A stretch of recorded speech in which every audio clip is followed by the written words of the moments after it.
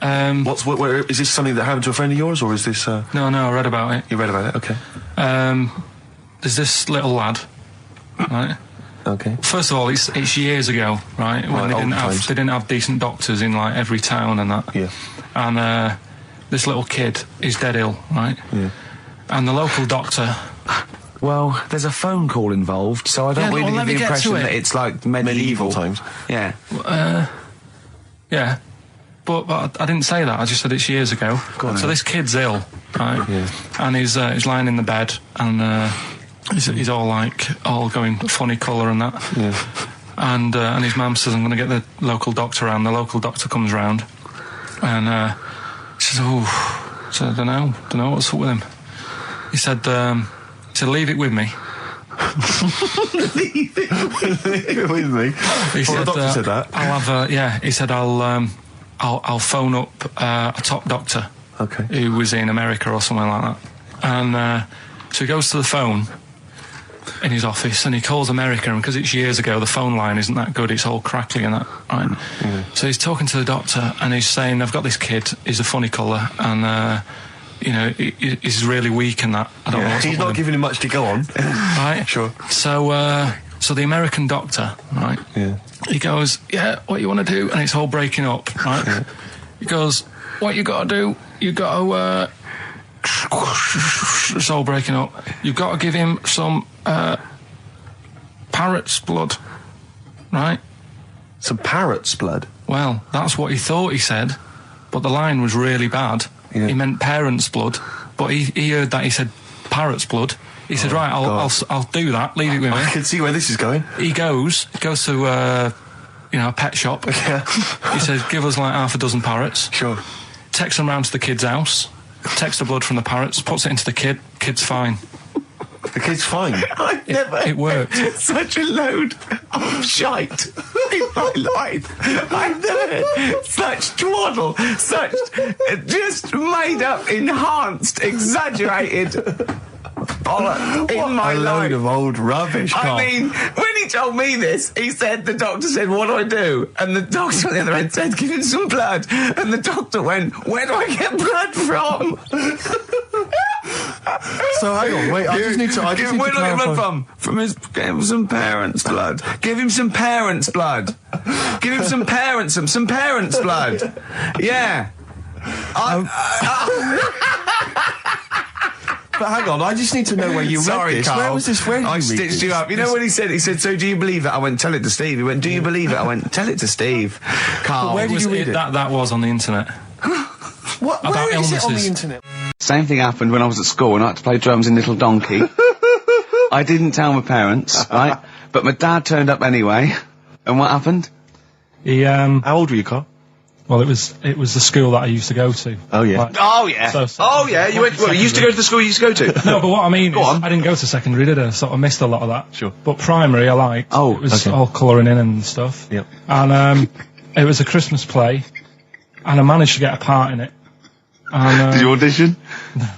got a part in it, and I should have been playing the drums to the one about Kings. We Three Kings. Yeah. I was meant to be doing that, but Little Donkey came on, and it was one of the. What do you mean came on? That was like next up on the next song. Right. And it's one of them songs that you can't help sort of Tapping along to. Yeah. Do you know like if I was to go Yeah, you'd have to finish it with. Yeah. Do you know that they actually send that into space? Do they? And what? Hoping that aliens will respond with that. Yeah. They do that because apparently it is one of them things that you can't help. What, even if you're an alien life form? Yeah. They know that, do they? Yeah. But anyway. What, because they watch Star Trek or something? Hello. Knock, knock. Yeah. No, seriously. Is it true, like, if you send out knock knock into space, yeah, they have to say Oggy, oggy, oggy. Oh, that is great. Seriously.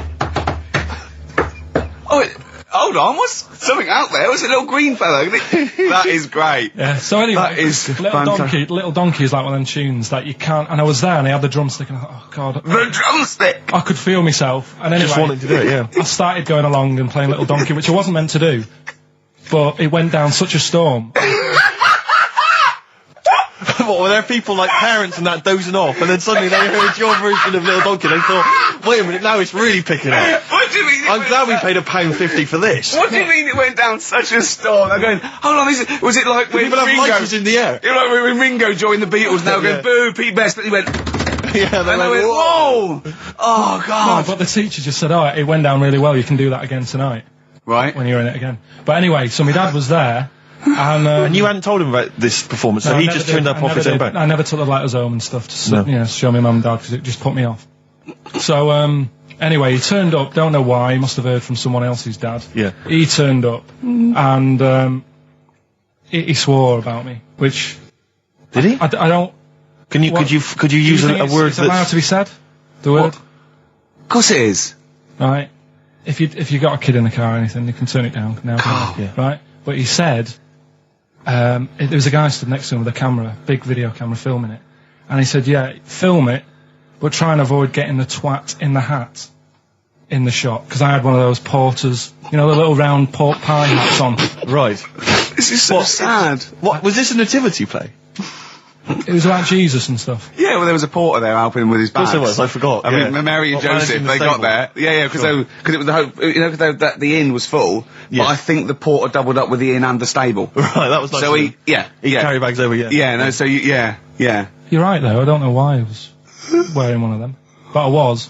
And your father said that. And how did you know your father said that? Did you hear it? About it later. Oh, he told you about it later. Yeah, I was talking about stuff I'd done at school, and he said, "Oh God, remember that?" And I spoke to him the other day about it. Right. And oh God. So that was the end of your sort of drumming career, really, because it could have been. I mean, you know, the audience loved it the night before. Yeah. You could have been who knows, a whole new world for you. Yeah. Have you done any stuff? I've never drummed. I wish I had, man. That's a movie story, but is that, and that's why your mum and dad don't know you on the radio, do they? I think when they were down the other weekend, they had to come in. I just said, "I'll just go in and press the buttons." Because they could listen on Sky Digital, couldn't they? They could do. But you wouldn't want that, would you? I don't want that. No. Play a record, I want to talk to you again a little bit about this later. Carl, look, you almost let it slip then as you were talking about your filling out that application form. There's some big news that everyone needs to know, which we were stunned by in the week, although the more we sort of talk to you, the more it starts to fall into place. Yeah. But Carl, what's the story? That I haven't got me exam results from the GCSEs. He never turned up to get his exam results. I was working. And so, how many did you take in the end? Because you weren't even sure about that, were you? You think you took maths and English, don't you? Yeah. And you think you've handed in the artwork for art, don't you? Now, art was continual assessment, wasn't it? Coursework. And what was that you made? I made a man sort of putting his arms into a car. You made a model of a man putting his arms into a car. What was this? So that one's passed. Was that this a homage to break-ins in Manchester? Was this? What was this? Oh look, he does what he sees. Yeah. So you've got that. That's safe. You definitely got that one. So you've taken art. You've taken English and maths. You think? So this is what we're going to do, listeners. We're going to try and find out his exam results for him and tell him next week. Live on air. We're going to call his school, we're going to try and track him down, and we are going to have a little envelope, and we are going to give Carl, at the age of 29, his O-level results. GCSEs, yeah. Now, Carl, so you took maths, yeah. You think, you took English, do you remember turning up to do those? Do you remember sitting in the room filling in the forms? Yeah. Okay, and how did you feel you did? I don't think I did well. You don't think you did well? Did you revise? No. Why didn't you revise? Because I don't really believe in it. Okay.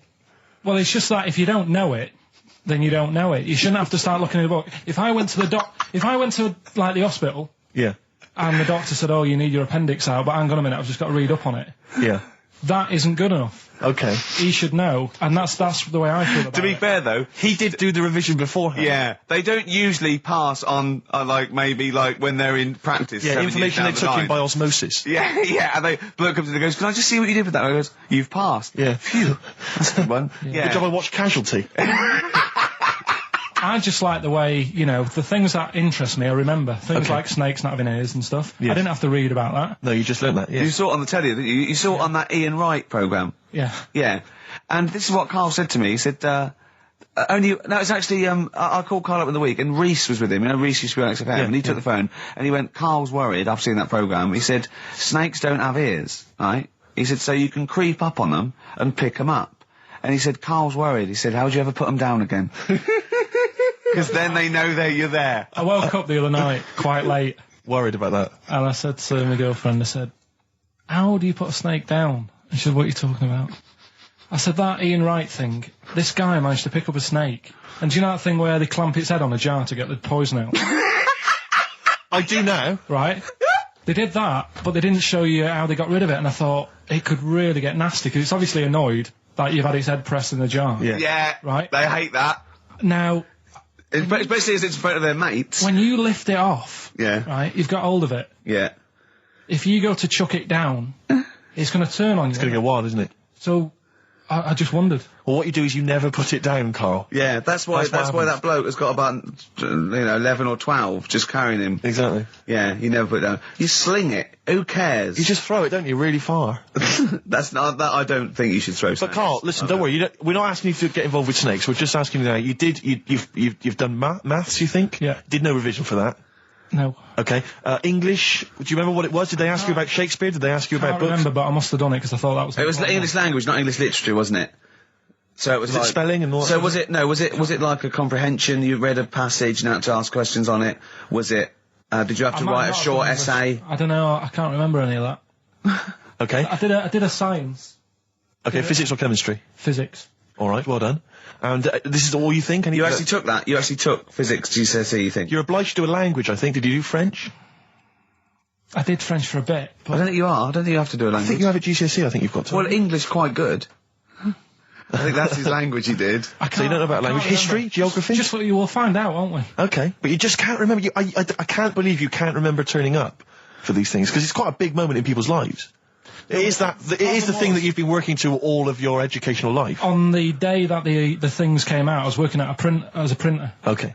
and it was a really busy A lot day. of spelling mistakes. That It was day, a really that busy paper, day, wasn't so it? you're bound to forget. Yeah, your yeah. exams. No, but I had to use gold ink that day. Oh. And it's, Yeah, I mean, you're yeah, not a yeah, printer, yeah. so you don't know. No, that's the biggie, innit? But it's tough. You've got to really get your rollers clean. Carl, play a record, mate, and good luck with the exam results. Hopefully we'll have them for you by next week. Black Rebel Motorcycle Club, spread your love. It's time to give Carl... You're actually nervous, aren't you? I'm a little bit nervous. Just to recap, Carl is 30 this year. He never went to get his results of his GCSEs. So myself and Steve took it upon ourselves to phone his school, track them down, and we actually got your results. What did you think you took? Did English, Right. maths, Yeah. art, Right. and I think I did physics. Okay. Well, you didn't do any of them. Eh? You didn't do any of them. You didn't register. You registered for one exam and took one exam and got results for one exam. So I don't know what you thought you were turning up to, or you weren't registered, or you didn't. You're familiar with the notion of registering for an exam. You have to kind of officially register in order to be eligible. What do you mean, register? I turned up for a couple. Yeah, you can't just show up. You have to register for them. You have to pay this because it costs the school money, so they have had to have paid for you if they thought you were going to pass. You can't just turn up on the day and ask some paper at the front. I never got a letter telling me that.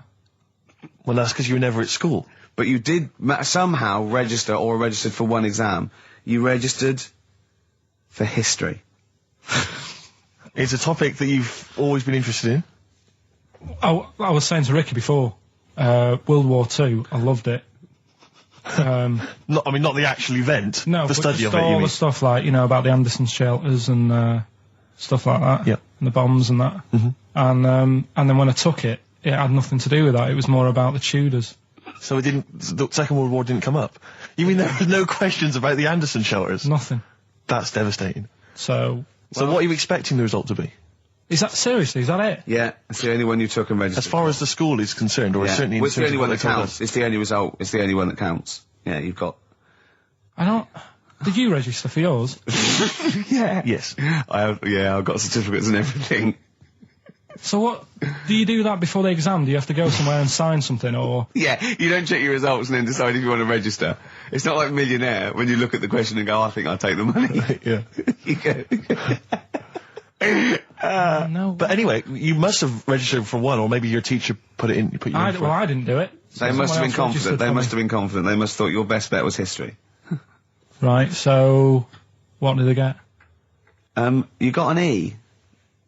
which I think, I mean, technically, is a pass. E. It's a bad pass, but there's F. How much You're not going to be doing a PhD. You can get an F, right, which is fail, and then a U, which is ungraded. Now, I don't know why the U exists, because F means you failed.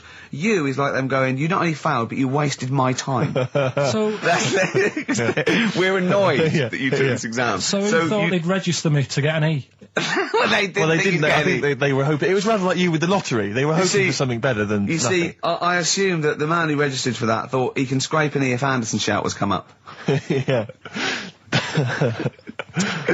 Well, that's it. You've got...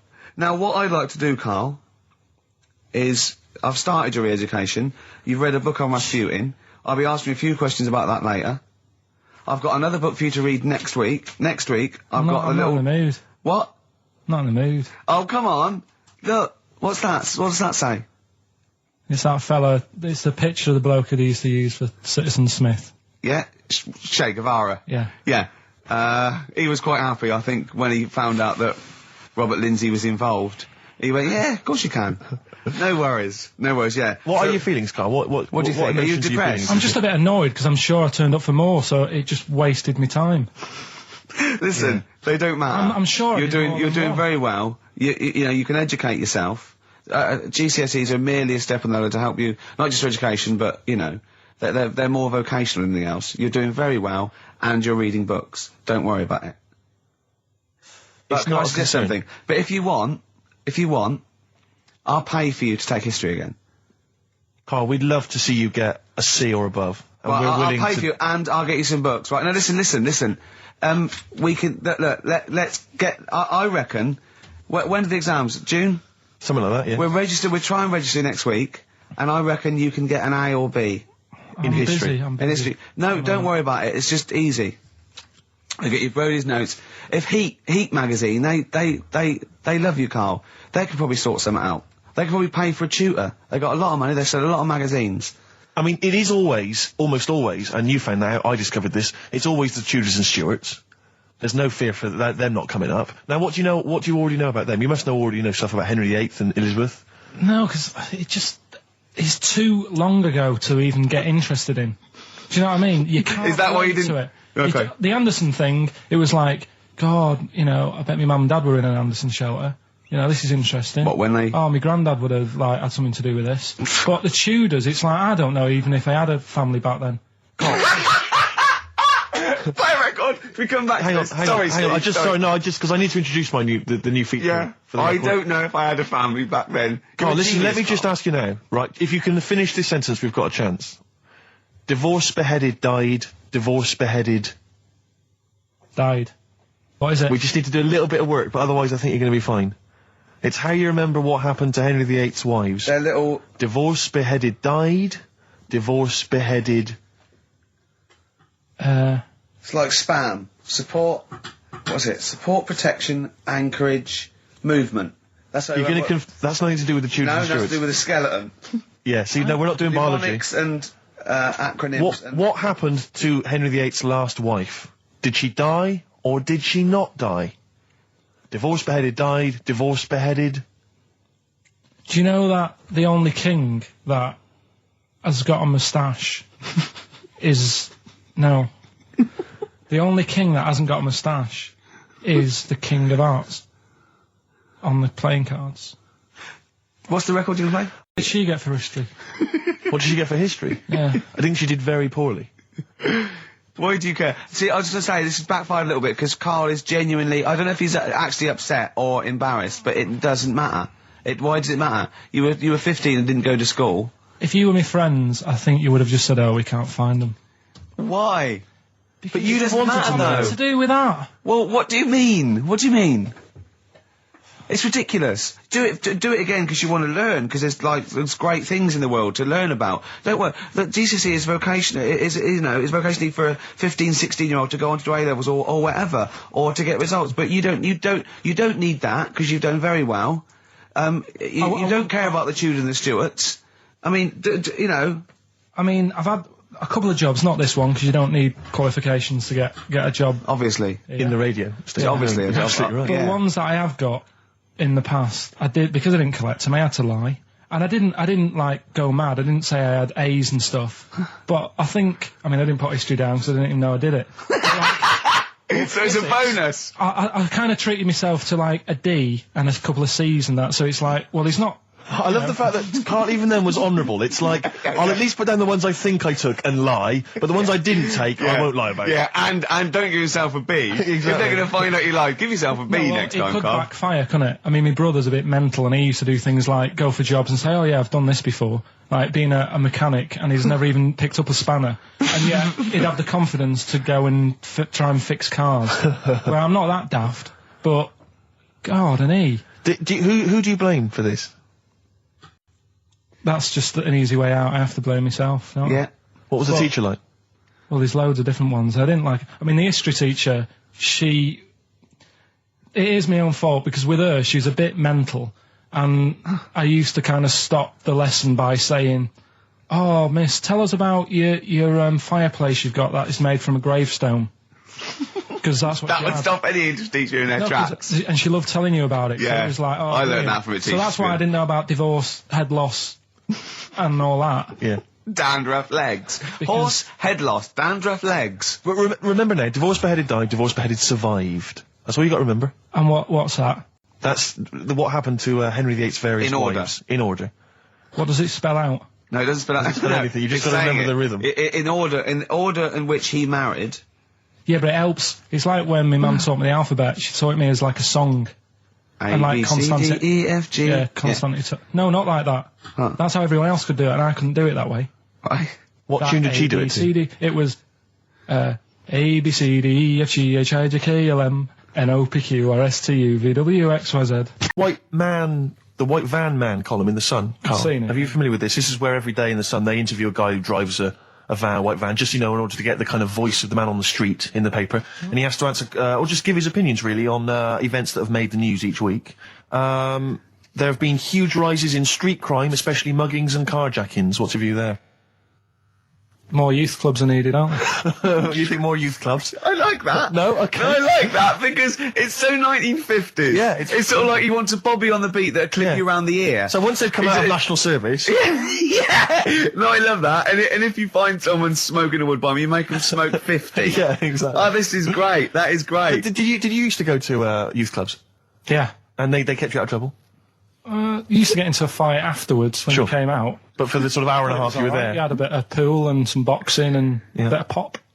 Yeah. So more youth clubs, that's good. I love him. I love him. If you're at home, just make notes, because this is brilliant stuff. Honestly, you won't hear more honest, from the heart Exactly, stuff opinions. than this. This is great. Go on. This is not pre-planned. These are your direct responses now. I promise you, Carl did not know what we were going to do. He never knows what we're going to do, and he always answers honestly. That is the beauty of Carl. What is it's your not view- an act. What is your view, Carl, on New York's former mayor becoming Sir Rudy Giuliani? Sir Rudy Giuliani. Is he happy with it? He appears to be pleased with it. Let it go ahead. Fair enough. Okay. Go ahead. Oh, he's genius. Okay. Is he happy with it? He's like your nan. Yeah. What do you make of a cat that's been cloned in a secret 2.5 million research project? To find out what? If they to can clone clone it? cats, yeah. Have they had to hurt it? Sorry? Have they had to sort of hurt it to do that? Have they had to hurt it? Yeah, or is it just scraping its tongue for some stuff? I think the cat's fine. The point is that they're cloning another creature, which is potentially very dangerous. Have you seen that film where they bring Hitler back? That cat. What if that cat turned out to be a world dictator? Exactly. What do you reckon of No. cloning generally, Carl? You concerned about it?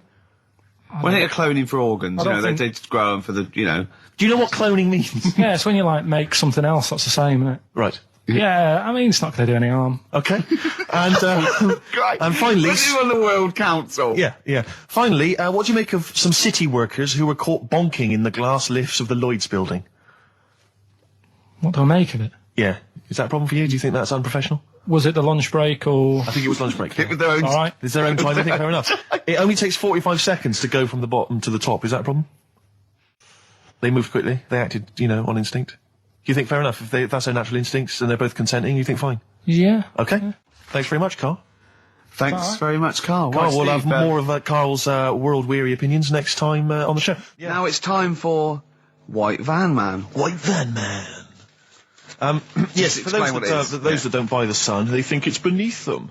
White Van Man is a column they have, I think, every day, actually, and they just get sort of some, Joe Public to kind of comment on the week's news. Just seems to me, that it might be interesting to get Karl's views on some of the big events. Not because we think that Karl hasn't got a valid sort of viewpoint. No. Because Karl sees the world differently to some people, that's all, and that's what's interesting. Like an artist does, or Exactly, yeah. He's very bohemian in his outlook. Yeah. Do you feel that you're up to scratch on this week's news? I don't like this bit. Do you? No, just relax. Why not? It's pressure. No, because you just have to give us your first opinion. For your honest answer, that's all we've ever asked of you, Karl, and it's all you've ever given us. Your honest, your first from the heart view, yeah? Don't worry, just relax. Just chill in. Are you worried that people are listening and thinking you're an idiot? If my girlfriend's listening now, go and have a wash or something. Go and have a wash. Not very nice, is it? Is it the opposite of Napoleon and Josephine? Yeah, go on. If you're going to visit me again, Josephine, for Christ's sake, wash. Well, I'll ease you in with something fairly easy, a music-based question. Kylie Minogue versus Dido as Queen of the Brits. What's your view there? Go and have a wash. It doesn't really matter, does it? It doesn't really matter. What doesn't really matter? With the Brits. I was watching it the other night, and I think Kylie will be a good-looking old woman. Okay. Do you ever do that? Sort of Steve, I want to celebrate with you. Every time he opens his mouth, it doesn't matter. I want us to open a bottle of champagne. I know what you mean. Do you know what I mean? It's sort of like we did that. Yes. No, do you do that, though? Look at people, and another person who springs to mind, Jenny Powell. I don't think she's that good-looking now. Who's Jenny Powell? Is she that girl that used to be the assistant on Wheel of Fortune? Yeah, I think she's a bit over the top for a young woman. But when she gets older, I think she'll look... Be a bit of a stunner. Okay. So, for you, Kylie, whereas you don't feel that about Dido, is that right? She's alright, she's normal. I prefer Kylie's sister to Kylie. She looks, I could imagine her being hard work to live with. And who, Kylie? Not being washing up and that. Right, sure. Being a bit fussy. Okay. And what do you make of taxes rising in the next budget to pay for NHS improvements? Well, my dad went to hospital to have an operation once. Yeah. So I feel like it's worth paying it, because I've got something. Because people might have to go to hospital. Yeah. Yeah. Well, it makes a change when it's someone in your family, doesn't it? Yeah. Because you sort of realise... Yeah, a change is as good as a rest. And the weird thing is, if it weren't for me dad, I wouldn't be here doing this show, because when he was in hospital... Well, no, I'll stop you there. Yeah. To be honest, that's all you need to know. You wouldn't be here, true, but no, but... Well, no, because this was after I was born. So, I would be here. But his more direct involvement was what? Yeah, because when my mum was seeing me dad in the hospital, I got a bit bored, went for a wander, found the hospital radio station... Yeah. And got a gig.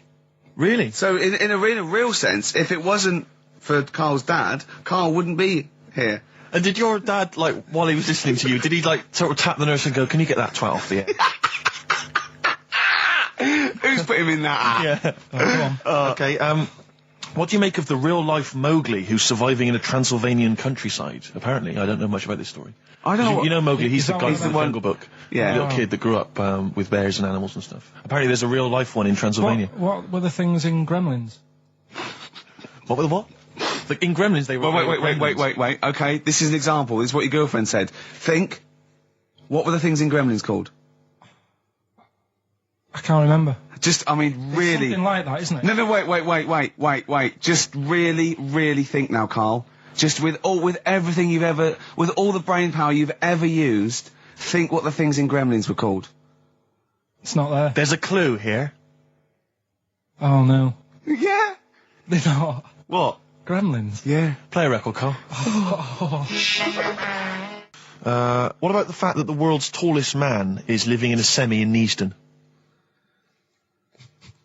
It's alright, isn't it? Something that someone told me in the week is that, do you know all these tall people like this guy? Yeah. Which is a bit weird they've only just found him, considering he's the tallest man. I think that's a bit weird. Yeah. Someone genius. told me that, do you know the guy who was in James Bond, the big bloke? Yes. Jaws.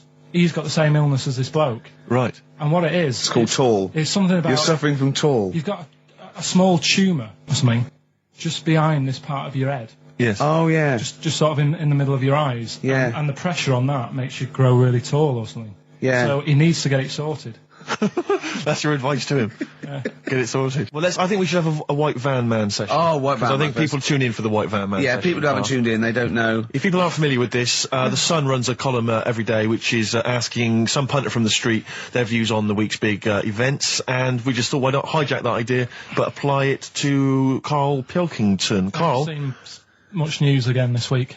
you've not seen much news. Don't worry, I'm sure you have an opinion on it. Anyway. Just give us it from your heart. So Gladiator. Okay, so, well, on the subject of Gladiator, what do you make of Russell Crowe's appalling behaviour at the BAFTAs? This is, I heard a bit about this.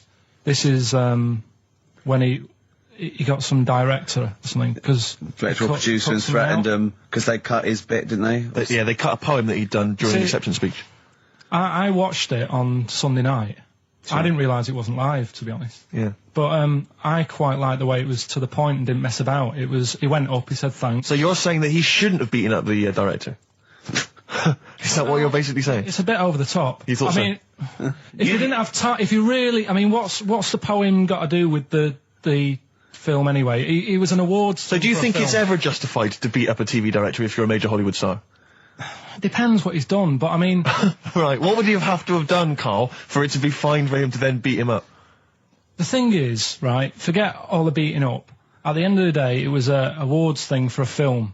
The poem had nothing to do with the film. Yeah. So go up, collect your award for that thing. And if he really, really wanted people to hear about this poem, he could have photocopied it and left it at the entrance and said, on your way out, this is a really nice poem, pick one up. No, but the thing is, he knew it was televised, so he knew by saying that poem once, he was reaching 5 million people. That's a lot of photocopies. Do you see what I'm saying? I'm not saying he was justified. It wasn't a poem award. If it was an award show for poems, you'd say you can't cut it out. It'd be like doing the top 40 and then going, number one's good, but we haven't got time for it. But it's a films thing. Okay. And he went up and he got the award for the film. Which film was it for? I don't know, but when I wanted to give you results, I said, let's give Carl his results. Steve went, no, we should introduce people to Carl again, just remind people what Carl's like. And he's so right. I'm so glad we did this first. I'm alright though. Carry on, Steve. Okay, the next topic, what about this big debate over whether Kylie Minogue's had a bum job? I'd have to see it. Next. Okay. Anyway, Carl, look, let's have a little quick session of White Van Man. For those that don't listen to the show regularly, The Sun, as you know, has a section called White Van Man where a member of the public gets asked their opinions on the week's big political and social hot potatoes. Carl, we just thought it would be fun if you answered some of the questions. It's not so much questions, it's just your views really on these big news stories. What do you make of Olympic ski hero Alan Baxter testing positive for drugs?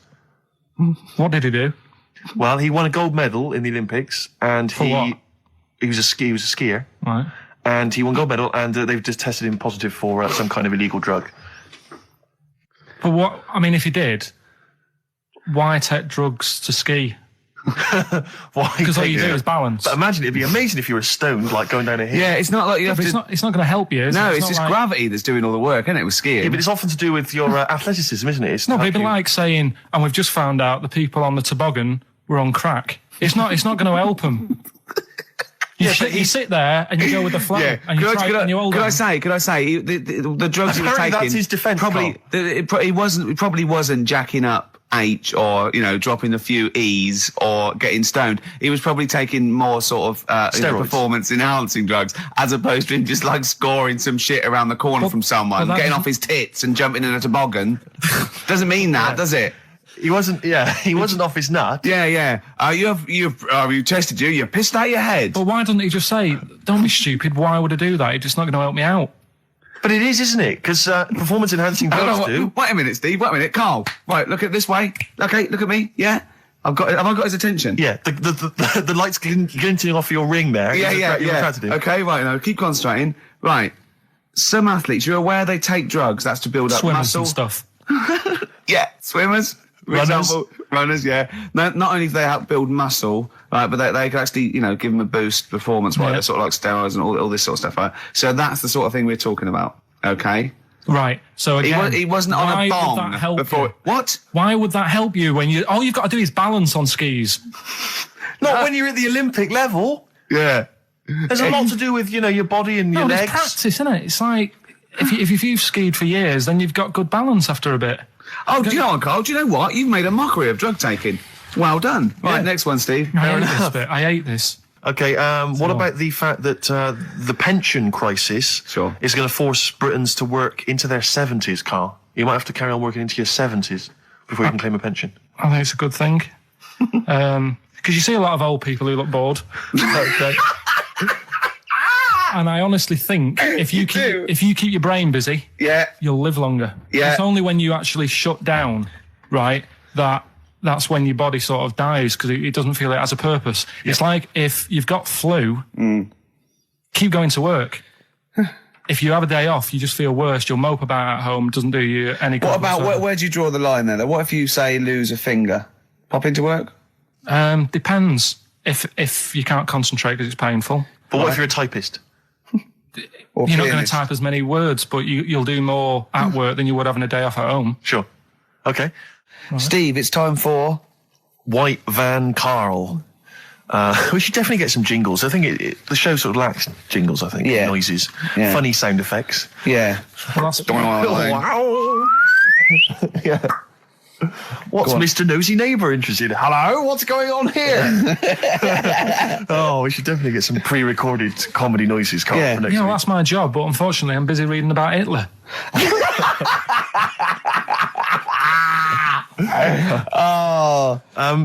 For those that don't know and aren't familiar with this feature, basically The Sun runs a White Van Man column where it asks just people who, every men and women, their views on news stories from the week, and we decided we'd just ask Carl his opinion on some of the same issues. This week... Not like us to rip off another idea and just use it for our own... No, but this time... The White Van Man in The Sun this week is Herbie Crossman from Harrow in Middlesex. Herbie. And he's asked his opinion, Carl, and what's yours, on pop idol Will Young admitting he is gay. Come on, Carl. I don't understand what the big deal is, to be honest. Okay. No. Talking to different people about it, and they've said, it could affect the sales, girls won't like him anymore, which I think is rubbish. Yeah, because it finished George Michael's career, didn't it? Well, yeah, and I was thinking when I was growing up, right? And Freddie Mercury. I was into Kim Wilde, right? Sure. Now... And her kids. You're not going to tell me she's gay, are you? No, but if she was, if they said, she's a leather, right? I wouldn't say, right, that's it, I'm taking kids in America back to the shop, I'm disgusted. Sure. I liked her. Yeah. I don't think I'm ever going to meet her and marry her and that, so what does it matter? Yeah. Will Young, he's a good voice, he's gay, a lot of gay people in the world.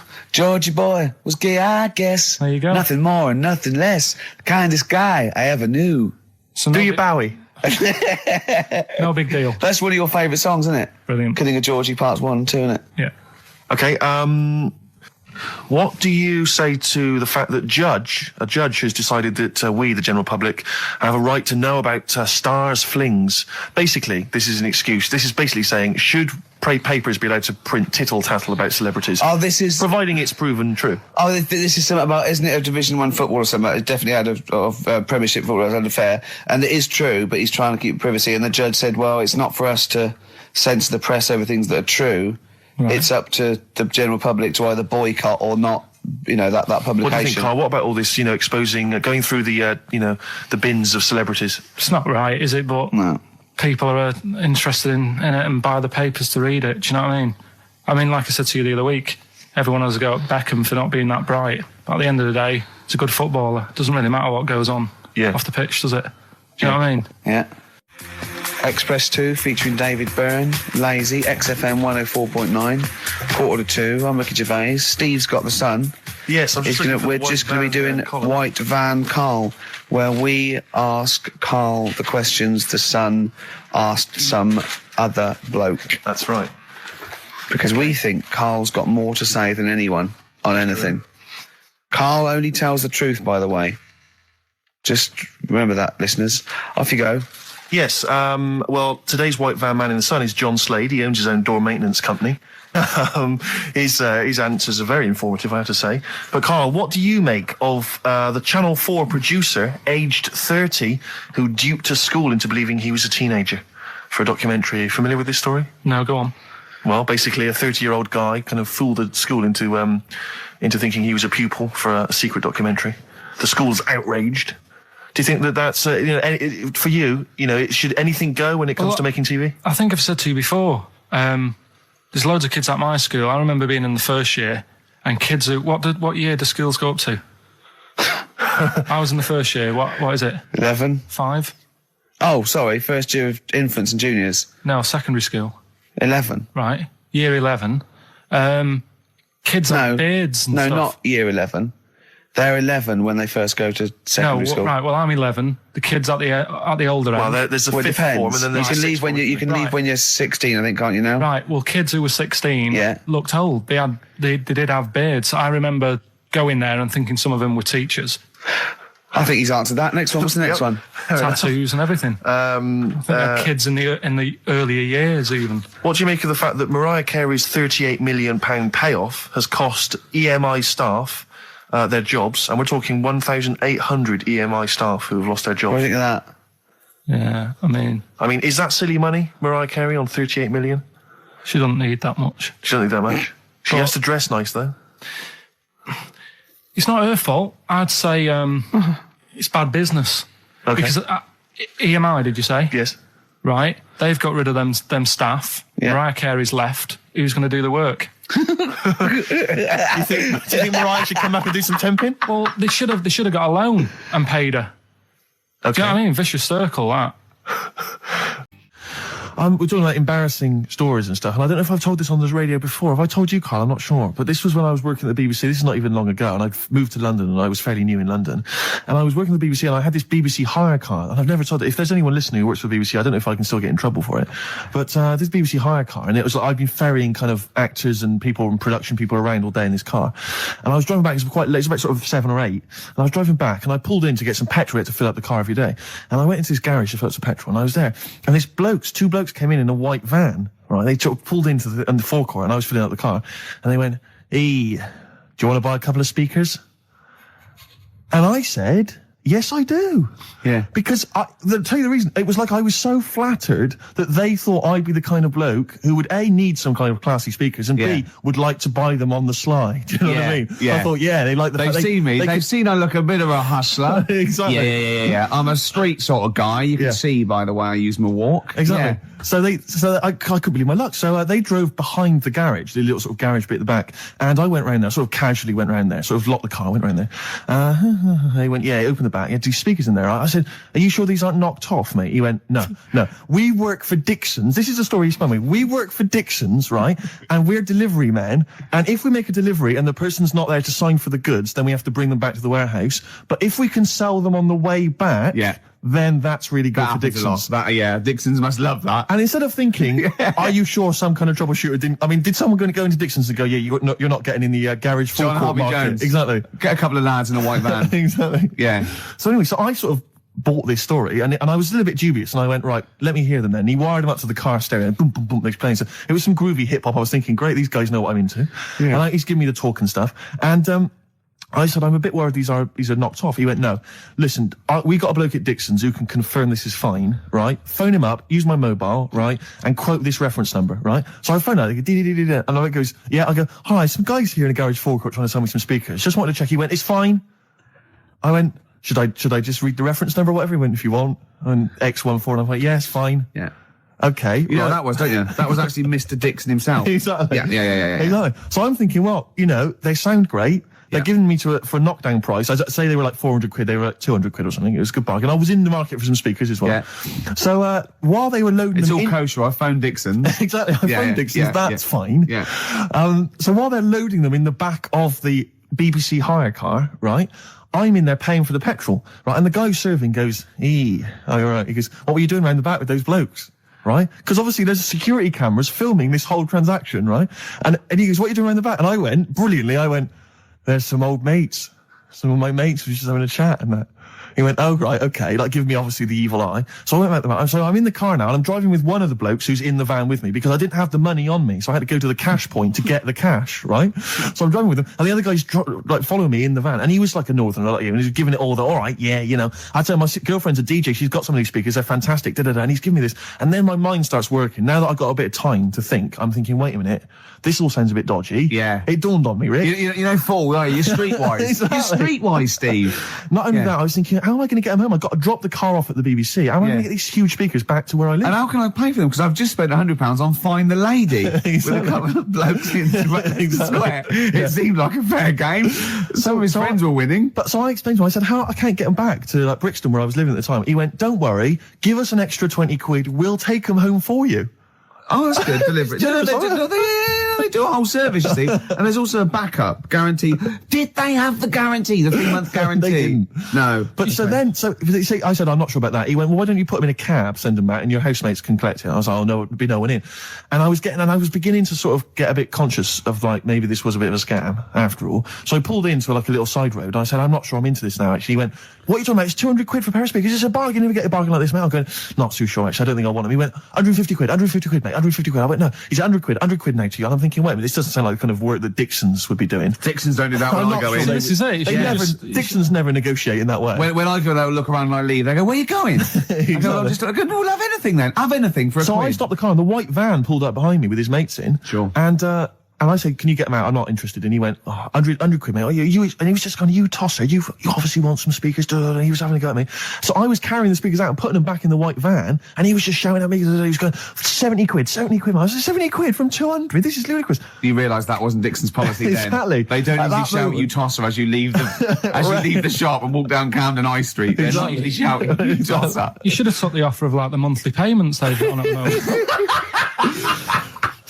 So I eventually put them in there, and I sort of knocked the deal on the head, and I got back in my car, and they were in theirs, and I just looked in the rearview mirror, and they were punching the dashboard, like with aggression and venom, like we let that deal slip through our fingers. And I've never been so terrified in my life. I just sat there, and I was just thinking, oh my God, all I was thinking now is, what if I go back to the BBC, and they go, we've had a call from the police, the man at the garage, he saw you doing a dodgy deal. I love it. Yeah. Well, what you do is you put the hire car in a drain in your front garden, and then go in and out of the toilet, just pouring bleach down, or Ajax, and then never know. Yeah. Listen, let me just tell you briefly, this is another example of how people can just exploit you and make fun of you when you're tall. Yeah. I was quite tall. I've always been like about 6'7" for quite a while now. And when I was about 16, I went to a big New Year's celebration in Bristol, where I come from. And everyone kind of congregates in this big sort of part of town, and there was all people dancing around, like in Trafalgar Square. And I was there, and somehow I just picked up a balloon somewhere along the line, one of those kind of helium sort of balloons, and I was holding that, sort of dancing around. And these two girls came up to me, and I was thinking, yeah, okay, it's New Year's Eve, brilliant, that's my kind of party. Yeah. And they came up, they went, hey. Once a year. And they said, you going to be here for long? And I went, well, maybe. And they said, it's just that we've arranged to meet back at you in about an hour. I went, what do you mean? I went, well, it's just because we can see you wherever you are. Don't worry, you can move around and stuff. We'll see you with the balloon. Just arranged to meet some friends. I love that. A landmark. So, pilots use that. Oh, we're just coming in. When we see Steve Merchant, we'll be descending to Bristol Temple Mead. What's really funny is New Year's Eve, Trafalgar Square, you got a huge column, but they use Steve as like the meeting point. Steve's got a huge column. Brilliant, Rick. Well done. Award-winning comedy from Ricky Gervais. So I went to a party, and I was quite excited because I had the car, I had the motor, and there was a chick heading down to the party that I was like, I had my eye on. And I thought, now I've got a car, and going to the party, it's going to be amazing, right? And various friends had said, like, can we get a lift? I thought, yeah, groovy. Yeah, I'll pick up the chick as well, who was a friend of a friend. Yeah. So cruising down to the party in the motor, the Volvo estate, and there's nothing sexier than that. Slipping a little bit of Billy Joel on the stereo or whatever. Something classic. Exactly. And maybe it was Billy Ocean. I think maybe I was quite a Billy. Maybe it was Get Out of My Dreams, Get Into My Car. Ideally. Yeah. So I get to the party, and inevitably it was one of those house parties where the chick that I had my eye on, she kind of was chatting to other guys, and she wasn't really paying attention to me, and I was sort of... Trying hard to get, was she again? Same old story. Oh, they make me They laugh. know how to tease, don't they, the ladies? They laugh. Who are they kidding? So I'd follow her like a dog, from room to room. Yeah. And watch her Quite while... literally. Sometimes he was barking. Yeah. And while, just watch her while she talked to other blokes. And then, obviously because I was driving, I wasn't drinking, so I was not really enjoying myself. And then somebody said, should we go and pick up Vera? And I thought, right, okay. And they went, Steve's got a car, let's all leap in there, we'll go pick up Vera. And this girl was like up for it as well, so I thought, brilliant, I'll be back in the car with her, away from all these lads. One guy she had her eye on, he came as well. I was a little bit annoyed. Yeah. But anyway, he was in the car, so I'm driving down these country lanes, just driving along, and they're directing me, they're saying, go left here, go right. And then suddenly we stop, and one of them goes, just drive into that field, this pitch black field, right? And I'm sort of, well, it is my parents' car. Just drive in the field, Steve. I'm thinking, well, I don't want to, like, not seem like I'm a hard, cool, crazy kind of guy, because the chick's in the car. So drove the car into the field. They all leapt out, started running off into the darkness, shouting, Vera, Vera, Vera, where are you? So I'm just sort of sat there in the car waiting. Wasn't Vera Lynn, was it? Because she likes to hide in fields. Bizarrely, it wasn't. Right. It was just, I was just left in the car on my own with Billy Ocean. And suddenly, out of the darkness, they come back holding a Vietnamese pot-bellied pig that they had stole from a nearby farm. And they knew that the pig was called Vera, because someone knew the farmer or something. Anyway, so they got this pig, so now they're going, I'll put the pig in the back of the car, we'll take it back to the party, it'll be hilarious. I'm thinking, well, I'm not sure I want a pig and all its, piggy crap in the car, right, crammed in there. But they say, yeah, so obviously I'm thinking again, I don't want to look like I'm, a nerd. I'm terrified of that, Rick, ever happened. Yeah. So, So you go, hey, bring the pig into the car. Exactly. I'm no nerd. Exactly. Yeah, go on. So now we drive off again. I got this pig kind of screeching in the back of the car. And, they say, stop again. Let's do some cow tipping. And they do that old thing, about the fact because cows sleep standing up, don't they? So you can push a cow over and stuff. Yeah. So they're having a wild time, hilarious. So this time, now we get to a sort of dead end in the road. And, they say, well, turn around, let's go back to the party. And I'm thinking, fine. Try and do a 3-point turn in this very narrow country lane, right? Get the Volvo estate wedged horizontally across the road. Can't get it out, just can't seem to sort it out. I don't know what, I'm panicking because there's a pig in the car, right? And, local disgruntled farmers, right? People drunk, partying, probably off their head on some kind of weed. Rick. Well, was it loads of blokes with, like, pitchforks and flaming torches Exactly. going, burn him. He's playing with our pig. Exactly that. And so that, do you know, I was so terrified that all I could think was they're going to have to send a helicopter to lower a magnet onto the top of the car to lift the car up and put it the right way around. You used to read a lot of comics, didn't you? Yeah. So, do you know what I started doing? What? Crying. Did you really? Yeah. Why? She started crying, just very slightly, started getting upset. And the other guy that the girl fancied, he had to get into the driving seat and sort it out for me by slowly edging forward So and that's backwards. the worst bit of the whole story. Yeah, edging slowly back and forwards. He just sorted it out, just slowly worked the car back round, and then we were off. You were just gently weeping. Just gently weeping in the back. The bloke had just taken the bird that you saw from a distance. Exactly. That was basically your wife in your head by then. Oh, yeah. Was it? I can't We were believe it. happily married with a pig for a child. Don't joke, that could happen. I know. The pigs come, if you like. Sorry? What did you say? What did you say? What did you say? When you do what, Carl? What? What did you say? No, what did you say? Because I don't want to have to go to the radio authority again. What did you say then? Just remember. We are going out live, Carl. Yeah, remember Tom Binns, right? What did you say? What I'm saying is, why were they shouting Vera? Because pigs don't come to the name, do they? Hey? I don't know the ins and outs of pig, how to lure a pig into your trap. Can I just tell you some very, very interesting things about pigs? Please do. Right. One, everyone knows they have a corkscrew-shaped penis, right? A corkscrew-shaped penis. That's the tail, isn't it? Two, they can't look up. They can't put their head back and look up, right?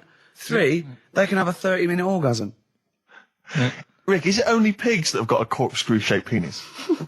No, and landlords. Okay. Very handy. Right. But I was there was this woman sat next to me, she was a big fan one, she was crunching on some popcorn. Again, that's a crime. Why they're selling popcorn in cinemas? I don't understand why She the needs to noisiest... eat regularly, why the noisiest food in a cinema? Yeah. I don't understand why that's come about. Yeah. It really makes me angry. Yeah. She's right. Smoothies. We want smoothies without straws. Exactly. The trailer for that film AI, Artificial Intelligence, came on. Remember that? And the tagline was, David is 11 years old. He weighs 60 pounds. He's 4'6" tall. He has brown hair. His love is real, but he is not. Oh, yeah. And she just went, how old was he again?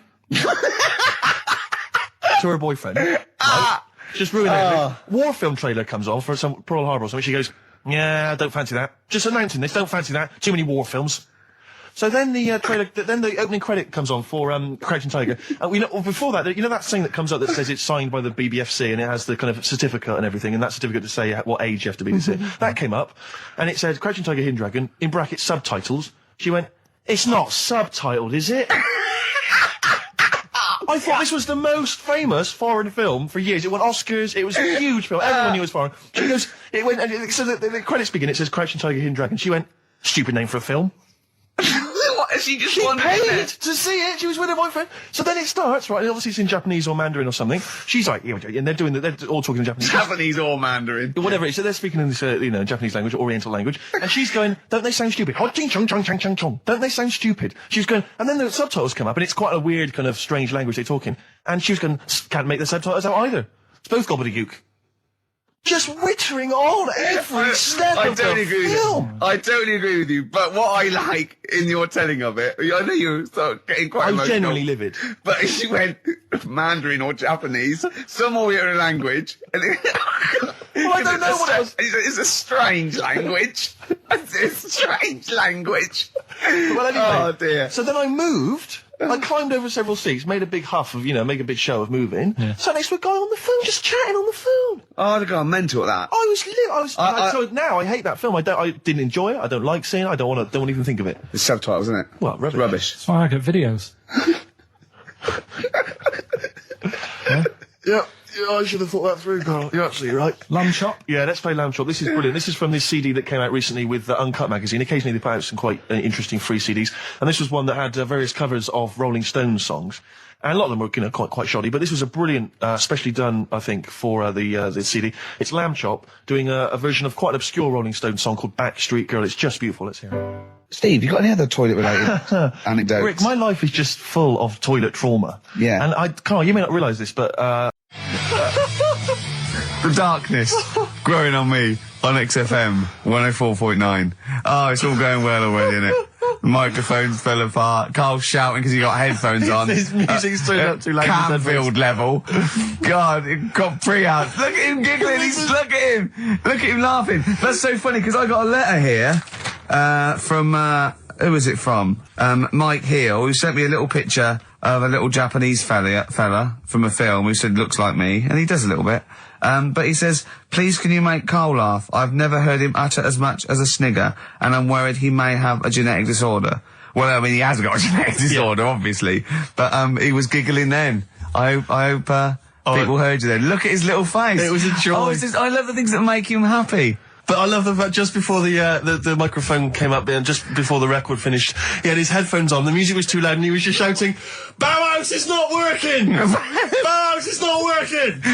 Play something else! I went and found Ziggy Stardust by Bauhaus and he said, why isn't it working? Look at him giggling, look, he's lost it! Is he going away? Are you on drugs, Carl? What have you done? He's tickled, look at his little, he looks like one of those shaved monkeys. Look at his little, oh my god, I've never seen a forehead glow. I know, it's extraordinary. Oh. And he's got that red shirt on as well, so the whole of him is just a big glowing... Carl, what are you trying? What are you putting in? I'm going to see if I can get this to work. Go on then. Hang on. Brilliant radio. I hope Dr. Fox is listening because I think he's eating his words right now, Steve. Right, I think I've done it. Well done. That's excellent. Right, what Let's play Bauhaus now and let's try and compose ourselves. This is Ziggy Stardust by Bauhaus. That worked. That worked, didn't it? See, panic over. Calm now. You're on holiday soon, aren't you? Yeah. You got to go off early. Well, about. How many holidays have you had? Because I only ever have time off when I'm working, like doing another job, like, filming or something. But you seem to have a lot of holidays, just like, and you were sick as well. You was just like, because you had wet trousers, which is a little bit. Do you not care about the job? I mean, I've got to ask because, you know what I mean? If I was in charge, I'd worry about your motivation or because yesterday we were trying to work out what you enjoyed doing, and we got to Manchester United and moaning, and that is the two we came up with. I don't know where you get the moaning thing. You're from. always whinging. About what? Everything. When did I last have a moan? Just before we came on air. Right, and why was that? I don't know, I can't remember. Because we were in a good mood. We were in a good mood, me and Rick. I'll tell you why. Go on. Because you brought a song in at 10 to 1. Yeah. With a load of effing and jeffing in it. Yeah. And saying, can you edit this? Yeah. Yeah. But that's your job. You could have brought it in yesterday. No, I couldn't. Why not? I hadn't thought of it. But why are you whinging? That's your job. And I didn't come in 10 minutes before. It was a good 20 minutes before. It just took you ages because you were whinging and moaning to even get started.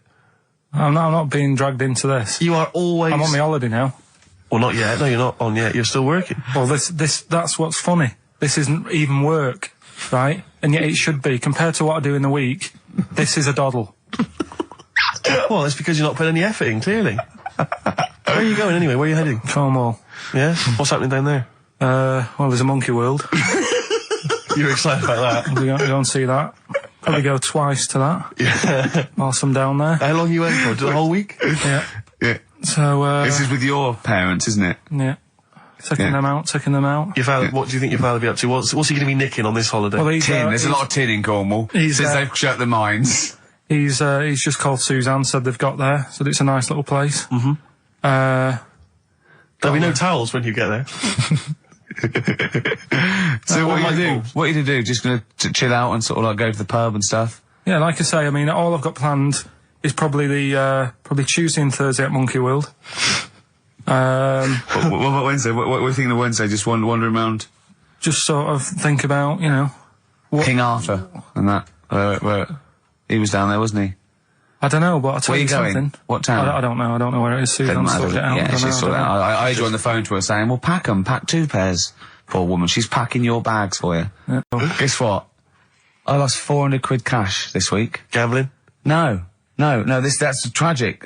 This is why it gutted me. It wasn't even on your gambling addiction. No, I had a photo shoot, I had a suit, and I'd claimed back some expenses, and I'd had it in my pocket. And then when I took the suit home, it must have fallen out in the street or the cab. And I remembered it, and I went every pocket twice. And it was just the fact, I don't think about, oh God, that's terrible, that's a terrible blow. I think, oh God, if I had it back now, it would be free money. Yeah. If I suddenly found it now, I'd have £400 that was just free money. And I had a little nap to get over it, and I was... And you were fine. I was okay. But that was good. Someone just found, what a gift that is. Oh. Just, I mean, untraceable. Was it in a money clip? Was it rolled up in a money clip? No, it was just literally 400 quid in an envelope. Oh, and that's so a that, treat. I know, see, I'd always hand it in. I genuinely would. Unless I found it in the middle of a forest or something. If it was in a street. Do you know what I mean? No, Because a bear dropped it. Yeah. But I mean, if I found it in a pub or a cab, I just hand it to anyone who was rushing through. Yeah, exactly. Yeah. But I'd hand it in. Well, but there's no way. If they found it in the street, there's no way they could do it. You know, it goes to the police station and it sits there for 6 months. But yeah, exactly. Well, it's not. It's a waste of time. Pocket it. But because when I was younger, I remember being outside a post office once when I was about 10 or 12 and finding a purse. And thinking, oh, that's nice. Yeah. And opening it up, there was some money in there, and a pension book, and so it was obviously an old lady. I found an address, I sent it to her, and my mum said, you know, you've been so good there, you'll probably get a little reward. She'll probably send you a little reward. Nothing. I got maybe a thank you note, but no cash, no moolah, nothing. Really? And I was livid, because I'd been told that I was going to get a reward. I thought I've been a good Samaritan, nothing. So, many moons later, when I was at university, I learnt from that, and this is the most bizarre thing. This explains a lot, doesn't it, Carl? This is like the Mary Celeste. I went to a cash point to put I thought, I can't get my card in here. And I realised there was already somebody's card in the machine. They put the code in, but then they just disappeared. They'd been kidnapped or something. So it was just there, waiting, sitting. He said, what do you want to do? And it gave you a number of options. I thought, interesting. Steal or go to heaven? Yeah, exactly. You went, oh dear. Yeah. Well, I pressed balance, just to check what their bank balance was. Unbelievable. It was a considerable sum of money. I'm not going to lie to you. It was not typical student debt. It was like, I think they were a foreign student. There was a lot of cash in there. A lot of money. Did you feel a slight bulge in your trousers when you saw the amount of money? I couldn't believe my luck. I thought to myself, now then, I could just take that card out and hand it in, or I could teach them a small lesson. Right. And maybe give myself a reward, because last time I did that, I didn't get a reward. So if I give myself £30, then I'll take the card out. 30? Give myself 30. Yeah. You didn't really? Well, I thought that's a good reward. And I went in, I handed the card in, I took that. Steve, and that's a little reward for me. And I'll tell you this, don't think it's evil, because I went in and I bought everyone a drink. Well, brilliant. Yeah, I didn't tell them I got the money free. Well done. Excellent. So probably gangsters are quite generous with the money they've stolen from other people. Yes, but someone's negligence, Rick, has lent... the thing is this, Steve, right? I believe it, except that buying people a drink, Carl. What do you think? Well, I kind of thought that when he said it, but then I thought, but they'll be buying him back. So he's still... So in a way, he's still a winner. Yeah. Everyone's a winner in that situation, including the student, because frankly, if there had been a less scrupulous person who found it, they'd have probably helped themselves to a considerable sum. I cannot believe he did that. There was thousands and thousands of pounds in there. What if Beadle had jumped out and slapped you with his little claw and said, we've been filming this, merchant? Well, so what? How old were you then? I don't know, 19, 20. Would you do it again, or was it just to get the world back for the old lady's purse? possibly do it again, yeah. You're joking. Well, you've got to think of it this way. You've got to think of it as there was a lot of money in there, and someone less scrupulous than me would have taken a fortune. They'd have cleaned them out. Whereas I just took a small reward, which I thought was more than enough for someone's negligence.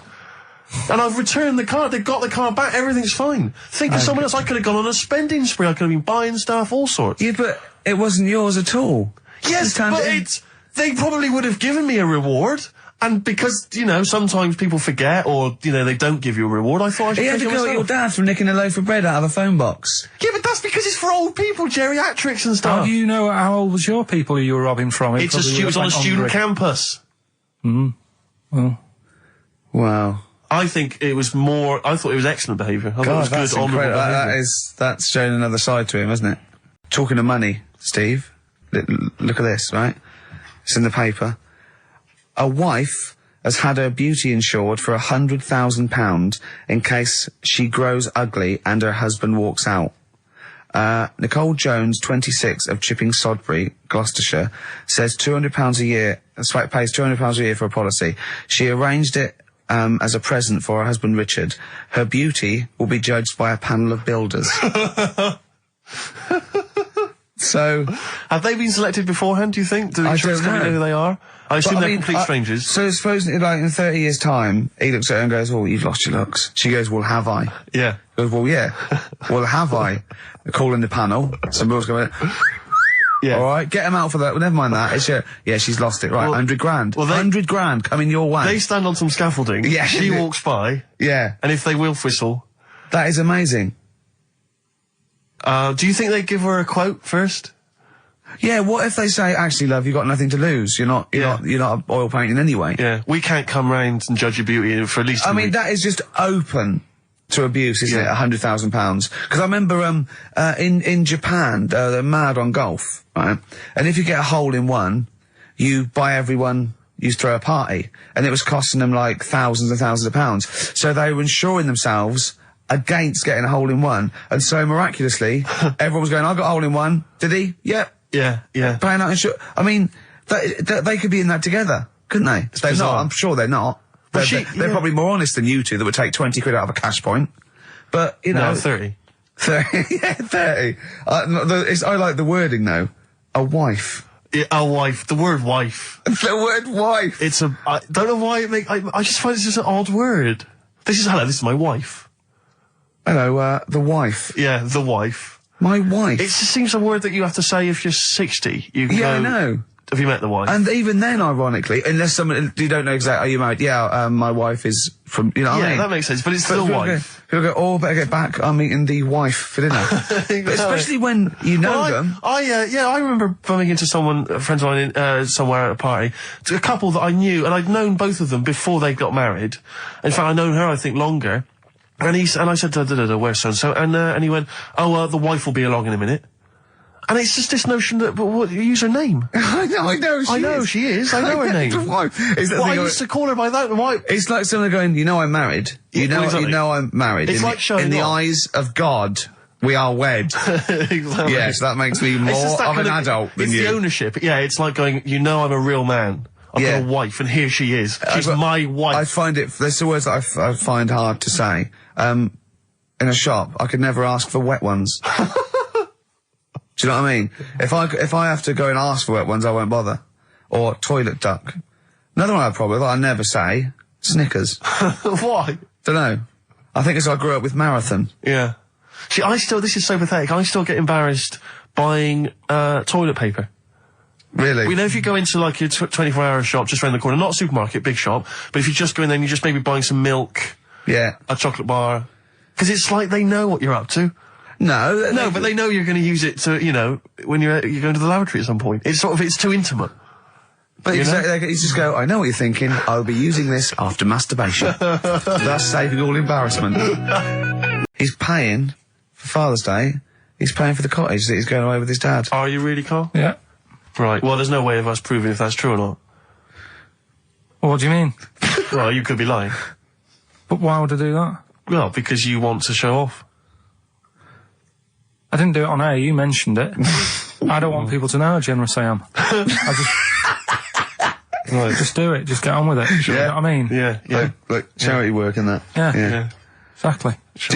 But I'd have thought that you wouldn't have fallen for Father's Day. I'd have thought you'd have known that it was like... Well, we don't. I mean, to be honest, it's a bit of a coincidence, because I paid for it anyway, and it's happened to fall on Father's Day. Right? But don't I mean, buy a Dad's card. not normally that bothered. Don't fall for it. I mean, obviously that and Mother's Day and a plethora of other things were, I mean, literally invented by card companies to make more money.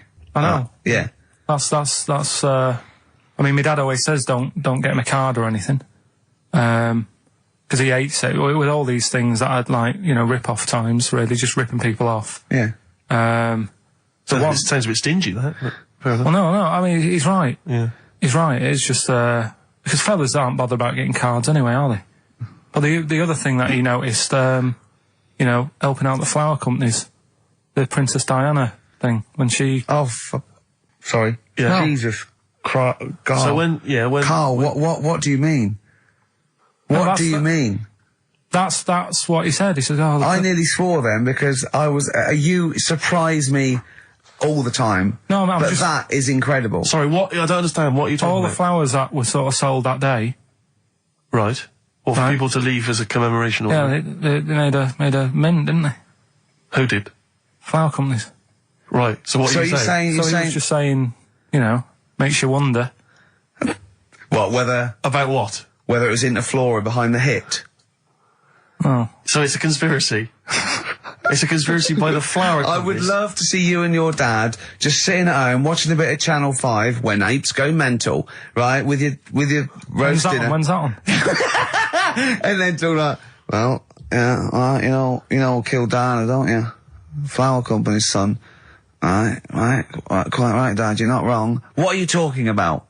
No, I'm not, you know, I'm just saying, it's like you were saying about the cards, you know, on Father's Day and that, it's just a bit, too much of a bit weird. Too much of a coincidence. I'd be interested to see sort of, you know, like the business graph. Sure. Yeah. On how the companies were doing, then suddenly... Yeah. Yeah. But then by the same token, Elton John, you know, he had the biggest selling hit record, didn't he, off the back of that? I mean, so, is he incriminated as well? If you want, I mean...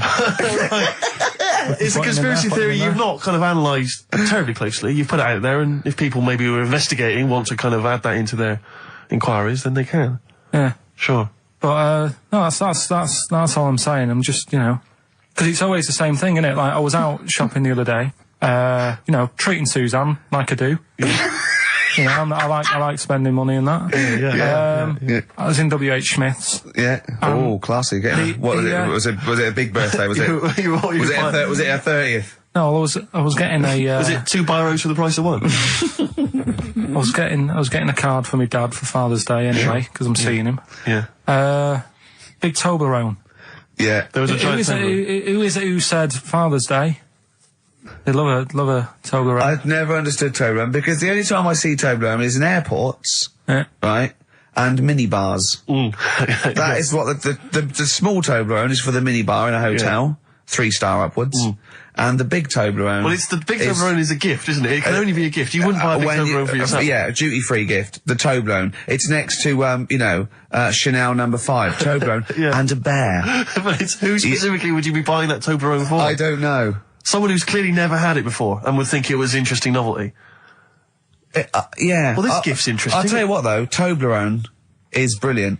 I mean, if whoever makes that, if they want to send sort of, you know, some Toblerones, I mean, I will eat Toblerone. Well, yeah. I think very much the same about, I think very much the same about fags. And of course... Just cigarettes. If you've got any boxes of cigarettes and, that you don't want, you know, duty-free or whatever, send them. I'd just like to say that, in no way do I endorse Carl's dad's theory that flower companies were behind the death of Diana. No. Maybe I could say that on air as well, just to save any complaints. I'll tell you what, though, talking about fag packets and that... Now, people come up to me, and they say, is Carl for real? And I go, what do you mean? He goes, well, they want to say, is he that stupid? And the answer is yes, right?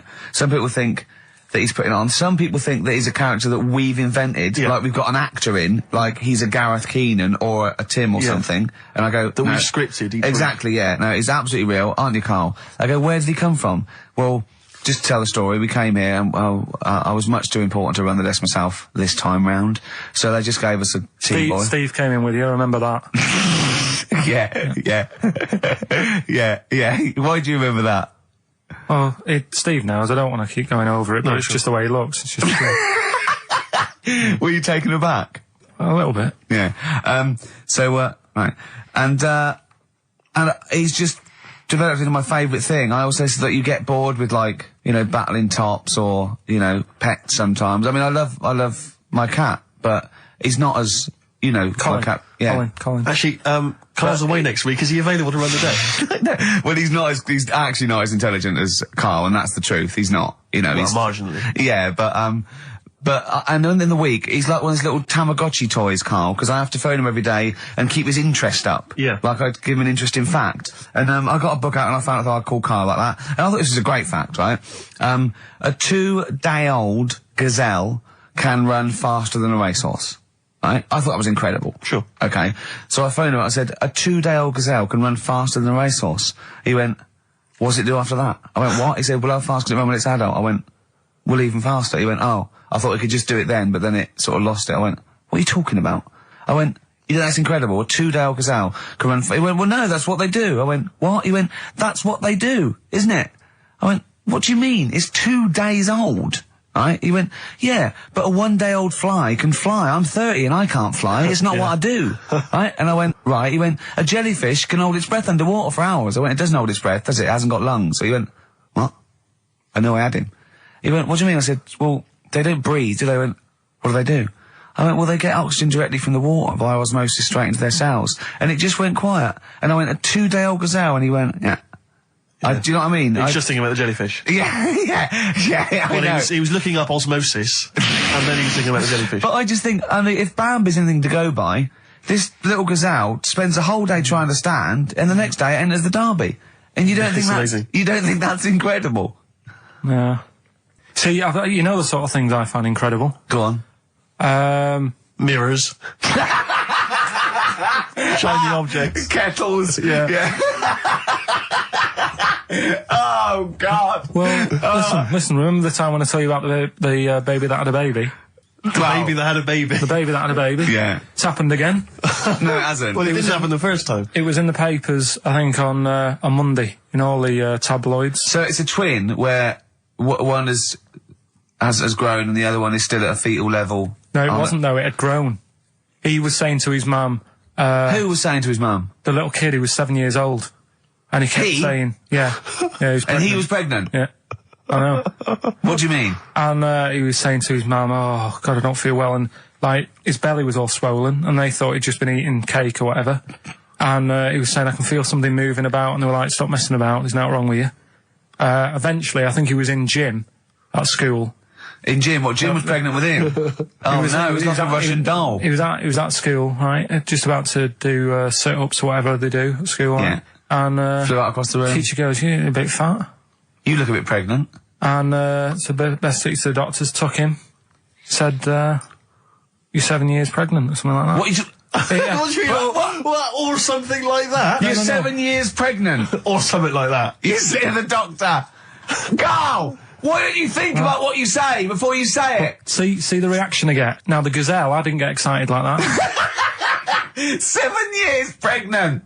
Send it in. If someone's online at the moment, just having a look around, it happened on Monday or Tuesday. Because I told you at the pub quiz, didn't I, Steve? I said to you, I know the baby's had a baby. Yeah. And you were like, yeah, whatever. Well, I just thought you were talking nonsense as ever. Well, we'll find out. You're 7 years pregnant. Yeah. You're a fool. Play a record. Well, we've still got stuff coming up. Monkey News? Rockbusters answers. We'll have to get that out of the way soon, because we've got what else there? Have we got a cheeky freak of the week? Yeah. Brilliant. America by Simon and Garfunkel on XFM 104.9.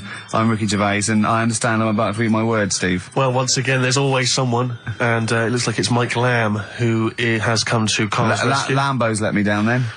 Doctors have removed a 4-pound baby boy from the stomach of his 7-year-old twin brother. Yeah. Alan Jan Niamatilev was yeah. born with the freak fetus growing inside him. For 7 years, it lived like a parasite until a school doctor became alarmed about Alan Jan's bulging tummy and took him to hospital. Surgeons who gave him a scan operated immediately, unaware that the baby was attached to the boy's blood vessels and still alive. They saved Alam Jan from certain death, but knew the 8-inch fetus was doomed. So there we are. Boy pregnant with his own twin brother by Barbara Davis. That was in the Mirror, apparently. So, I've read on and all the facts are right. I'll tell you what, something else you can have for free. Go on. Another sort of freaky thing, right? I was watching this programme in the week. Right? What? I don't know what it was. But it was about, I just saw this little fella on it, right? What do you mean, little fella? He was doing this history thing. Oh. Right? Yeah, I know what you mean. So, is this he's found out that a Viking was a bit like him? Yeah, that's it, yeah. He was boneless or something, or he's... Well, that's the weird thing. What do you think of that, Steve? He's what? He's boneless? No, he was called Harry the Boneless or something. Yeah, but you know what you're going to get there, don't you? That's what I mean. Always have a name, Elephant Man, you know. Harry the Boneless. Where is he? You know what I mean? I'm meeting someone, waiter, what's his name? He's called Harry the Boneless. He's over there flapping around. Yeah. He's over there in the bucket, having noodles. That's what I mean. But, do you reckon you could do that? Do you reckon you could have your bones taken out? I love talking to him!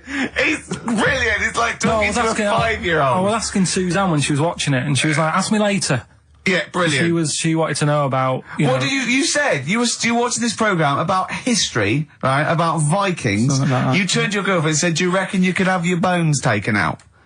Yeah. I love that. I mean, that is why you are my favourite What do you mean you think you could have your bones taken out? Firstly, why would you have your bones taken out? If you've only got a small flat or something, and there isn't much room. Yeah. Right? And what I mean is, would all your organs still do the stuff? No, they wouldn't. You'd just be mush. Listen, I'll teach you something now, right? The skeleton, right? Spam. Yeah? Support, movement, anchorage. No, support, protection, anchorage, movement. Spam. That's what the bones do. Yeah? You couldn't stand up. You wouldn't be protected because they protect his rib cage, skull, of course.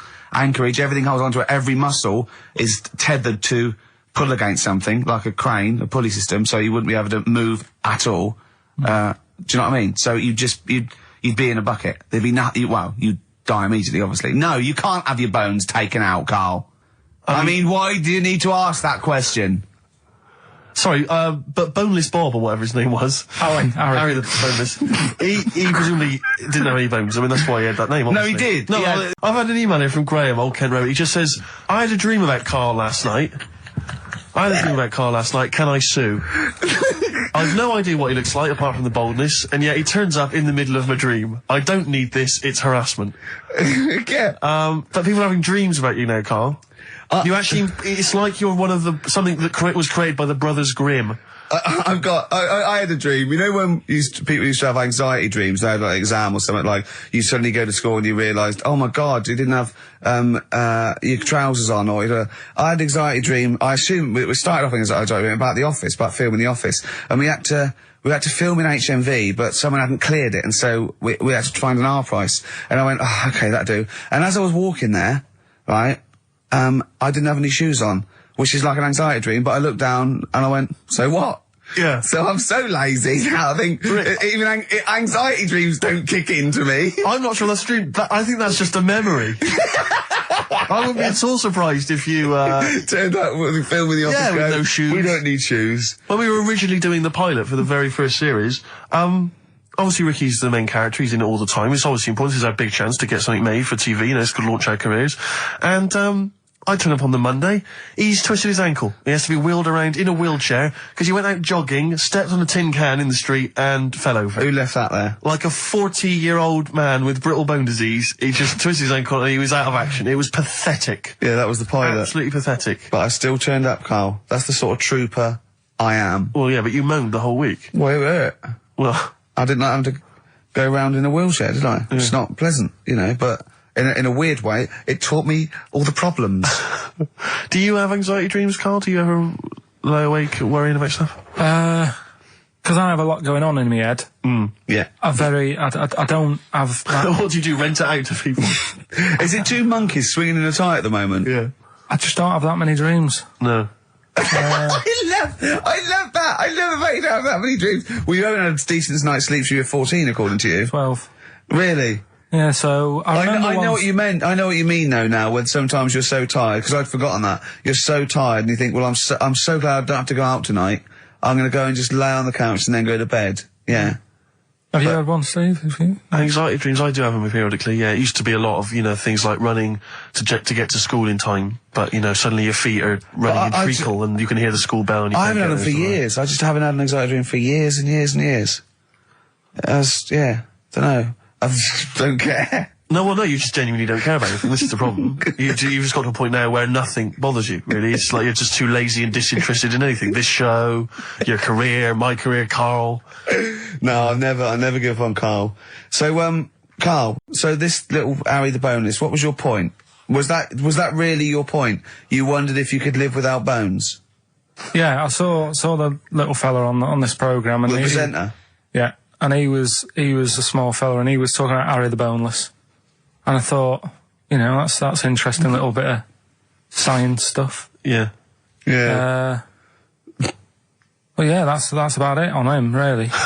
All right, well, that's just another bonus cheeky freak of the week, isn't it? That's not even the freak of the week either. No. That's still to come. So you've had a pregnant Siamese twin. I know, it's been mad in You've the had a freak boneless week. fella and another fella talking about him. They're not even involved in freak of the week. No. This is getting mad. Play a record. Let's play a record. Let's have cheeky freak of the week afterwards, shall we? Yeah. Current single from Nick Cave. Can we do monkey news first? I'd rather have a cheeky freak of the week. Nick Cave and the Bad Seeds, He Wants You. Brilliant. On XFM. Yeah. So, Carl, off you go. Well, we're not going to do freak of the week here. Okay. Right? Because we've done quite a bit of that in the last 20 minutes. We've right? So OD'd we'll move on that. freaks, you think? Yeah. Sure. We'll just shift it a little bit. Okay. And I don't, like I keep saying, don't want people to be thinking we're sort of taking the mick out of anyone. No. Right? Because we're not about that. I feel like I can do a little bit of it because I work with you, Steve. Yeah. Right? Sure. It gives me that right. It's like a care worker. Yeah, I understand. Well, it's like that thing of you can't be homophobic because I've got a couple of gay mates and stuff. Sure. I think it sort of gives me that edge. Yeah. Right? So you're not freakophobic because you work with Steve? Yeah, that's right, yeah. So, yeah. Okay. Well, by that token, I should be able to sort of slag off, the mentally ill. What do you Or mean? at least mentally handicapped. Now, there's a term you don't hear very often. In 2003, there was the mentally The mentally handicapped. Isn't that what it was? I don't know where to start. But I I'd mean, like to apologise for the Lady Diana stuff, the term mentally handicapped, and any inadvertent racism that we may have stumbled What's over. the actual term then? Is it retarded? Right, come on now. Oh, chimpanzee that! Monkey news, earlier than usual. There's a fella who was in a coma for 20 years. Just, they kept, taking him through, the normal day. They'd take him to Alton Towers and stuff. Doesn't know anything about it, just kept going through the motions. Don't know if they kept charging him. Kept putting him through all that. He eventually came out of it. 20 years. And went, stop taking me to Alton Towers, it's shit. I just thought, imagine how much stop post he had. making, eh? How much post?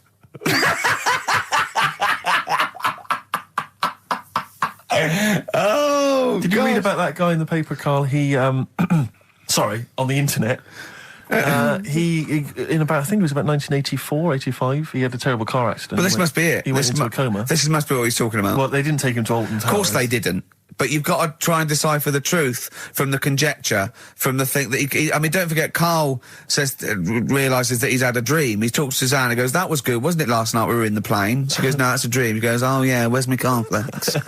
You got to, I mean, I can now decipher what he's actually seen, what he's read. Well, go on, what did you... Well, I'm assuming it's the same guy. It is the same guy. It was a guy in some small American town, and he'd had a car crash, and he'd gone into a coma, and his wife had left him. She'd gone on with her life, because he'd been in a coma since then, and he had just woken up recently. Marriage wasn't working.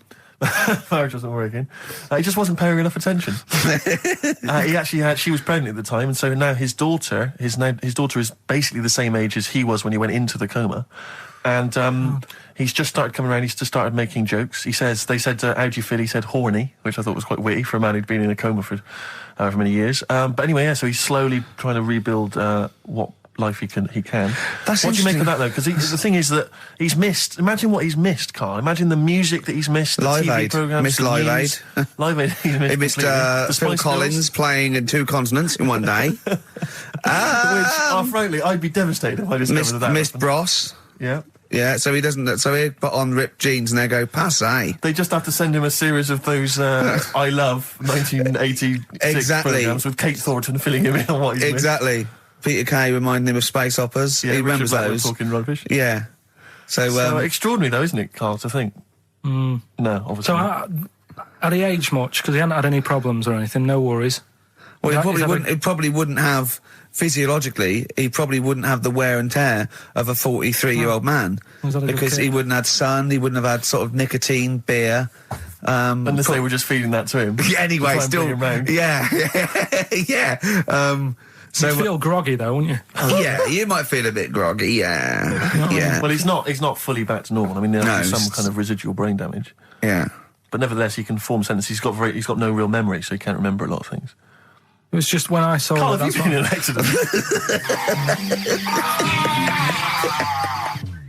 When you were away, Carl, we worked out if it's 1 in 10 people are sort of like gay in some way, with 1 billion Chinese people, there's 100,000 little gay lesbian Chinese fellas of some sort. What do you think of that? What do you mean? Well, if I think so it's some sort of form of gayosity, whatever it's called, is sort of like 1 in 10, right? 1 in 10 people are gay, apparently. That's right. That does seem a bit high, though, doesn't it? I thought it was lower than that. What? You mean more than that? Yeah. I don't think so. I think that's of any sort of nature, anything. But what time did they do the survey on the streets as well? Because, they go out late, so if they're doing the survey sort of around lunchtime, forget it, they're not going to get any. Sure. Yeah. You know what I mean? They're all asleep. But if I had to say 1 in the morning... Wow. It's going to be higher, isn't it? Yeah. Well, the thing is, Carl's favourite song, The Killing of Georgie. A little gay fella goes out and he gets beaten up and that.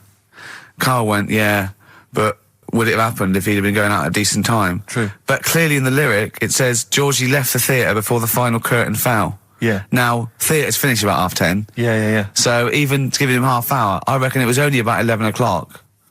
So you're talking rubbish there. Are you sure that wasn't his curtains in his flat and he's closing them before he goes out? No, he was at the theatre. But I'll tell you what, I just realised something. Maybe where most people were going home after theatre, he was just going out. Exactly. That theatre to him is like a matinee. Exactly. Isn't it? He's off out clubbing, isn't he? He's off down, he's going to get some ammo, he's going to get a couple of butt plugs, and he's not even going to start dancing till midnight, is he? Have any of us ever met any gay people? It's just, I mean, our view of them is, I don't know. Email in if you've met a gay person. Yeah. Tell us where we're going wrong. Yeah. Have you ever met a gay person? I mean, the way we talk about it is just like, have we ever met Chinese people? I've seen them. I've seen them out there wandering the streets, but I don't think I've ever had a conversation. Now, here's the irony. I definitely know and have met more little gay fellas than little Chinese fellas. Yeah. Have you ever had any little Chinese friends? There was a girl at school who was Chinese, but she was kind of inscrutable. I couldn't get close to her. She was sort of mysterious. Right. Rockbusters? Yeah, brilliant. Right then, this is where I give you a little cryptic clue and some initials, and it sort of makes up a band or an artist and stuff like that. Yeah, sort of being the operative phrase there. Yeah. Let's see how he reads this clue. Yeah. This is going to sound like Oscar Wilde. Clue number 1. 3 different clues. Clue Oscar number Wilde 1. was Chinese, apparently. Was it? Yeah, it was illegal then. Right. Will you leave the entrance to my garden alone? Sorry? Will you leave the entrance to my garden alone? Are we back on the gay thing, or is this... This is the clue? That's the clue. Right. Clue for Rockbusters number 1. Will you just leave the entrance to my garden alone, will you? Right, that doesn't count because I know what it is. And what were the initials? What are the initials?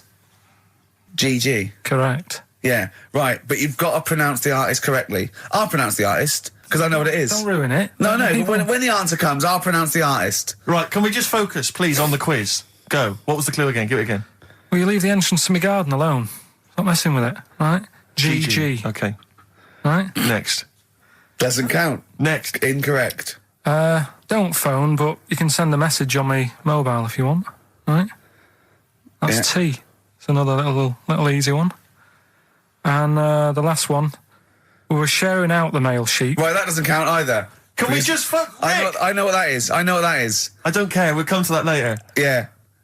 And number 3, we were sharing out the male sheep, and I think I got the best one. Right? DG. DG. Yeah. So quickly again, will you leave the entrance to my garden alone? Stop messing about with it. Yeah. Right? GG. Yeah. Don't phone, but you can send us a message on my mobile if you want. Right? That was T. And the last one, we were sharing out the male sheep, and I got the best one, so that's good. Right? DG. All right. Ricky.gervais@xfm.co.uk. Have we got any prizes? Do you want to have a look? Well, don't worry about it. This is don't worry about it. pathetic. Have we got any prizes? Just, look, the clues fine. are rubbish, the clues don't work, the show... this is pathetic. Play a record. That's what it should be called, and the clues don't work. Blur.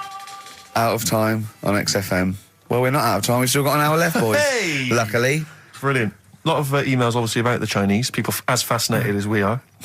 I don't want to discuss it, interminably, Rick, because there's so much to say, and we've said most of it in the past. Yeah. Get a couple of emails. In fact, I think, Karl, you told us this information. Remind me of it again. If all the Chinese people in the world were... We're in a line on that, because there's loads of them, you'd never get to the end of it. Right. No, it's not that. It's no, if all the Chinese people formed a line and started walking out of China, you'd never get to the end of it. That's what I just said. No, it's because, though, they'd be having babies. You know what I mean? Still, it'd be adding to it all the time, wouldn't you? But would they be walking and shagging and having babies as they're walking out? Yeah, that is. I'd love to see someone organise that. Maybe the Record Breakers team. I tell you what, I'd love to see Ross McWhirter or Norris, who is it? Who's the one that's alive? I forget Norris, I think. Norris, right? I'd love to see him to coordinate that. Yeah. 1.2 billion little Chinese fellas. Boy, girl, boy, girl, boy, girl. Yeah. And where are they walking out of China? Which exit are they taking? They're taking the... Through Tibet? Or? I think it's the Gate 9 Slip Road, the M43, right. to St. Petersburg. Right. And they go, and walking, and shagging. Yeah, exactly. Yeah. Because some presumably are dying as they're leaving. No, but they live to 120. That's true. So they claim. So, well, we know Karl's theory on that. Do you want to just tell new listeners your theory about when all these Chinese people get the records for oldest people in the world? Come on, what's your theory, Karl? Leave it. Karl, just that they're probably lying. Why? That's all. Because a lot of them don't age that well. Some of them do. A lot of them don't, and they always look older than they are. I read the other day, right? Do you know the one who was the oldest woman in the world, right? Chinese woman, right? The way she did it, it was... She didn't die. That was her secret. Yeah. What she did, she got up every day and didn't die. No, she was like awake and that, and then she'd have 2 days just sleeping. Right. So she wasn't really that old. When did Wimbledon finish? A couple of weeks ago. Right. Found myself sat there, right? I'm not having a go. I know we stopped Cheeky Freak of the Week and all that, right? So Christ. I'm not going to be having a go. Christ, I sat there. I'm scared. No, I'm not having a go. You've always got to remember that. Go on, just get on with it. Get on with it. I'll apologise after. I'm just saying, watching Wimbledon, it wasn't, one of the major games. It was little fellas in a wheelchair having a game. Little fellas in a wheelchair. Right. But for me, I mean, great. They're doing a sport and everything. Don't put it on the telly. What was up with it? There wasn't like a rally going on. No, do you know what I mean? Do you know normally, like with the well, not to Enman, but with some of the other, with some of the other players and that, they're playing for ages, aren't they? It's like, who's going to win this and that? Yeah. None of that. It was just like, hit it, net. Oh, Christ! Oh, God! I don't know what to do! And people were like sat there watching it as well, when they've got other games going on in there. That's what I couldn't understand. If you've paid your money to get in... Yeah. I mean, like I say, good on them. If Do you know what I mean? But it would have been... And they know, all start first in the marathon. I just thought it would have, you know, given a game of swing ball or something. Yeah. You know what I mean? No, yeah, I understand. Oh, God. Yeah. There's never anything on. XFM in the community. Can Brilliant. anyone confirm, actually, I had an email earlier, Swing ball. No, I'm not having a go, though. Tell them. This is what I'm like, aren't I? Sorry, this is recording you as well. What do you mean I'm not having a go? Tell them. Do you think you just said that to me? That do you think you haven't got a microphone? You just said to London, keep wheelchair sport off the telly because they can't get a rally going. You called them little fellas in wheelchairs. What? And I meant to go, what Carl meant was... What? I mean, what? They can hear you as well. Yeah, I know. It's just that they might think that I'm having a go, and I don't want to. That's why I stopped Cheeky Freak of the Week, because some people got the wrong end of the stick. Right. And what have you. So, Well, it was funny that a woman was born with deformed legs. They might think you were taking the mick. So anyway, I just was wondering if anyone could confirm. We had an email earlier, I forget who sent it in, but thanks very much indeed for it. They said that the Paralympics began this week, and apparently during the opening show, the entertainment was provided by Riverdance. Now, I don't know if that, I can neither confirm nor deny that, but it does seem rather tactless. Let's play a tune. Ricky Gervais. Don't put my name to this last link. Don't put my name to this last link. Ricky.Gervais, XFM.co.uk. Oh. Magic, Virgin, if you're listening, we are available probably sooner than we thought. Making plans for Nigel. XTC on XFM 104.9. Well, you seem a little bit happier now. Oh, yeah. It was alright. I'm a bit worried. Like I say, the last thing that we just talked about, I don't want people thinking, you know, we're having a go at anyone, because it does do me head in. Because I'm the one who always has to deal with it as well when people do. What?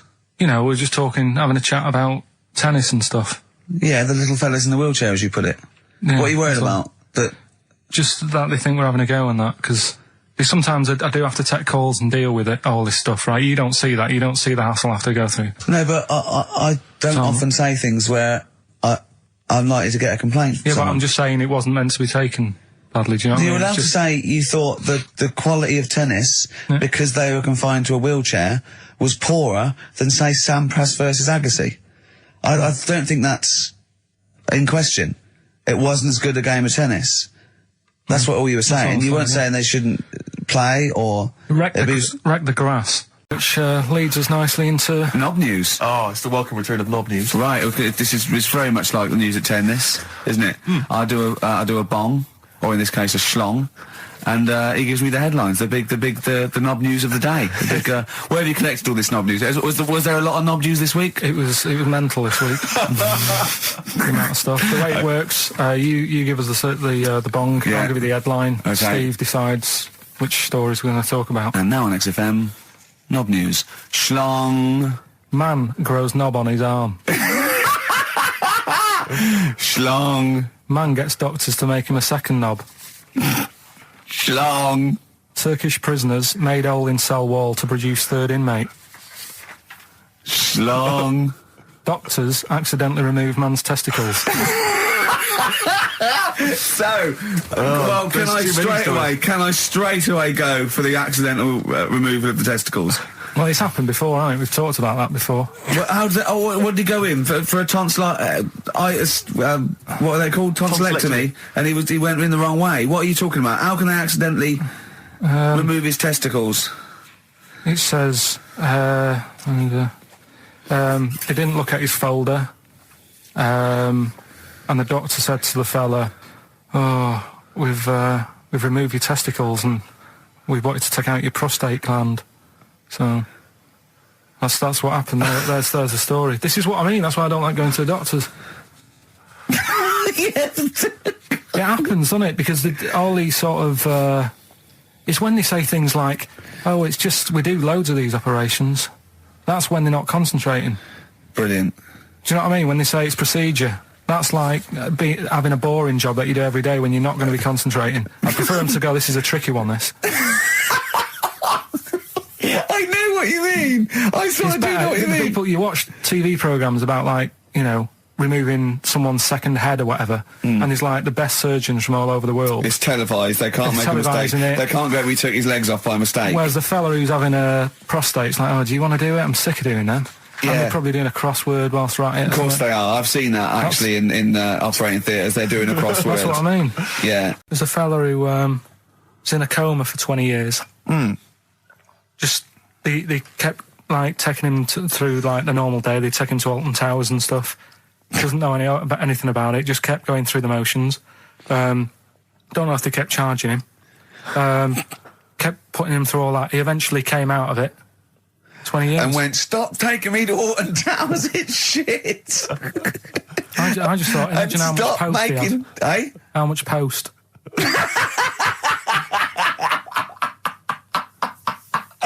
Oh, Did you read about that guy in the paper, Carl? He, sorry, on the internet.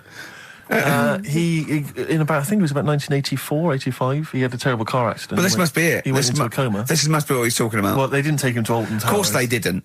But you've got to try and decipher the truth from the conjecture, from the thing that I mean, don't forget, Carl realises that he's had a dream. He talks to Suzanne and goes, that was good, wasn't it, last night we were in the plane? She goes, no, that's a dream. He goes, oh yeah, where's my cornflakes? You got to, you know what I mean? I can now decipher what he's actually seen, what he's read. But go on, what did you... Well, I'm assuming it's the same guy. It is the same guy. It was a guy in some small American town, and he'd had a car crash and he'd gone into a coma, and his wife had left him. She'd gone on with her life because he'd been in a coma since then. And he had just woken up recently. Marriage wasn't working. Marriage wasn't working. He just wasn't paying enough attention.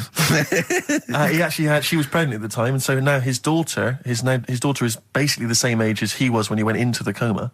And he's just started coming around, he's just started making jokes. They said, how do you feel? He said horny, which I thought was quite witty. One was about that Galileo fella. Okay. Was it about 1636? Was it? I think it might have been earlier. Bad. Go on. Did some stuff with light and that? Yeah, he did lots of physical experiments, yeah. Is that it then, Carl, is it? He did some stuff with light and that. What did he do with light? What was that? Well, I think he invented the first... Telescope. Telescope. So I think it's a particular lens, though, and he did experiments where he dropped famously two different weighted balls from Pisa, and they hit the ground at the same time, showing that it doesn't matter, the weight doesn't matter, but air resistance does, and stuff like that. I think he probably explained it a bit better than that. Yeah, but I'm talking to Carl. Sure. Did they need to know He's stuff? just thinking about pizza. Yeah. Did they need to know stuff like that back then? What do you mean, did they need to know stuff like that? It's just... There weren't people going around going, I've got to drop these two things off the Leaning Tower of Pizza. I just don't know which one's going to land first. Yeah, I need to know. Why do you need to know Bring me that? Galileo. Yeah. It's for a bet. Yeah. No, but if I was knocking about then, I'd be like, stop messing with that. We need a telly. Or, do you know what I mean? I bet he thinks the Flintstones is real. I know. That'd be brilliant. That's what I'd do if I was a caveman. I'd make a telly out of rock. Yeah. And a pelican and a as car a cement that I just mixer. ran along the road with. Yeah, exactly. Yeah, we need a car. Yeah. Well, we haven't really got the internal combustion engine. Can you stick your feet through the bottom? Yeah, just get me a car, for Christ's sake. Anyway, so I learned that. And then... we went. It was a great day, wasn't it? Brilliant round of golf. Absolutely brilliant. Such a beautiful place in Stoke Poges. It's like a really posh place. And are you a good golf player? well, we'll get to that. Oh, okay. Wow, he bought the shoes especially for it. Oh, I'd love to have seen him in those little shoes. I know, and they were no good because they were metal spikes. We had to change them. He was annoyed straight away. He spent over £22 on these golf shoes. We hired a buggy that was brilliant fun. I was bombing along, wasn't I? I don't drive, but it was great on that buggy. Well, you've been on a buggy with me and you were a bit scared. Yeah. What I nearly killed us once. I was just taking banks and things, but you don't see sort of bunkers, and he'd scream and go, stop! And he'd put his foot down the brake, and then I reversed. At one point, he sort of did a handbrake turn next to the lake, and then we had to reverse, right? And you know, you just flick a switch and put your foot down. He did that without looking. I look behind, there's a big oak tree there. He screams, watch the tree, right? So Dukes of Hazzard. I kept jumping in and leaving him behind because I had to go to my ball. Because anyway, the first shot, I got on the driver.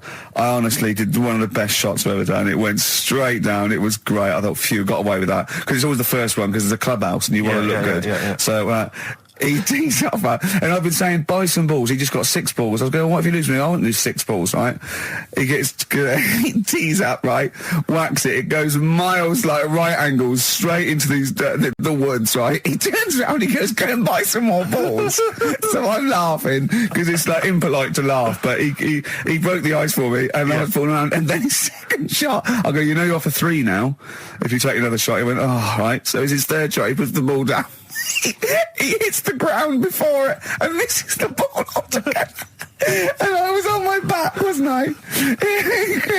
Unbelievable. Actually rolling about on his back. I was rolling about, and we were terrible. I went round 107, he went round in like 119 or something. Sure. It was just rubbish. How long did it take? 5 hours. Of course. And there was no one around, luckily. Yeah. But it was fantastic. So then we go and have our meal. What annoys me, I said, right, I'll go for a run. He went, I'll have a bath. I said, I'll see you at 7:45. At 7:55, I have to call him. He's not ready, so he's let me down there. I can't stand lateness or laziness. You hate lateness. Yeah, and he's let me down. Do you know his excuse? He fell asleep in the bath because there was no light bulb. There's no light bulb in the bathroom. So instantly he fell asleep, and he was late. No, do you know what I mean though, Steve? If you're sort of like nice and warm and what have you, I was tired anyway. I've been stressed out for 4.5 hours, right? My life flashed in front of me a few times in that buggy. So it's all sort of wears you down a bit. I thought, right, I've got a headache. You're going for your run. I'm going to have a bath. I walk in, put the light on. For some reason it didn't come on, but I thought, it's all right. I'll just, doesn't matter. You can have a bath in the It's summer, so it's light anyway. Well, there's no windows in the bathroom, so... Yeah. So you were in the darkness? So I'm in the darkness. I nod off because I'm shattered. He calls up, hassling me. So I said, well, it doesn't normally take that long for me because, I haven't got, like, long hair. I've got a dryer and I can sort of one wipe.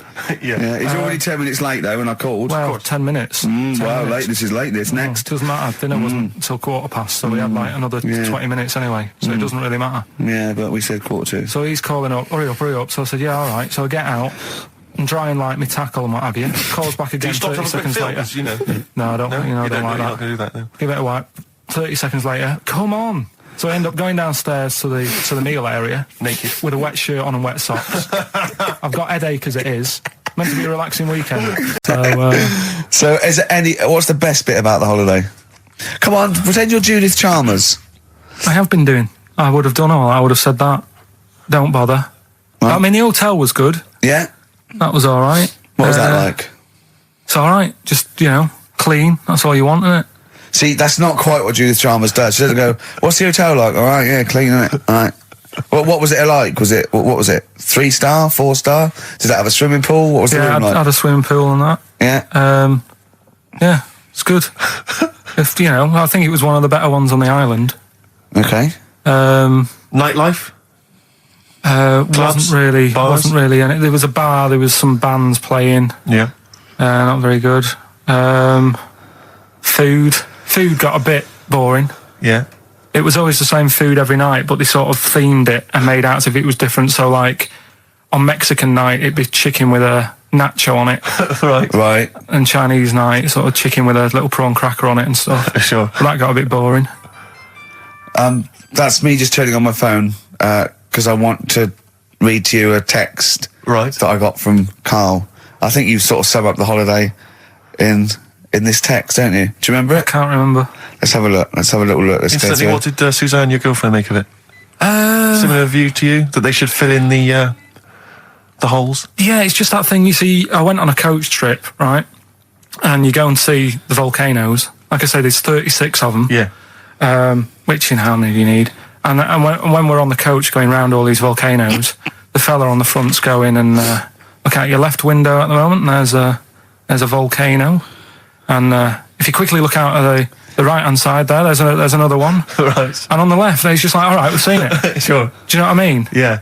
And that trip, we'll talk about that trip in a bit. Right, this is the text I got from Karl, right? All right. Been up to a volcano. Been in some dead artist's house who built his house in the lava. They said they would show me science with volcanoes, but all they did was chuck some water in a hole and it shot up in the air. No dwarves in the canteen, no scousers here, but there is a Swede woman with a big head. She looks effing gormless with a cap on. If you want, I'll pay for you to take history again. Carl, we'd love to see you get a C or above. And Well, we're I'll willing pay to... for you, and I'll get you some books. Right, now listen. We can, look, let's get, I reckon, when are the exams? June? Something like that, yeah. We'll try and register next week, and I reckon you can get an A or B. In history. I'm In history. No, don't worry about it, it's just easy. I'll get you Brody's notes. If Heat magazine, they love you, Carl. They could probably sort something out. They could probably pay for a tutor. They got a lot of money, they sell a lot of magazines. I mean, it is always, almost always, and you found that out, I discovered this, it's always the Tudors and Stuarts. There's no fear for them not coming up. Now, what do you already know about them? You must already know stuff about Henry VIII and Elizabeth. No, because it's too long ago to even get interested in. Do you know what I mean? You can't. Is that why you relate didn't- to it. Okay. The Anderson thing, it was like, God, you know, I bet my mum and dad were in an Anderson shelter. You know, this is interesting. What, when they- Oh, my granddad would have, like, had something to do with this. But the Tudors, it's like, I don't know even if they had a family back then. Play record. If we come back. Hang on, hang on. Sorry. Because I need to introduce the new feature. Yeah. for the I record. don't know if I had a family back then. Carl, You're a listen, let genius, me just Carl. ask you now, right? If you can finish this sentence, we've got a chance. Divorced, beheaded, died. Divorced, beheaded. Died. What is it? We just need to do a little bit of work, but otherwise I think you're going to be fine. It's how you remember what happened to Henry VIII's wives. They're little. Divorced, beheaded, died. Divorced, beheaded. It's like spam. Support. What's it? Support, protection, anchorage, movement. That's how You're you going to. That's nothing to do with the Tudors No, and nothing to Stuarts. do with a skeleton. Yeah. See, no, we're not doing biology. Mnemonics and acronyms. What happened to Henry VIII's last wife? Did she die or did she not die? Divorced, beheaded, died. Divorced, beheaded. Do you know that the only king that has got a moustache is... No. The only king that hasn't got a moustache is the King of Hearts on the playing cards. Carl is genuinely. I don't know if he's actually upset or embarrassed, but it doesn't matter. Why does it matter? You were 15 and didn't go to school. If you were my friends, I think you would have just said, oh, we can't find them. Why? But you just wanted matter to know. What's to do with that? Well, what do you mean? What do you mean? It's ridiculous. Do it again because you want to learn, because there's great things in the world to learn about. Don't worry. Look, GCSE is vocational. Is vocationally for a 15, 16-year-old to go on to do A-levels or whatever, or to get results. But you don't need that because you've done very well. You don't care about the Tudors and the Stuarts. I mean, you know. I mean, I've had a couple of jobs, not this one, because you don't need qualifications to get a job. Obviously. In the radio. Yeah, obviously. You're absolutely right. But Yeah. the ones that I have got in the past, I did, because I didn't collect them, I had to lie. And I didn't like go mad. I didn't say I had A's and stuff.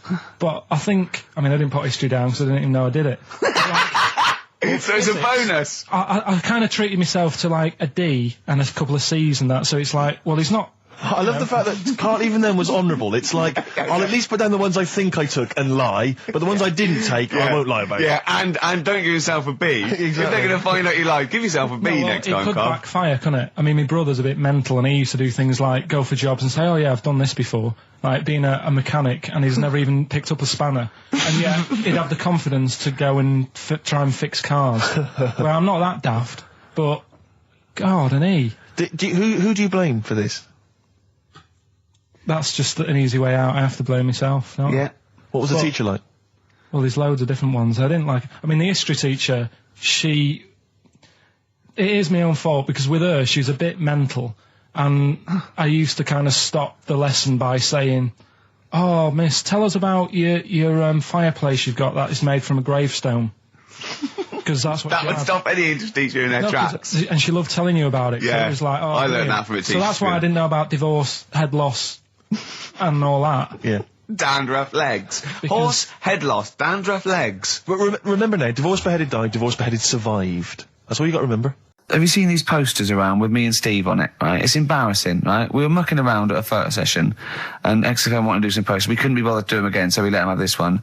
Irony comes back to haunt you, and it looks like I think I'm Simon Temple or something, and Steve's alright. But we think that Carl should be in it. Definitely. Carl doesn't want to be in it, but it looks like everyone listens to this show for Karl's basically, innocent stupidity and some great tracks. Exactly. They don't listen for us anymore, Steve. So I think it should be a campaign to get Karl on the poster. Yeah. Well, I should point out that I think XFM are more than happy to have him on the poster. So it's just him. You don't want to be on there, do you?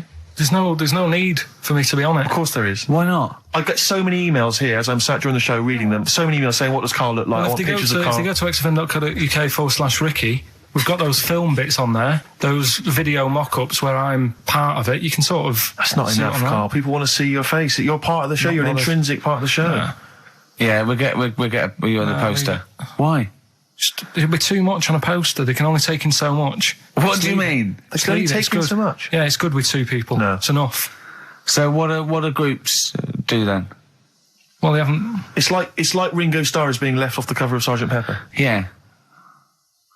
Or Rutherford doesn't get in a look in with Genesis. Exactly. Well, Which would be outrageous. Yeah. Oh, so sorry, Tony Banks, you can't be in this one. Yeah. It's just me and you will be very. You look like the Collins, so you've got to be in there. I don't photograph that well either. You're joking. Is it because you look like a little cue ball because it just shines off the top? A lot of people as well. You should dispel the myth. A lot of people think for some reason that you're fat. A lot of people say to me, "Is he fat?" No, but that's because I haven't got much hair, so it looks like my head's big. No, they haven't even seen you. They just think from listening to the show that you're fat. That's because you're northern. They think you just eat chips and complain about the weather. Well, complain about the south. I just think you could answer a lot of your critics.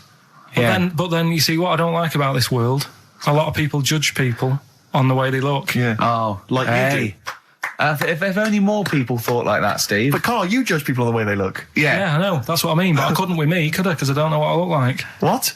If I was listening to me on the radio, I wouldn't be able to say, "Oh, he's and slag me off and that," because I don't know what I look like, and I quite like that.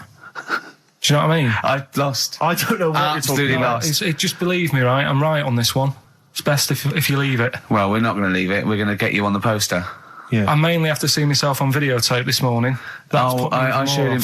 The animal show I did. The show. Yes. I'm doing a video, and I did behind the scenes footage, and I've got you've seen it, haven't you? I feel a bit of Karl on there, isn't there? Yeah, it's great. Yeah. It's lovely. He can't believe it. He said, "Is it playing slow?" Because he's so slow. When I come into the office, going, "All right." That's how you I'm talk. my head as well. I look like I'm looking into a spoon. I'm not happy with it. I just think that if we're willing if Ricky's willing to use his celebrity profile for the sake of the show, I'm willing to look like let's say a fairly handsome, kind of cool customer. I haven't seen it. Was it Scorsese, isn't it? It's Martin Scorsese, and I've bought the film actually recently because I was intrigued to see it, but I've not actually watched it. But from what I understand, the reason that it was so outrageous is because it has a whole sequence which shows what it would be like if Jesus had lived his life and not martyred himself on the cross, but lived his life as a human being, part of which is him having sex.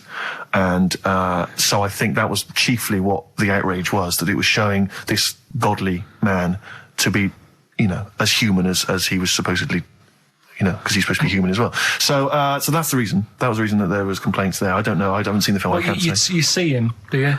You see him having sex, I think, yes. Although it is an actor, Karl. Yeah, it's not actually Jesus Christ. It's not the real. It's not the real Robert Powell. No, it's an actor playing Robert Powell. Is that, you see, sex on films and all that, right? When I was growing up, I'd be watching.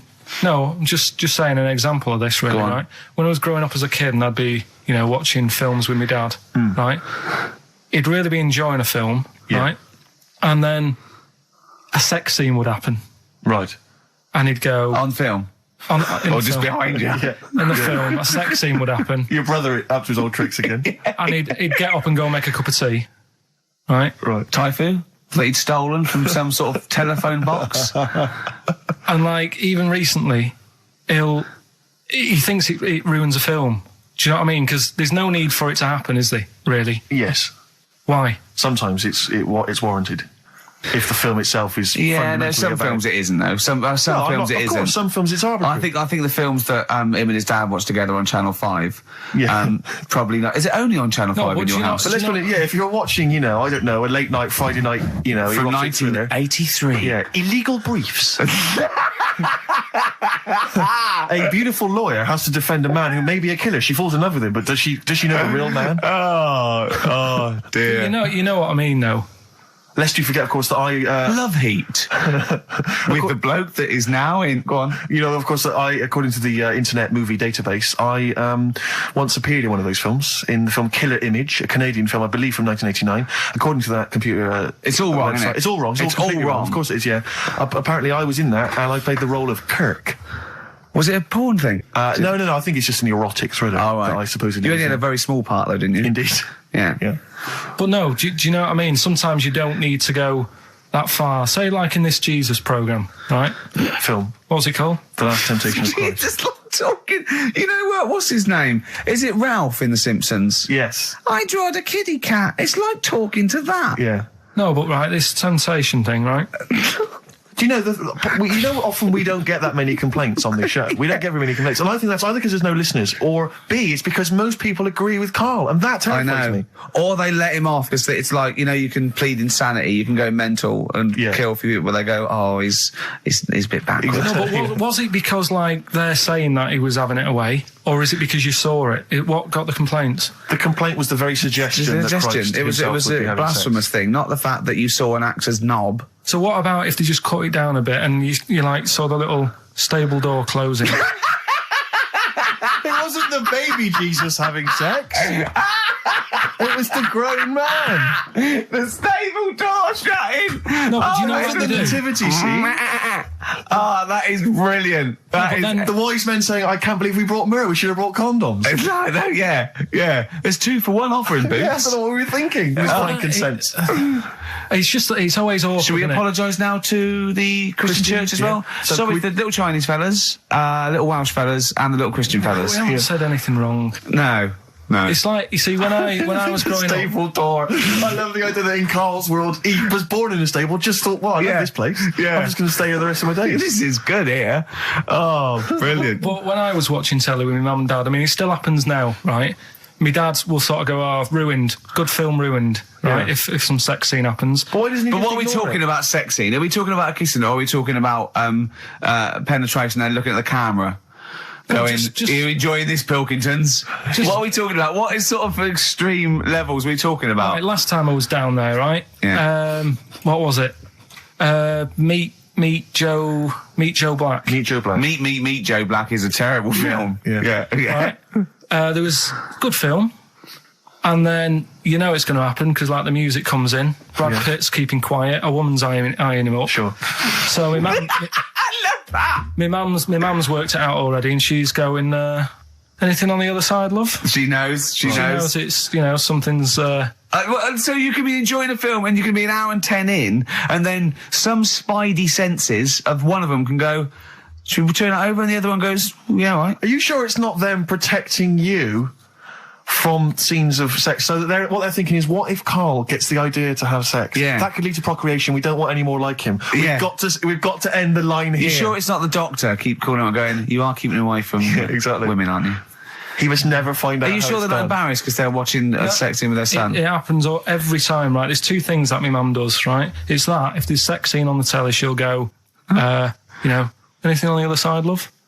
And the other thing she always says, if ever there's anything on the telly with Elvis in it, Yeah. she goes, oh, I like him, right? And we all know, we sat there, we know what she's going to say next. Yeah. So you don't even bother saying why, right? And she goes, he likes fat, ugly people. He what? He liked fat, ugly people. He didn't always go for, like, the good-looking fans in the crowd. What Elvis did? Yeah. Right. That was always the thing. And I'm sorry. No, hold on. I don't know what we're doing now with our lives, Steve. Right, wait a minute. Right.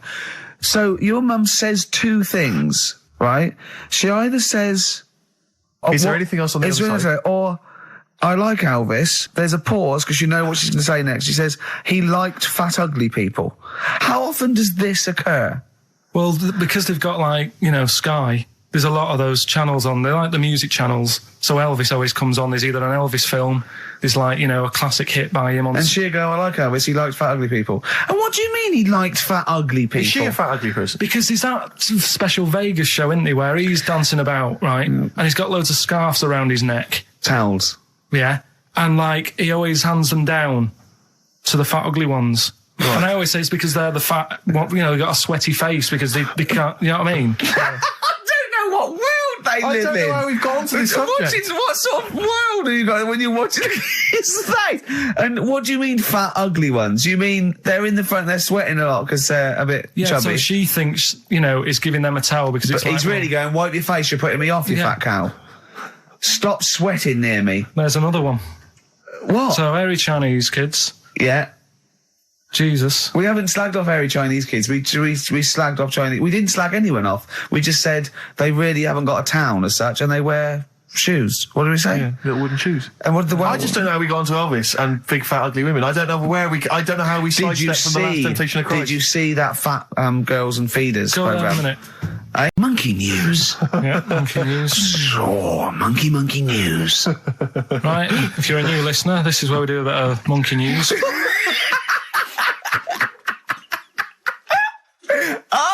Imagine him giving his chance on a news programme, like News Night Review or News at 10, over to Karl Pilkington. Yeah, all right. This monkey's gone mad again. Go on. Right, we've done quite a lot of good stuff. The one that sort of kicked up most of the fuss was probably Ollie the monkey. I love the fact that they're all monkeys. He's a chimpanzee. Wow. Right. It's an ape. Well, today, right, we're looking at one that's it's called Coco. Oh yeah, the sign language one. Well, what I've read about him is he speaks, right? Oh, God. Highly educated. Yeah. Photographer. Carl! Right. I love the fact that when he gets a gifted ape, he has to look up to him. He realises that he is superior. I love that. Right. Oh. And he also likes going on computer chat rooms. I can't take this anymore, Steve. I'm going to be sick. Oh, God. Right, that's pretty amazing. You know, if an infinite number of monkeys are in an infinite number of chat rooms, they'll eventually type, which is your favourite episode of Buffy the Vampire Slayer? Exactly, yeah. Karl Pilkington, you're an idiot. But the thing is, right, you're saying about the infinite thing again, about monkeys, if you put them in a room with a typewriter, they'll come up with Shakespeare. Yeah. I'd sort of agree with that, right? With monkeys who can't do other stuff, but this one I reckon's going to be busy taking pictures and stuff. Yeah. I think monkeys that are boring. Is there a boring monkey? Would you ever have a chimp and you'd go, Suzanne would go, I've got your birthday present. It's a chimp fella. He's about a sort of like a middle-aged chimp. No, I'd love it. I'm talking Would you ever go, I'll tell you what, Suzanne, that one's boring. No, but I bet the monkey would get bored, I mean. Do you know what I mean? The monkey would be bored. I'd be loving it. I'd love to have a little monkey, right? But what I'm saying is... You really would, wouldn't you? If you buy him a camera, he'd be happy again, wouldn't he? Well, yeah, but that's just it. You wouldn't get in touch. It's like... If you can do other stuff, you don't want to do the boring stuff. Forget the typing. Forget the monkeys typing. Talk about this monkey that's a photographer. No, but we are in a way. I'm just saying that would be happier... Monkeys that have got nothing else to do, if they can't take pictures and that, and they can't go on chat rooms. They're happy to sit in a room typing away for infinity, yeah. Do you know what I mean? But he's got maybe a little exhibition to put on. Do you think... Do you know that most chimps and apes and monkeys still actually just live in trees? These are in laboratories and zoos and things. You know that's not the norm. These monkeys walking around sort of chatting and riding bikes. Yeah. You know, that's not natural. Exactly. No, I know, but if you left a bike in the jungle and then came back a few years later, there wouldn't be monkeys riding around on it and a book. If you left a bike with a book in the basket, right, and you went away for 10 years and you came back, there wouldn't be a whole new transport system and schools. No. They'd eat it. They'd throw it round and eat it. All right, then, so what you're saying is you can't... You see, what I think is, right, and don't take this the wrong way in that, right, Stephen Hawking. Yes. Right? Now, he had a bad illness. Now, I wonder if he'd be... I wonder if he'd be as bright as he is if he didn't have that. Right. Because he's had time to sit down, he's like, well, what can I do? Yeah. They've gone give him a book. And he read it. I like that. Give us another one. Yes. Because he's got a lot of time on his hands. Yes. Now, what I'm saying is monkeys... Right. This one here, Coco, which I think was a gorilla. Right. Right?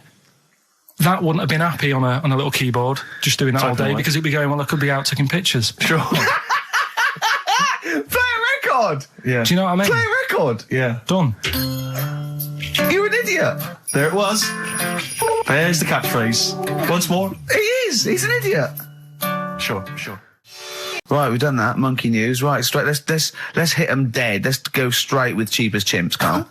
Right, well, this will probably finish today, to be honest. Oh, right? Because what if we looked at it, cheap as chimps, we found out that... They eat one banana. Next, go on, do this one. One banana yeah. a day and that. Yeah, that's right, it, brilliant. So what... It was a long-running feature, go on. What? Sorry, can I just ask again, what are the rules with cheapest chimps? It's just, if you wanted a chimp, how much would it sort of cost you? Brilliant. Title come first? So, yeah, as always, that's the way they do it, right? Cheapest chimps. I thought I'll go online and see, if I could buy one. Mm-hmm. How much do you reckon? £6,000. To buy a chimp? Yeah. Oh, no, a ridiculous amount. Where can you buy them from? What sources? You shouldn't be able to buy them. eBay. What do you mean, buy a chimp? From who? There was this website that was selling stuff. What, you could actually What are you talking about? Right, here we go then, right? I looked at it. Here's some of the other animals that were on there. No, wait a minute. What, are these poachers? I don't know. What, the zoos that got bored with them? Where can you buy a chimp? I don't want to give it a plug. Right, Some go on website, then. right? So what are the other animals available? Right, well, that'll give you some prices with the other animals, then you can try and work out if it's cheap as chimps, right? So, right, a camel. What do you reckon? £25,000. Right, $8,000 for a camel, right? Sloth, 40 quid. $3,000. Right. Last one, Bengal tiger, Oh, that's got to be pricey. $12,000. $1,800. What? Yeah. Carl, this is an awful website. That can't be true, mate. Right, That's so awful. a chimp, Well, a chimp, $5,000. I'm going to go with $1,000. $55,000. What? Yeah. That doesn't make sense. It's mad, isn't it? Yeah. So, But I don't know what to say because this is rubbish anyway. What website can you buy? Okay, get me a tiger. Here's $1,000. Get me a tiger. well, I don't know You're an idiot. if postage and packages and... Sorry, so where does the cheapest chimps element come in? Well, that's sort Aren't you of supposed to rounds it up. shout, it's cheapest chimps at the end? Well, it isn't. That's why I want to finish the feature. I think you should host a whole show like that. I think it's lovely. So, have you ever done any DJ, like proper DJ, like in a pub or a club? Because I know Wow. Carl had his own. I had my own disco when I was a kid. Yeah, not proper. I had a gig once when I had to. It was 2 nights a week in the local pub. Just the 2 decks that was in a suitcase. You know, those sort of all-in-one thing. And they just wanted the same records. They wanted Rod Stewart, Baby Jane. They wanted about 11:15 when they were all drunk. They wanted Don McLean's American Pie, which they all sang along to. Yeah. Uptown Girl they liked. Right. But yeah, I didn't used to do the talking. Did you do at all. the patter? No, 'Cause I I never couldn't. had the- I I never just had the balls to do the don't patter. understand it. I just love those wedding sort of DJs that they have to give you extra information. They can't just play a song. They have to say things like, "Ooh, all the way back there in the Commodore's easy." It's sort of like they have to tell But you who's something. listening? Who's listening? They just go and It's a play the next wedding. record. It's Play a wedding, yeah. It's like there's like the controller of a local radio station listening. He just happens to be at the wedding, thinking, "Hang on." Hold on, he's played a record, but he's got extra information. Well, they should do useful things at a wedding. Like, will the overweight aunt in the purple dress please now take the floor with little unfortunate kid and let him hop around? As the dance floor is currently empty, will any 8-year-old boys wearing those tiny tuxedos please slide across the dance floor on their knees? Until they are taken home and put to bed early. I went to one once. And the bloke who'd hired it went to the DJ, and this DJ that had come with this sort of party wanted a 70s disco, and he looked like Woody Allen, right? And I was sure he used to be a gentleman's outfitters, Yes. like, and he said, "Oh, I wanted a 70s disco," and he went, "Well, I've got Bicycle Race by Queen lined up, I've got ELO, and I've got Cliff We Don't Talk Anymore." So, and he went, "Well, I went sort of more disco." He went, "I don't really want to blow All Me Earth, Wind and Fire before 10." But it's like all planned. There is a rule. There are rules. Will the 17-year-old girl who's dressed like Avril Lavigne please tut loudly because I still haven't played anything by Linkin Park? Will the 45-year-old woman recently divorced please cry now? Yeah. Please cry now. Please cry now because it's clear you're never going to find another man.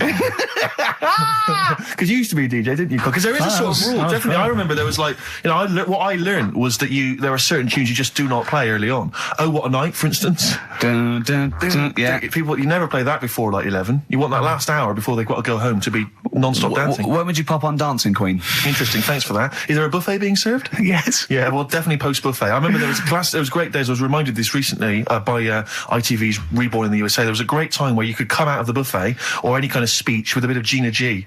I remember there was a great period for a couple of years where that was always a barnstormer. Sure. But sadly, no longer the case. What about, because the danger is, of course, you go back to the 70s, maybe you got Dancing Queen, but how many do you play before you come into the 80s with perhaps Billie Jean? Or Soft Cell. Soft Cell's always a classic, yeah. I'd love to hear that.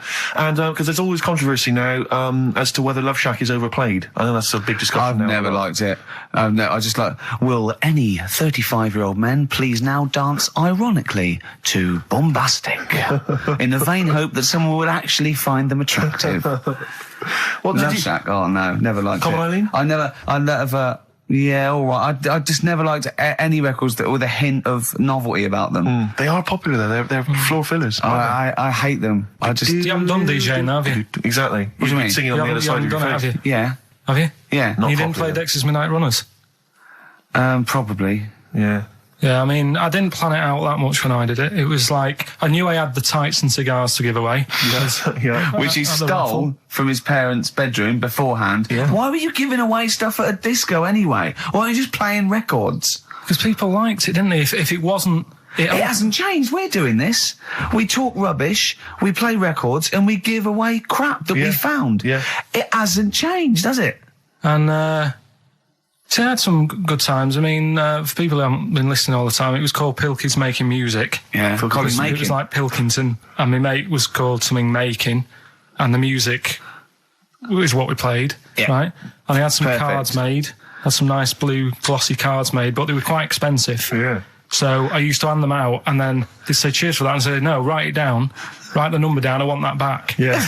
Brilliant. Because they were quite pricey, right? Yeah. Classy Had that done. businessman there. I think Richard Branson used to do that. I think so, yeah. Saved a bit of money, because my dad made some lights for me. He just like... He said he made them, he found them in a telephone box. Well, we never had any disasters, right? But my mate did one, right? And I don't know if it's that funny, really, but it... Well, I'll tell you anyway, right? He was doing this gig, and it was probably one of the biggest gigs, right, that he ever had. Must have been a couple of hundred people there. Yeah. And in like a big sort of warehouse thing. Anyway, for some reason, there was some problem with a big speaker that fell, right? So the police turn up and stuff. Right. And they try to control the night, and they're going, can everyone sit down? We try to control it. Can you sit down?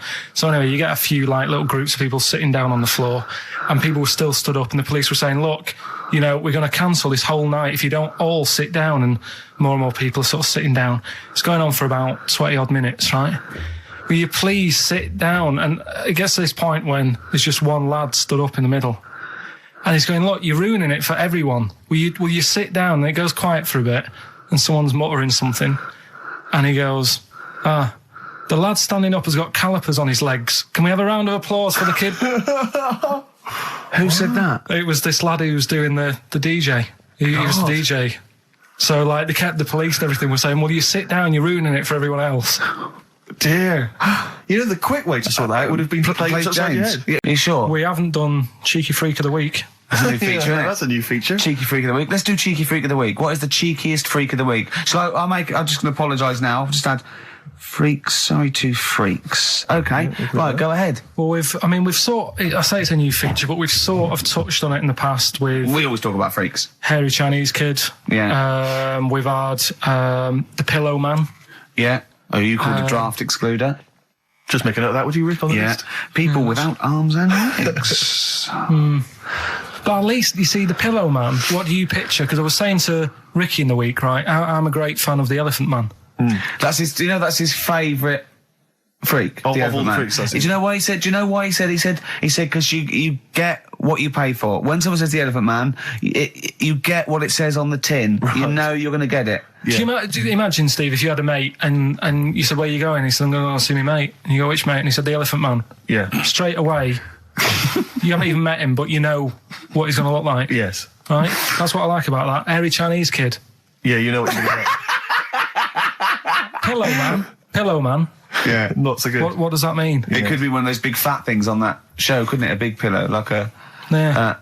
You know, they had that big thing about the fat people and feeders. They were getting up to like 60 stone and that big one. And there's a thing called fat admirers that just fancy fat women, right? And You writing that down? yeah, sorry, and they had blow up versions. It looked like a bouncy castle. Wow. Yeah, Really? yeah. You'd be knackered when you blew that up. Yeah, You just wouldn't want to go forget it. Yeah. Oh God, That's people being cruel as well, isn't it? Because after watching the programme on Channel 4 about the fat people and fellas who like them and stuff, there was a story on one of the news websites about some fella in Germany, right? He was a big fella, must have been about 50 stone, and he fell over, right? And I think he hurt his ankle or something. And timber. they sent firemen instead of like an ambulance. Yeah. So straight away they're having a bit of a laugh. They're not. No, they've got winching gear. Well, they didn't know. They didn't have winching gear. They had to use the hose pipes to carry him out. I think it was Anna Nova, that news website. They had to use the hose pipes. So they made like a bed using the hose pipes. Oh, yeah. And had to carry him out on that. And then they had to sort of get him into a special truck, they said. Mm-hmm. And do the same when they got to the hospital. I mean, that's mad, isn't it? They shouldn't do that. Although, Carl, I'm loving that story. I'm just worried that we're not going to be able to fit in Cheeky Freak of the Week. What's the which Cheeky is one Freak you of the nominated? Week? All right, Cheeky Freak of the Week. Something I found on the net. Yeah. A fella who had 27 toes and fingers. In a jar? No, still on him. And proper ones as well, not like little stumps and that. Proper, fully formed fingers. He had like... Was he a pianist? Close-up magician? I don't know what he did. He just said that he's... Cat's cradle professional? Did he ever work on finger bobs? He was saying in the week. For the crowd scenes. I'm now going to do Braveheart. Yeah. He said about the Elephant Man. He said, I want to do a thing right with freaks where it's good and bad. He went, what you said? The pro about him is... What about the fella with loads of fingers, or...? No, the Elephant Man. Well, He said the bad thing is he stretches his jumpers. When he puts them on. Yeah. And what's the good thing?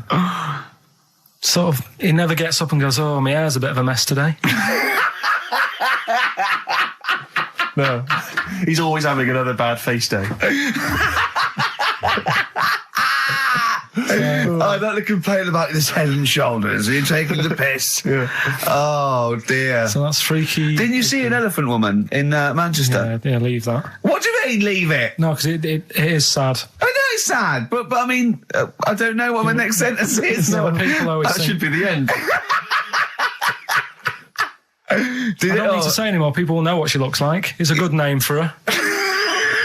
Did she like buns? Oh dear. It was when my dad was a taxi driver and he used to sit in the front. Yeah. And she used to get a lot of taxis.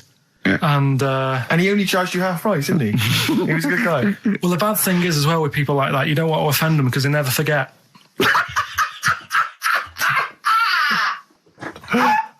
Oh, go! But, go, Pilkington! I was sat in the front of the cab and my dad goes, right, we're going to go and pick the I can't even tell you the name. He's it's just evil. Right? What do you mean? No, leave it. So she's got...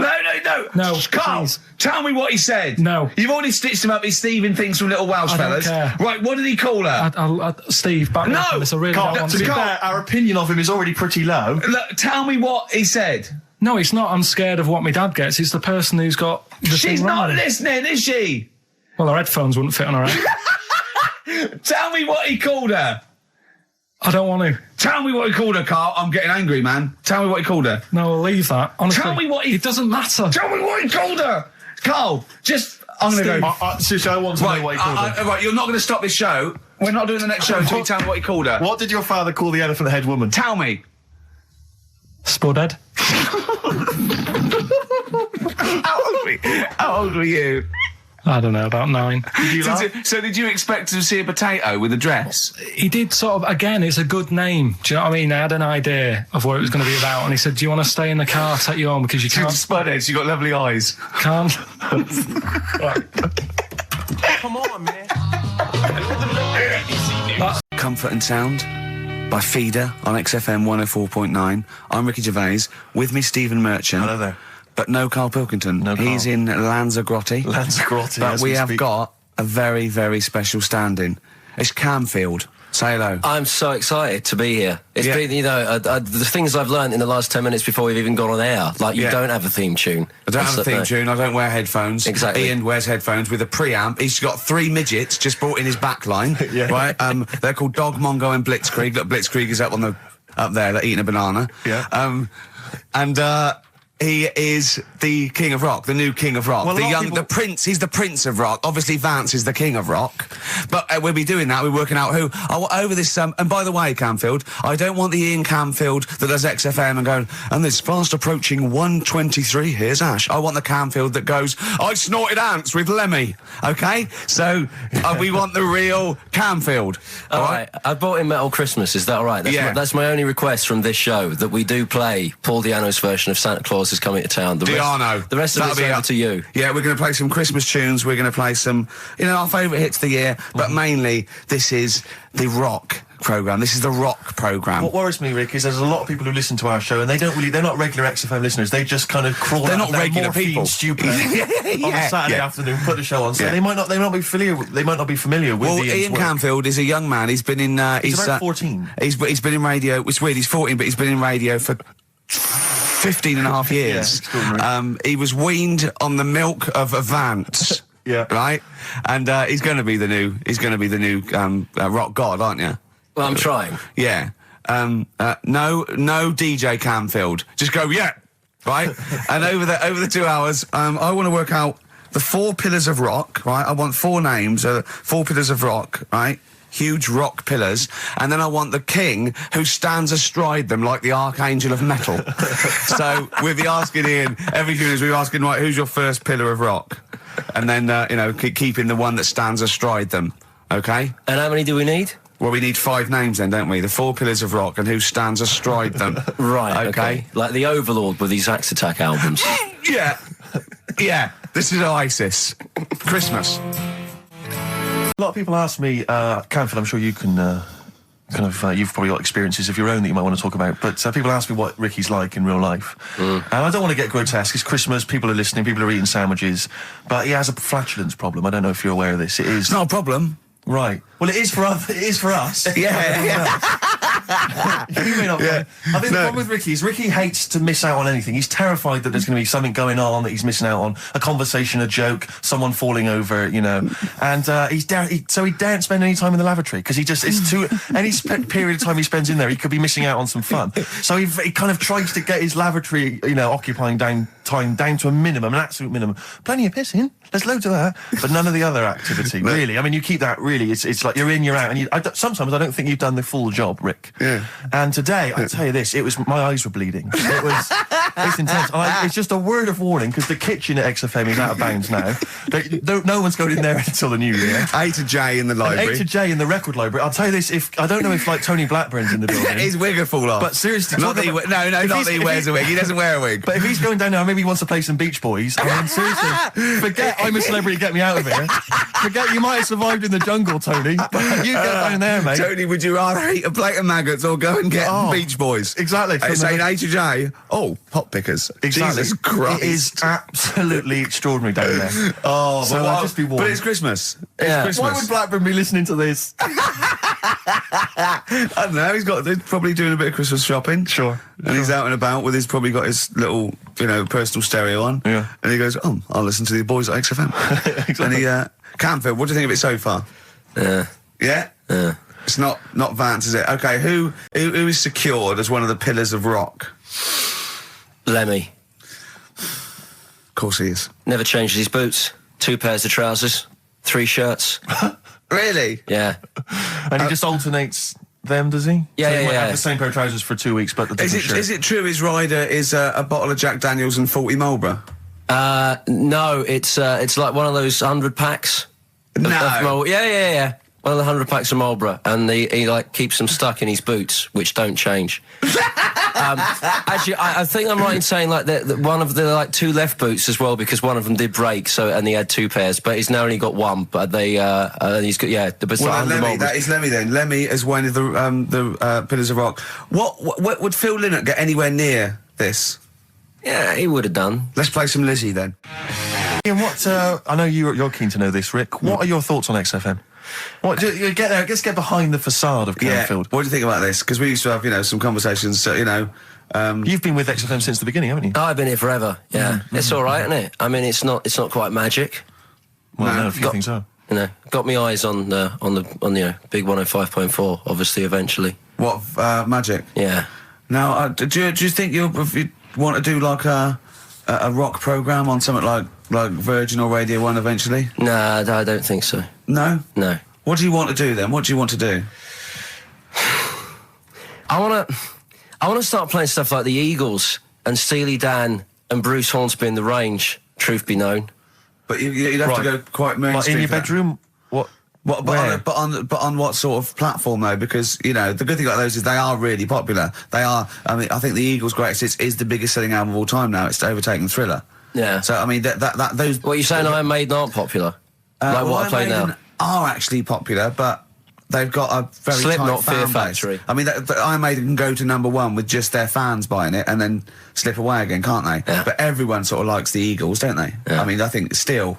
So you could get on sort of like Radio 2 maybe, the rock programme on Radio 2. Who does it at the moment? Is there one? No, there's not one. I should do a demo maybe. Okay, well let's I love the way we're talking about my career and other radio stations I could work for. Do you know something I don't? No, I'm just saying that this place is not going on the tube, isn't it? It's going on the tube. I mean, you're going to be like, I mean, you'd abandon the sinking ship, wouldn't you? You wouldn't hang around, would you? You wouldn't fiddle, as Rome Byrne. I mean, we got a couple of pies cooking in the States, so we're not going to be here to keep it afloat. No, the weekends. But we want to take the good guys with us, right? So when this crumbles and they make it into a car park for Capital, I want to see you on Radio 2 Friday nights 10 till 12, pure rock. Exactly. Do you know what I mean? Absolutely. Right. Well, that's the pitch, isn't it? Friday nights 10 till 12, pure rock. Okay. If anyone's listening to the BBC, it's Canfield. He is the new Vance. Molten Metal. You saw something about the Bermuda Triangle, didn't you? Yeah, when I talked about Ghost, you sort of just, because you don't believe in it. I think it's because you're scared of it, to be honest, and you can't admit to understanding it and actually believing in it. Sure. Thing on last night, Steve. Yes. Bermuda Triangle. Oh, yeah. Do you know much about that? Mainly the song by, what was his name? What's his name? Bermuda Triangle, where people disappear. No, Bermuda Triangle. What's his name? No, Barry Manilow. Yeah. Are you familiar with the lyrics? Bermuda Triangle, where people disappear. Bermuda Triangle, don't go near. Yeah. I shouldn't really make a joke out of it. No, you're right. Go on. But what it is, right? There's a program saying what it's about. What do you know about it? As I say, mainly from what Barry's told me, but certainly planes and various boats have gone missing within the Bermuda Triangle. Planes. Yeah. Yep, but obviously that documentary didn't explore it. He learned a lot about that. I learned a lot about American history through We Didn't Start the Fire by Billy Joel. Again, most of my knowledge of the sort of Tsarist Russia comes from Rasputin by Boney M. Well, listen. Yeah, he was the lover of the Russian queen. They put some poison into his wine. Yeah. They shot him till he was dead. Yeah, which is go on. Right, well, those Russians. Sort of bit of an earthquake in the sea. Sure. Lets out methane gas. Okay. And apparently, if you were swimming out in the sea, and there was like an earthquake and some methane came out, you can't swim in it, you just sink. Okay. Even if you're a good swimmer. What happens if you're 2 lads from your school and they heads? Yeah, that's like a buoy. So you can see them a mile off, and their webbed hands would get them into shore. Because they did actually say even if you're wearing a life jacket, if the water's full of methane, right, you just sink. You just sink. So what it's saying is boats have gone across the sea, got a load of methane in the sea, and the boat just sinks. Right. What about the planes? Is it then sort of planes with little sort of floaty things on? Could be. That'll be the sort they've landed in the sea. Right. And methane's... Well, sorry, Carl, what did the documentary say? Not not I imagine. Yeah, your hypothesis might be one Yeah. thing. What did they sound like? They didn't cover that bit. They didn't cover the planes. They didn't do the planes. Something else they said about it, though. Go on. Loch Ness, the monster, Yep. Sure. probably doesn't exist. Okay. What it is... Interesting. Hold on, interesting. Oh, interesting. It's- What they thought Loch Ness probably didn't exist. Curious viewpoint. Hold on. What proof have they got for that, Carl? How can they go around saying stupid things like that? It's methane, Right. Again, in Loch Ness. and people have seen... what's the lake it's in? Loch Loch Ness. Yeah? It being the Loch Ness monster. Yeah. That's where it lives. That's how it finds its way home. That's certainly the clue. Yeah, Again, again, Carl, that's the clue. Yeah, if it go, and if it's out wandering, it goes, excuse me, would you know where I'm being the Loch Ness monster? Where would I be going? Oh, you'd be going to the Loch Ness if that's your home. It's way over there, you big anyway, monster, you. So the bubbles from the Sure. methane bubble up out of the water. Yeah. People think, oh, God, it's a monster's head. But it's not, it's just water sort of shooting up because of the bubbles. Well, that's two of the great mysteries of the universe solved by Karl P on a Saturday afternoon. That is fantastic. So that makes me think a lot of things. So you know when mediums are sort of like going, oh, I've got something coming through. Do you think they are exhaling a lot of methane gas, and thus making them not think straight? Do you think everything's down to methane gas? Do you think that all the mysteries of the universe are down to methane gas, Carl? What did it say in the documentary you saw? About what? What was the budgie happy? We know that budgie was sad. Was it in a room? Because they used to take canaries down the mines, didn't they? They used to take canaries down the mines, they'd smell the methane, and then the budgie would be happy. I'm not going to teach you anymore. Play a record. Oh, excuse me, and don't be alarmed. I look quite frightening, but I'm merely a nice monster. I seem to have lost my way home. Could you direct me in the right direction? Nice to meet you, yeah, Karl Pilkington. Hi. What's your name? Why do you need to know my name? Well, it might help me to find out where you come from. Oh, my name's the Loch Ness Monster. Okay, alright, give me a second. What was your name again? Loch Ness Monster. See, this is what I mean. I think I didn't see it. I think I know the the question is. strangest... The strangest village in Britain. Yeah. Did he watch it? He called me 6 times during it. Of course he Called did. me 6 times. Now, just explain briefly what this was, because I didn't see it. Well, it was a sort of an experiment. I think I can work out from the sort of 70s. And it was sort of run by, from what I can make out, mainly sort of German Christians. Right. And what it was people with various disabilities, or mental illnesses, Down syndrome,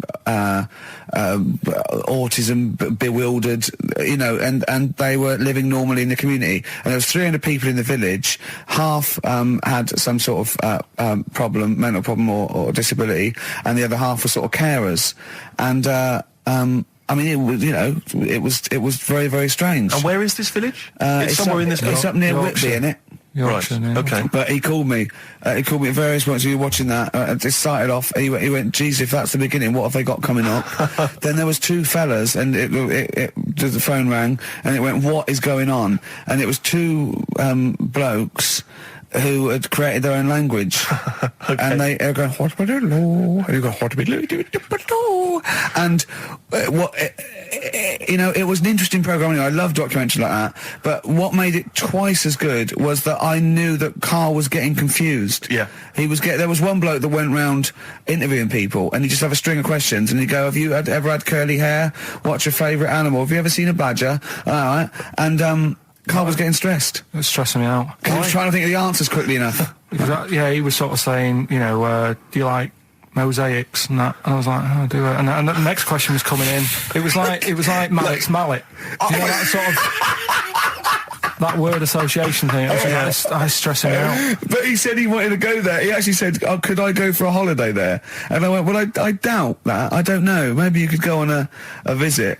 That would be great, wouldn't it? For Carl to walk in there. But the thing about it would be like, Carl would be the ruler. He'd be the king. It would be that in the kingdom of the blind, the one-eyed man is king. I mean, he would just dominate. I don't know. There were some of them were quite clever. Really? Yeah, I don't think he'd. I think he'd probably be average. Yeah. I don't think he'd. Okay, he'd just blend in. No, I don't think he'd shine. Because a lot of them were quite good at some things, weren't they? He didn't like the angry bloke who punched them. There was this really sort of sweet Down syndrome woman called Nan, and she hadn't hung her coat up, and this angry bloke was going, "If you don't hang your coat up, I will." And he punched her, didn't he? Yeah. And poor Nan got it in the neck from everyone. There was another woman bullying her, wasn't he? Yeah. But you like the little the little Down syndrome fellow with the woolly hat who was helping that woman. If I went there, he's the one who had sort of hunt down. So come on, let's go for a pint or something. Sure. But incidentally, do you like mosaics? We didn't establish that. He's still thinking about it. What was his name? That one, that you liked, that you wanted to hang around with. What was his name? I can't remember. He was good. I liked him. He was nice, wasn't he? Yeah. He's the one that fell over, then proposed marriage to that woman, didn't he? Yeah. I remember. I was on a. I don't know if this is all right to talk about. I mean, it happened, so not worried about it. It's all right to talk about. Everything's all right to talk about. But I was on the train, right, coming from Manchester back to London, right? Yeah. And got on it. It was like a Friday night, and it was heaving, like the last train is and all that, and absolutely chocker. Right? Yeah. So I'm walking through the carriages, thinking, is there any seats anyway? Anyway, everyone's like, it's heaving, right? It's people stood up in the doorways. You can't get in the toilet and all that. There's not going to be any chair knocking about. Walking through, and anyway, I see this one empty chair sort of in front of me, right? I think, why ain't anyone sat there, right? I'll just rush to that, get I'll get myself a seat, plonk myself down, right? And sort of turn round, see who I'm facing, see who you're sort of having a chat with. Little fella there, right? Little, Down syndrome kid, Right. Sat there, and he goes, all right. And I thought, right, not bad, but do you know what I mean? They're always talking, aren't they? You ask a lot of questions. Right, so I was like, here we go, 2.5 hours. And I couldn't get up because the thing is, that's obvious. Sure. Right? So that's like mean. I'd never want to be mean, do you know what I mean? No. At the end of the day. So anyway, I think, I'll go to sleep. Clever. Right, so I shut my eyes, and he leaves me alone and that. So then, my phone goes, and I think, right, what do I do? Do I ignore it? Or do I open my eyes and see what it is? Anyway, I open my eyes, it's Ricky calling about something. About nothing, probably, actually, thinking about it. Wasn't even worth answering, right? So anyway, but I'm awake now, aren't I? So he's like, hello? And I'm like, all right, mate. And he says, you're muscly. You're right. Oh, God! And I said, yeah. And he goes, why? So I said, no, just am. It's, again, stressing me out, because I was thinking, why am I muscly? I don't go to the gym. And, I'm not muscly, I'm in good shape and that. Well. So then he wants an arm wrestle. On a crammed train from Manchester, so I've got another hour and a half of this. When you talk back, he'd soon have got up and left. If you'd have started asking him questions, he'd have got up and left with the drivel you come out with. So anyway, do you know when you're under pressure, you're thinking, well, he's said that I'm muscly, right? So do I do it or not? And there's people watching, not joining in, not sort of having a laugh and that with me, just like watching but pretending they're not. Oh, and I'm God. at one of those table seats, and he kept saying, come on, I want to arm wrestle. So, and he was getting loud, and I thought, I best just start an arm wrestle. What do you mean? I best just have an arm wrestle? What do you mean? Get it over and done with. I had to... if he's going to keep asking, I had another hour and a half on the train. Oh, God. So anyway... Oh, my God. I'm thinking who won. Well, I'm thinking, were people putting bets on? How was it working? It was stopped, and just as well, really. What do you mean it was stopped? Stopped, how violent was it getting? No. He was winning. I was struggling a bit, right? Yeah. And he was really taking my arm down, and then he sort of let go and started laughing. And I thought, thank God he let go, because I would have made, you know what I mean? If I lost that, everyone's in the train looking, and all the rest of it. I never felt it suddenly serious to him. He's got to win this. Anyway, Pilkington. But then he just, then we were chatting about favourite food and that. He likes sausages. And I said, he said, do you like sausages? I said, yeah, they're all right. I like a bit of Chinese and that as well. And he was saying, I can't have Chinese. Not allowed Chinese. Why? Don't know. He just said, it's not allowed to have it. But yeah, I had a good long chat about stuff and that. But So you enjoyed it in the end? in the end, it was all right. Yeah, it's just. What do you expect? Okay. No, but it's that thing, isn't it? It's whenever you're faced with something different, Yeah. it's always awkward, isn't it? And that's the thing. You talking about him now, or you? And I think I did all right, because everyone else was ignoring him, but Yeah. I probably made his day pretty good. Yeah. We were a nice bloke. I like the idea that newlywed couple are probably thinking that's going to be a similar journey down to Cornwall. Just doing some research, right? I'm sort of working my way through different creatures and insects and stuff that's on the planet, Yeah. right? And finding out if we need them or not, right? Yeah. Do you know much about snails? Well, sea snails. Well, yeah. Snails in general. I don't know much about snails, land snails. I know a bit about sea snails, like whelks, top shells, that sort of thing. Would you say they're important? What sort of sense do you mean by important? Say if we had to sort of get rid of some animals and insects and that because we're running out of room. Right. Do you know what I mean? Because I'll tell you what I know about some snails. I don't know if this applies to sea snails as well. I mean, I called you today because a lot of other places are shut. Yeah. Right? So I know they like to eat stamps, apparently. The glue on stamps.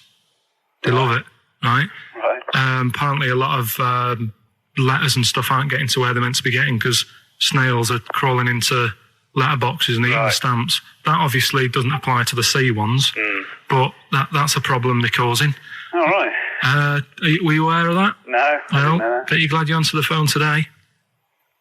Right? They love beer, Beer, yeah, who doesn't? and also, I don't know if this is right, but I heard that they sleep for 13 years, or can do. Right, I wouldn't know if they can sleep for 13 years or not, but... I mean, sea snails are pretty important, yeah, they do quite a good job in the sea. They graze on algae and they provide food for other animals. I mean, you can say that about any fish, you know, or any animal. Why do they exist? Would you be upset if, someone said, we're getting rid of them? Oh, yeah. You would be? They're an animal, I wouldn't... Forget being like favouritism and all that I get for them, right? There'll be other things knocking around you can sort of spend your time looking after. You'll still have a job. Don't be worrying about that. Because I'm not going to get rid of all the fish. Jellyfish need looking after, so you're safe. Yeah. But do we need them? Come on, there's loads of people saying, come on, we've got to move on through the animals, and you're holding them up saying, well, I want to keep them. Well, who's saying we need to... That just sounds a bit crazy to me. Just imagine. Do you know what I mean? And they would come to you because you work in an aquarium, so they'd be asking for your advice. Right. And you're slowing it down. Well, they asked for my advice and I'm giving it to them, so, that's what I think anyway. Yeah, but snails, like I say, they drink beer and that, What did they do apart from some food for a whelk? They were around, their descendants were around a lot longer than we have been. Yeah, they've been around a long time, but what have they done? Well, they survived that long, so they must be doing something pretty good. Well, apparently they sleep for 13 years, so really, even though they've been around for ages... I don't think that sounds a bit... But I don't think they sleep for 13 years. Not all of them, just the tired ones. So, snails, do we need them? Well, yeah, I just think they've got to, just as, it's not for us to say, do we need them or not, we can't. So you think we should keep them? Yeah, definitely. Right, listen. Right, so they're making this documentary, right? And stumble across a little gang of... Come on! Get on with it, please. Little gang of monkeys. That's Yes. the first time I've ever laughed, I'll hear that. I know. Well, brilliant. What do you want, a cake? Come on. Can we play a song? Oh, I don't understand what is wrong with you, you freak. It's making me laugh. Just tell us the story. All right, then. All right. So anyway, right, so there's this documentary being made. They found a little gang of monkeys. Right, play a song. I don't know what's going on here. I apologise. It's just if you were looking forward to monkey. Got to hide your love away. According to the Beatles on XFM 104.9, I'm Ricky Gervais with me, Steve Merchant. Right, Carl, come on. Where monkey were we? news. Where Everyone's composed. The jingle, please. Oh, chimpanzee that monkey news. Excellent. Okay. Right, where were we? We would just start again. There's some people making a documentary. For what? Okay. Making a documentary in the jungle and that. Right. Stumble across a little gang. Okay, come on. All right. A little gang of monkeys. Yeah. Oh, come on. So the camera crew are there filming it. Yes. Everything's going normal. It's all fine. Nothing odd about it. Okay. They're not running a restaurant, they've not got any barber shops, nothing. No. Just regular monkeys going about their business, yeah. So anyway, What normally happens is the monkeys sleep with the partner. They already do what? They don't sort of sleep around and that. Once they find the girlfriend or the boyfriend or whatever, they stick with them, right? Okay. But anyway, they were watching this one, right? And it's going around a bit, sleeping around. Oily. And it was getting fatter. They thought, this is a bit odd. Yeah. Right? So, followed it round. And, see it having it away. Turns out, little prostitute.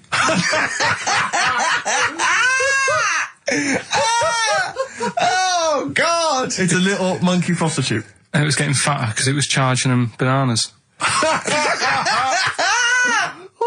a load of old rubbish. Charging them bananas! What was it, a boy or... It was a... Woman. Little woman monkey.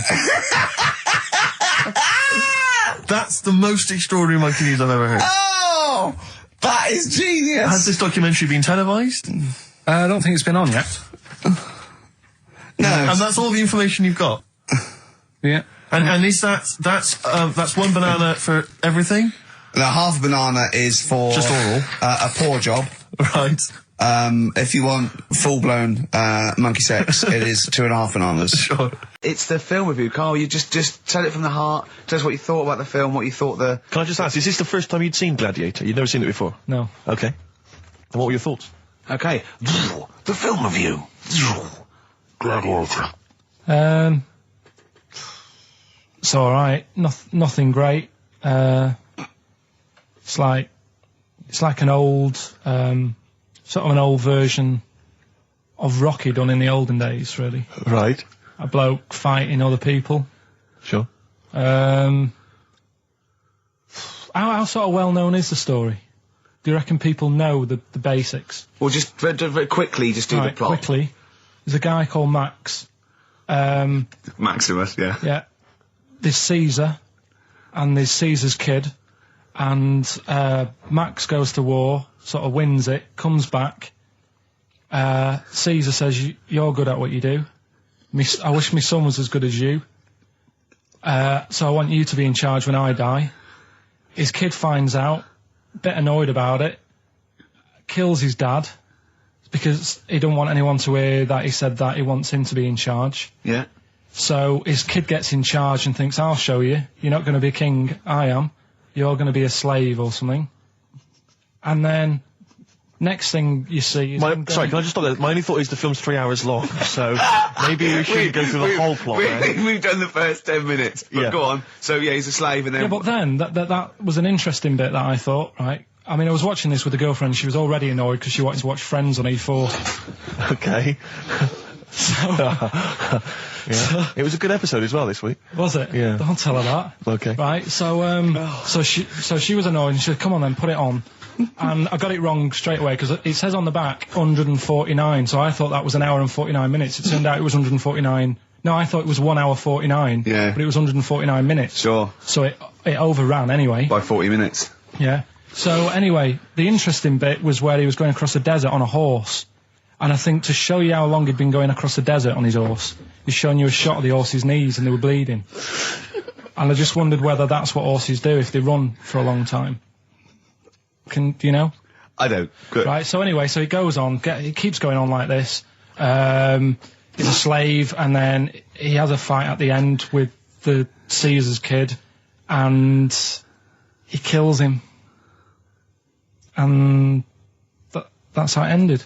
Okay, good. What did you think of it? Just generally, what bits... What do you think was wrong with it? Right, well, I've read up on it, and there's already a fact that is wrong. Right. Caesar's kid, he didn't actually kill his dad. His dad died of a natural death. Right, in real life, you mean? Yeah. Okay. And what's Caesar's kid's name? Comedian or something? I think it's comedian, yeah. Yeah. That's where the name comes from. When a funny person is called a comedian. He didn't actually get killed in real life by Max. No. He died by his sister poisoning him, and he didn't die. No. Are you saying that this is not a historical document? It's wrong. All over the place. Yeah. Well, next week I'm giving you Braveheart, and that is actually true. That is factually No, accurate. I can't handle It is. It was a little Australian fella that helped him out. Just for people who watched it, you Go on. know that the guy, Caesar's kid, Yeah. he died. His sister tried to poison him. That didn't work. Apparently, he was a gay fella, and his boyfriend, who was a wrestler, strangled him. That's Well, where did you get this information? on the internet. I thought I'd look it up to see how much of it I actually got right, Yes. and that's what I read. Okay, so out of 10? 5. Really? Yeah, Okay. it's no good. I wouldn't get it out. It's annoying the way it says, like, you know, this film's got to be seen at the cinema, because I saw it at home and I don't think I missed out on anything. Very good point. I think that's probably the point they're making, but yours is valid too. We'll play a record, and after that, I'm going to ask you about Rasputin, the Mad Monk. Go on then. When things like that happen, right, you know, you've been told not to mention it, Yeah. and you're like a little kid, Yeah. and once things are in your head, Yeah. it's difficult not to mention it. I mean, when I was a kid, Yeah. Go on. right, my mum's sister Hazel Right. was seeing another bloke. It's weird because she's a lesbian now. It's really weird. That must have been an interesting Christmas. But anyway, she was seeing this bloke, and he looked like Ken Dodd, apparently. He looked like Ken Dodd. Looked like Ken Dodd. So people said, don't mention it because it gets on his nerves when you like meet him and you go, oh god, you look like Ken Dodd. So I said, all right, his name's Will or whatever. And I was introduced to him. First thing I said, nice to meet you, Ken. Did you do it as a joke, or did you? No, because you know when you know that he's like, I'm not allowed to say that. I can't say that. I mustn't say that. Can't. And then I saw him. I thought, Jesus, does look like him. It just came out. Was it Doddy who turned her into a lesbo, do you think? Well, he wasn't a good-looking bloke, so possibly. She started going out with Esther Ranson then, which is weird, out of the frying pan. What was the story with the lesbianism then? How did she announce that to everyone? What age was she when she realised? Well, I mean, we're not a close family, do you know what I mean? We're not the sort of family who keeps in touch with everyone. And I think my mum called her up one Christmas and sort of said, you know, how's the Diddy Will? men? Yeah, how's Nutty Ash? And she said, oh, no, I don't do that anymore. I'm knocking about with Sandra or whatever. Right. And it was like, oh, right. Not big butch Sandra with the big earrings and the skinhead. He used to live down the road from you.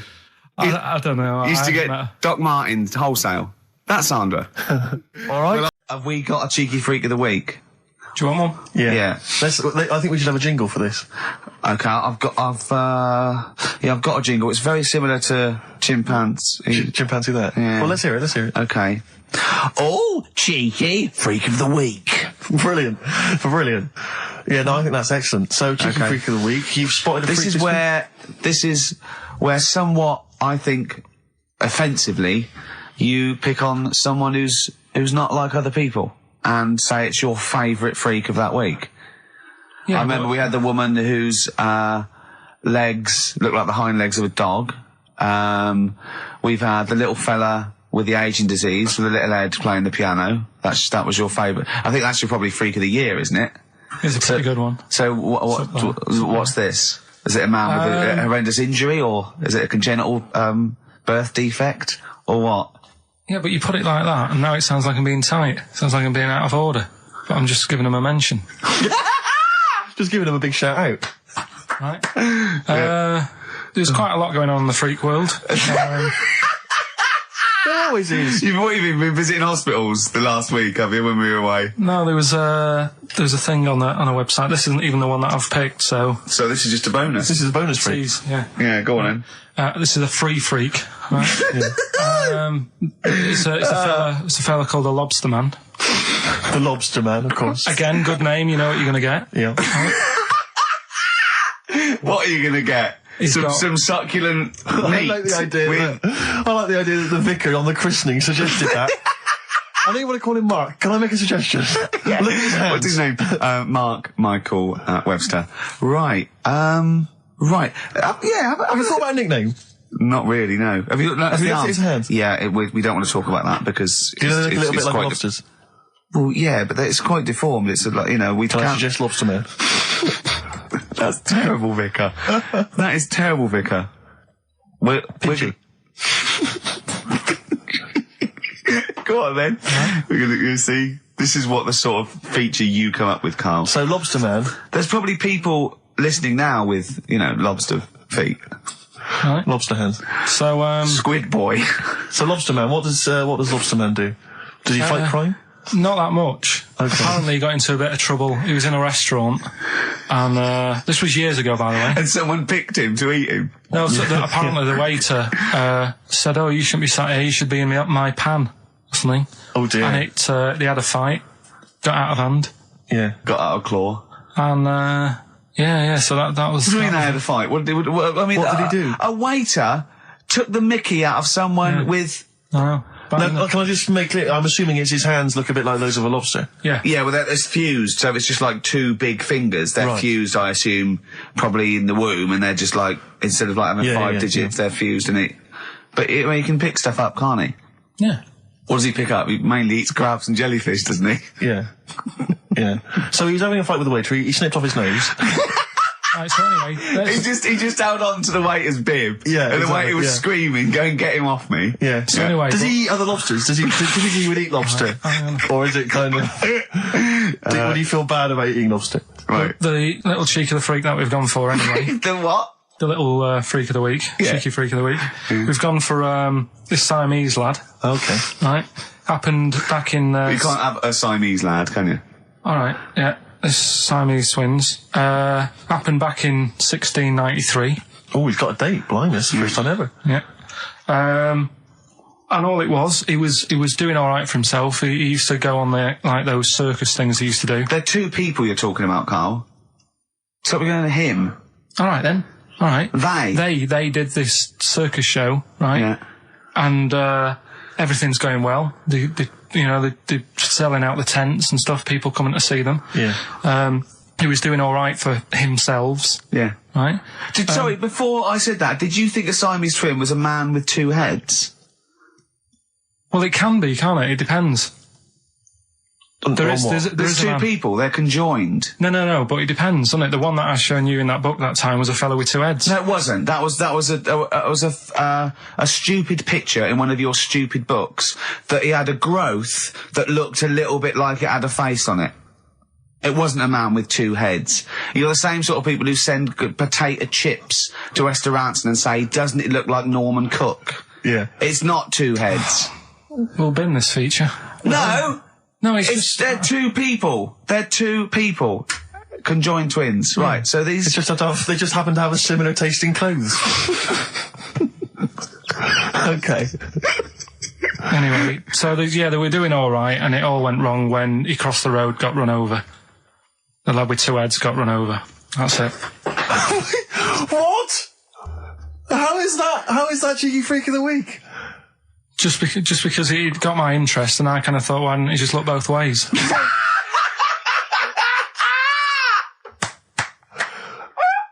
I'm intrigued to know Why wasn't he looking both ways? I'm intrigued to know how you get run over. What was it, 1629? Yeah. Well, it's horses and that, wasn't it? Yeah. Oh, why wasn't he looking both ways? Karl Pilkington, you are a genius. Play a record, you fool. Cheeky freak of the week, do you want to... Oh, definitely. Should we do Cheeky Freak of the Week? Cheeky Freak of the Week? I can't wait. I'll always do these. I'd start off with these. Alright, well, let's have the jingle for Cheeky Freak of the Week. Oh, no. Do you remember it? No. I remember it. Oh, Cheeky Freak of the Week. Brilliant. Something like that? I want some more, though, because that was slightly half high. Oh, Cheeky Freak of the Week. Excellent. Right. This, we're going back again. Yeah, 17th century? Well, it was 1829, right? Oh, I'm impressed. Now, the problem is with Cheeky Freak of the Week... Not so much the week, is it, if you're going back to 1829? Well... Not even of the century. You haven't even done Cheeky Freak of the century. There's... What's the problem with Cheeky Freak of the Week? Just because... Other than the sort of moral implications. Yeah. Well, last week, it was a fellow with two heads. Yeah. We've done Siamese twins. It's Siamese twins again.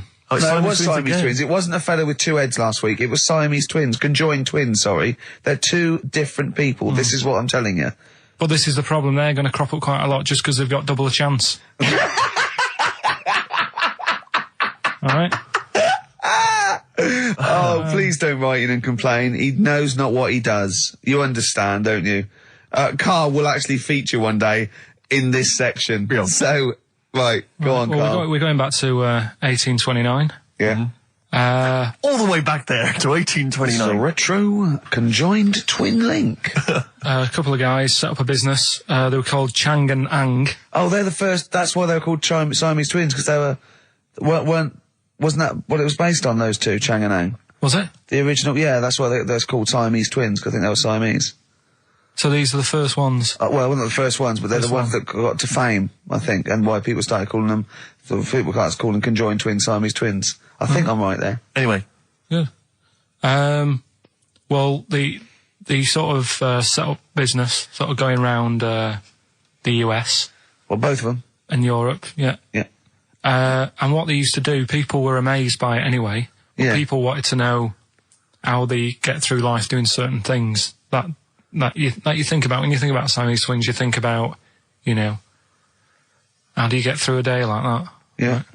Right? And the thing that cropped up the most with people was how they take a bath.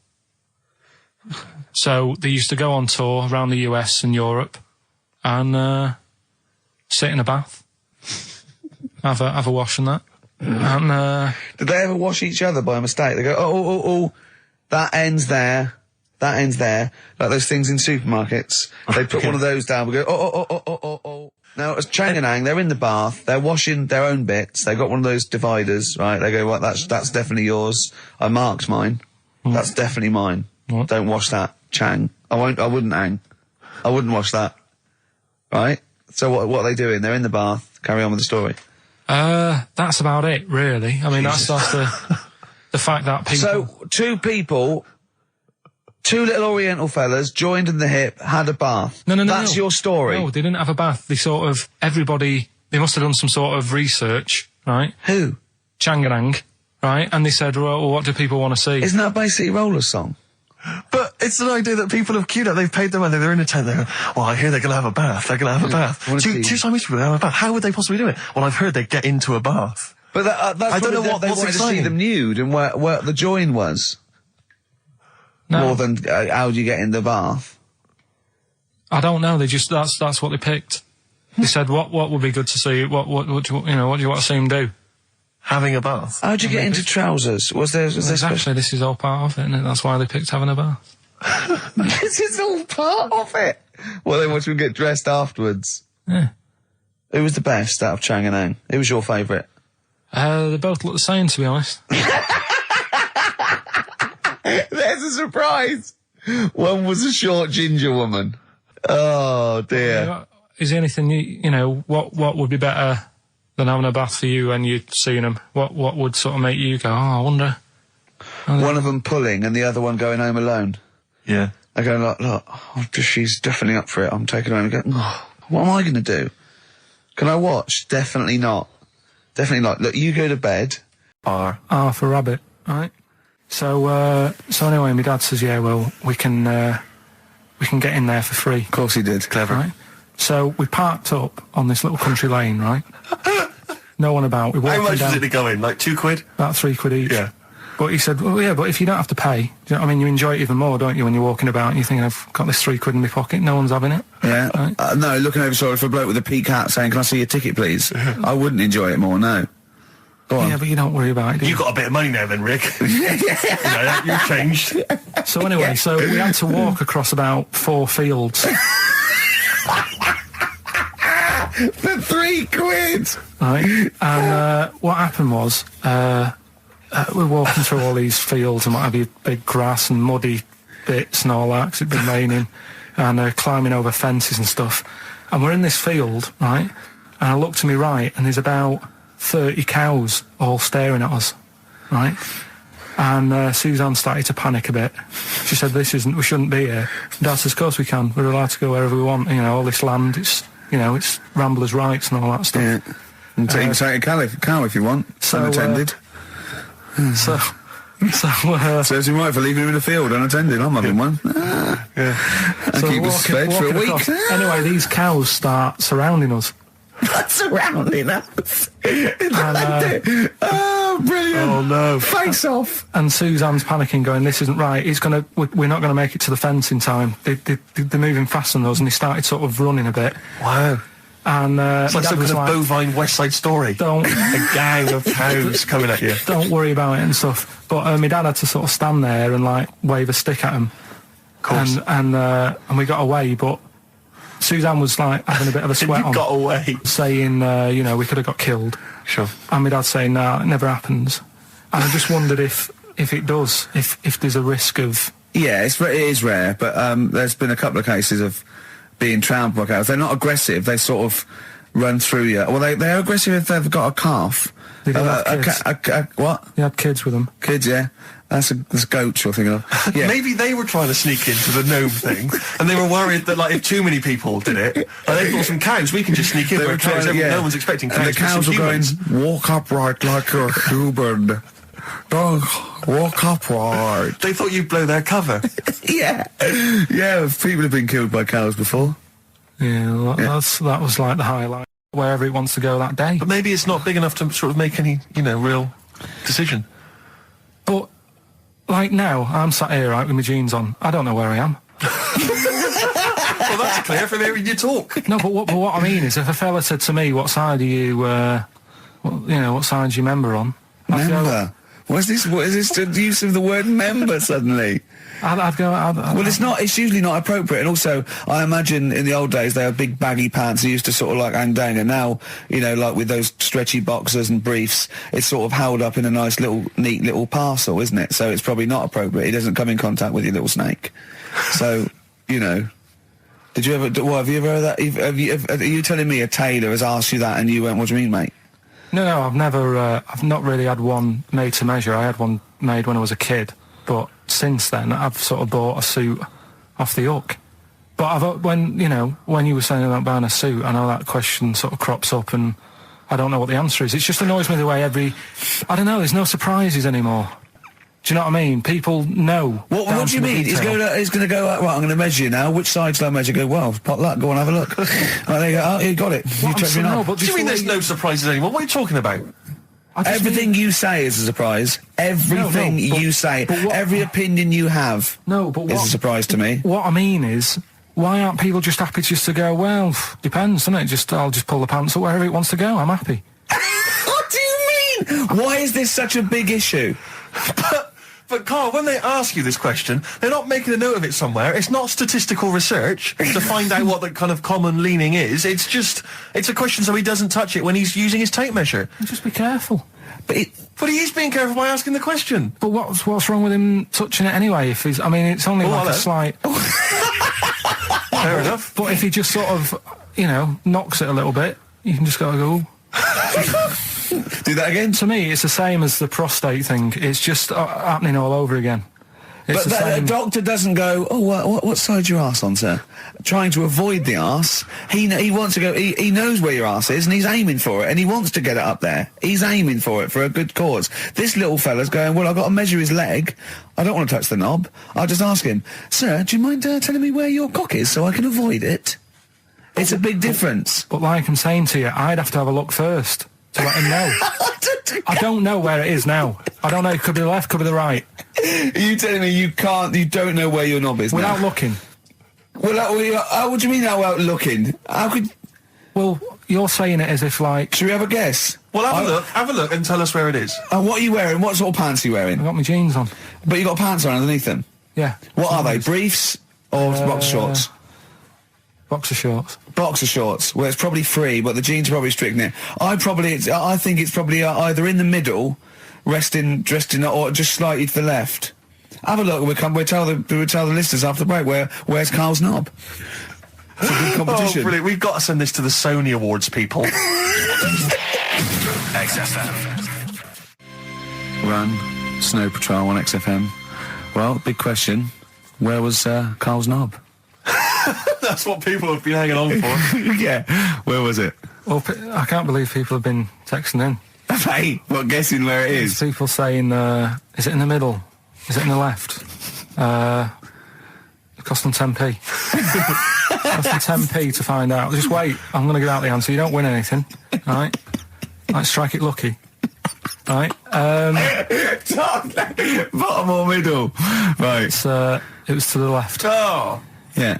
I went with the right. That's annoying. See, I thought it would be to the left. If not, maybe if it was all scrunched up, sitting down on your lap right, it might just pop up to the middle. Just pop out. Like, you know. Well, next week we'll be finding out where yours is. Where's Ricky's bollocks? Right then, which leads us nicely into... Knob news. Oh, I didn't get an onion, I'll have that.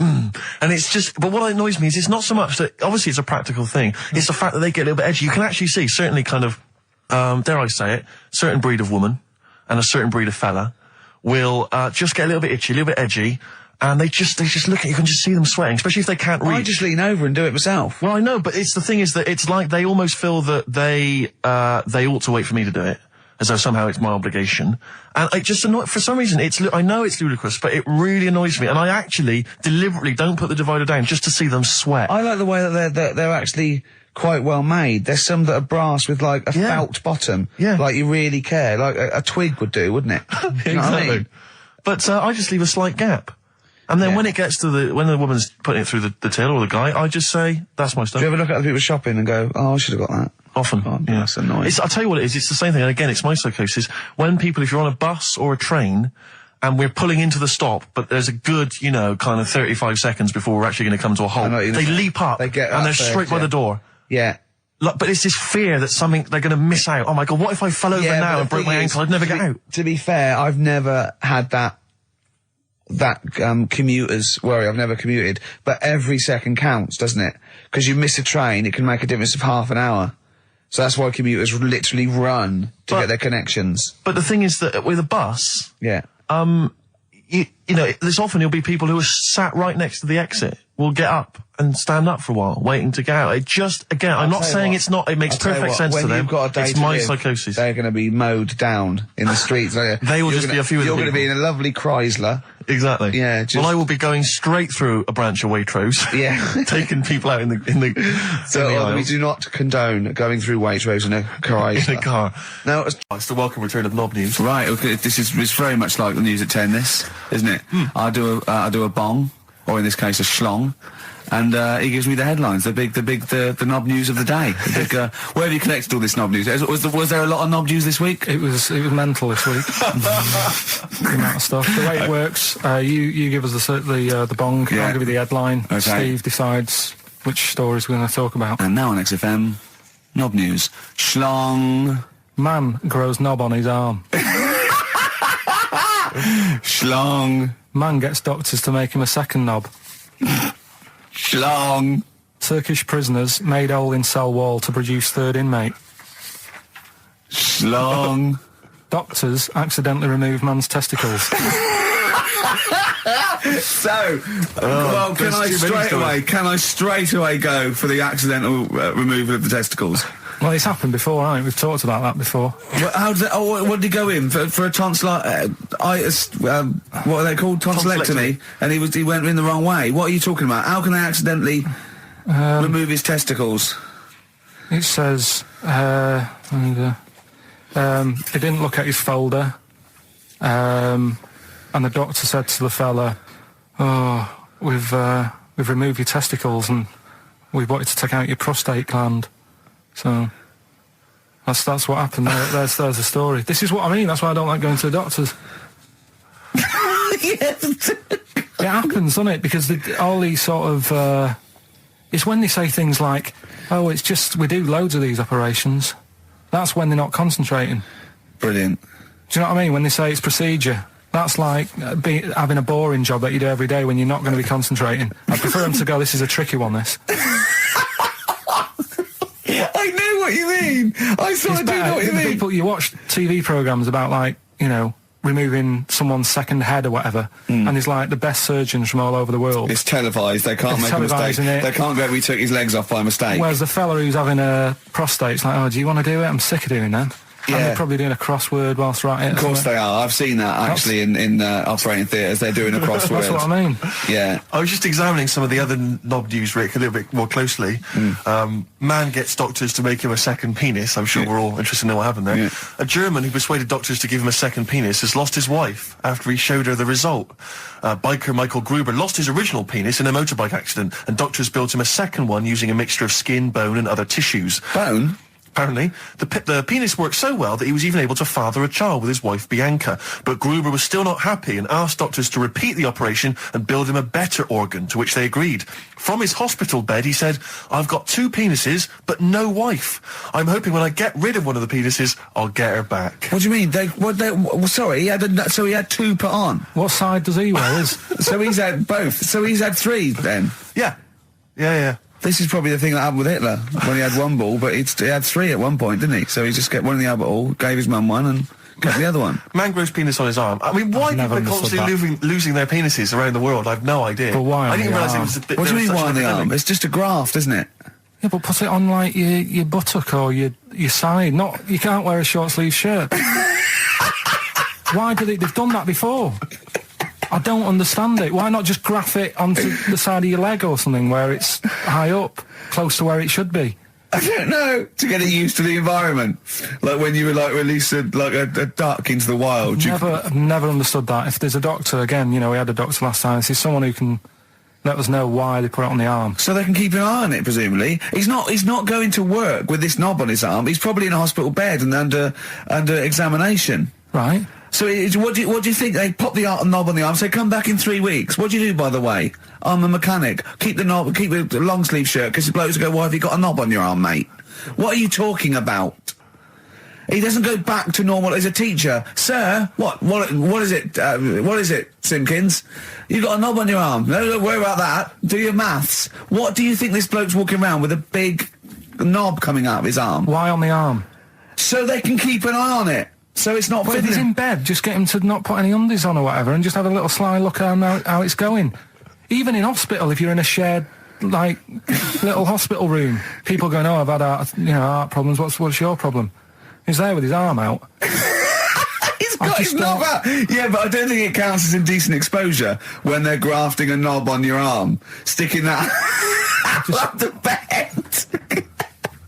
Imagine if he's driving, he's just got it out the window. People driving by. Yeah. At the end Is that bloke giving me the finger? At the end of the man grows penis on his arm story, it says, a Moscow surgeon said the man will be able to have sex in a few months. He said, women will never suspect. But what kind of a doctor talks like that? Yeah. I'll tell you, it's his cock now, seriously. The birds will never know. He'll be able to go berserk. Yeah. They'll never realise we grew it on his arm. That is unbelievable. Will he have a little scar on his arm, do you think? Yeah, I don't get it. Like I say, 83936 if there's a doctor out there. Or indeed if you've ever grown Or a tailor. Making you a shirt. What side do you wear your cock on, sir? It's my left arm. What's this? Bit of stones? Yeah, beautiful. Lay it on me. But if you want, I'll pay for you to take history again. Carl, we'd love to see you get a C or above. And Well, we're I'll willing pay to... for you, and I'll get you some books. Right, now listen. We can, let's get, I reckon, when are the exams? June? Something like that, yeah. We'll try and register next week, and I reckon you can get an A or B. I'm history. Busy, I'm In busy. history. No, don't worry about it, it's just easy. I get you Brody's notes. If Heat magazine, they love you, Carl. They could probably sort something out. They could probably pay for a tutor. They got a lot of money, they sell a lot of magazines. I mean, it is almost always, and you found out, I discovered this, it's always the Tudors and Stuarts. There's no fear for them not coming up. Now, what do you already know about them? You must already know stuff about Henry VIII and Elizabeth. No, because it's too long ago to even get interested in. Do you know what I mean? You can't. Is that why you relate to didn't- it. Okay. The Anderson thing, it was like, God, I bet my mum and dad were in an Anderson shelter. This is interesting. What, when they... Oh, my granddad would have, had something to do with this. But the Tudors, it's like, I don't know even if they had a family back then. Play record. We come back. Hang on. Sorry. Just because I need to introduce the new feature. Yeah. For the I record. don't know if I had a family back then. Carl, listen, let me just ask you now, right? If you can finish this sentence, we've got a chance. Divorce beheaded died, divorce beheaded... died. What is it? We just need to do a little bit of work, but otherwise I think you're going to be fine. It's how you remember what happened to Henry VIII's wives. They're little... Divorce, beheaded, died. Divorce, beheaded... It's like spam. Support... What's it? Support, protection, anchorage, movement. That's how You're going to... That's nothing to do with the Tudors and No, Stuarts. that's to do with the skeleton. Yeah, see, no, we're not doing biology. Mnemonics and acronyms. What happened to Henry VIII's last wife? Did she die, or did she not die? Divorce, beheaded, died. Divorce, beheaded... Do you know that the only king that has got a moustache is... No. The only king that hasn't got a moustache is the King of Hearts on the playing cards. Karl is genuinely... I don't know if he's actually upset or embarrassed, but it doesn't matter. Why does it matter? You were 15 and didn't go to school. If you were my friends, I think you would have just said, oh, we can't find them. Why? Because But you doesn't matter, What's though. to do with that? Well, what do you mean? What do you mean? It's ridiculous. Do it again because you want to learn, because there's great things in the world to learn about. Don't worry. The GCSE is vocational. Is vocationally for a 15, 16-year-old to go on to do A-levels or whatever, or to get results. But you don't need that because you've done very well. You don't care about the Tudors and the Stuarts. I mean, you know. I mean, I've had a couple of jobs, not this one, because you don't need qualifications to get a job. Obviously. In the radio. Yeah, obviously. You're absolutely right. But Yeah. ones that I have got in the past, I did, because I didn't collect them, I had to lie. And I didn't like go mad. I didn't say I had A's and stuff. But I didn't put history down because I didn't even know I did it. So it's a bonus. I kind of treated myself to like a D and a couple of C's and that, so it's like, well, he's not...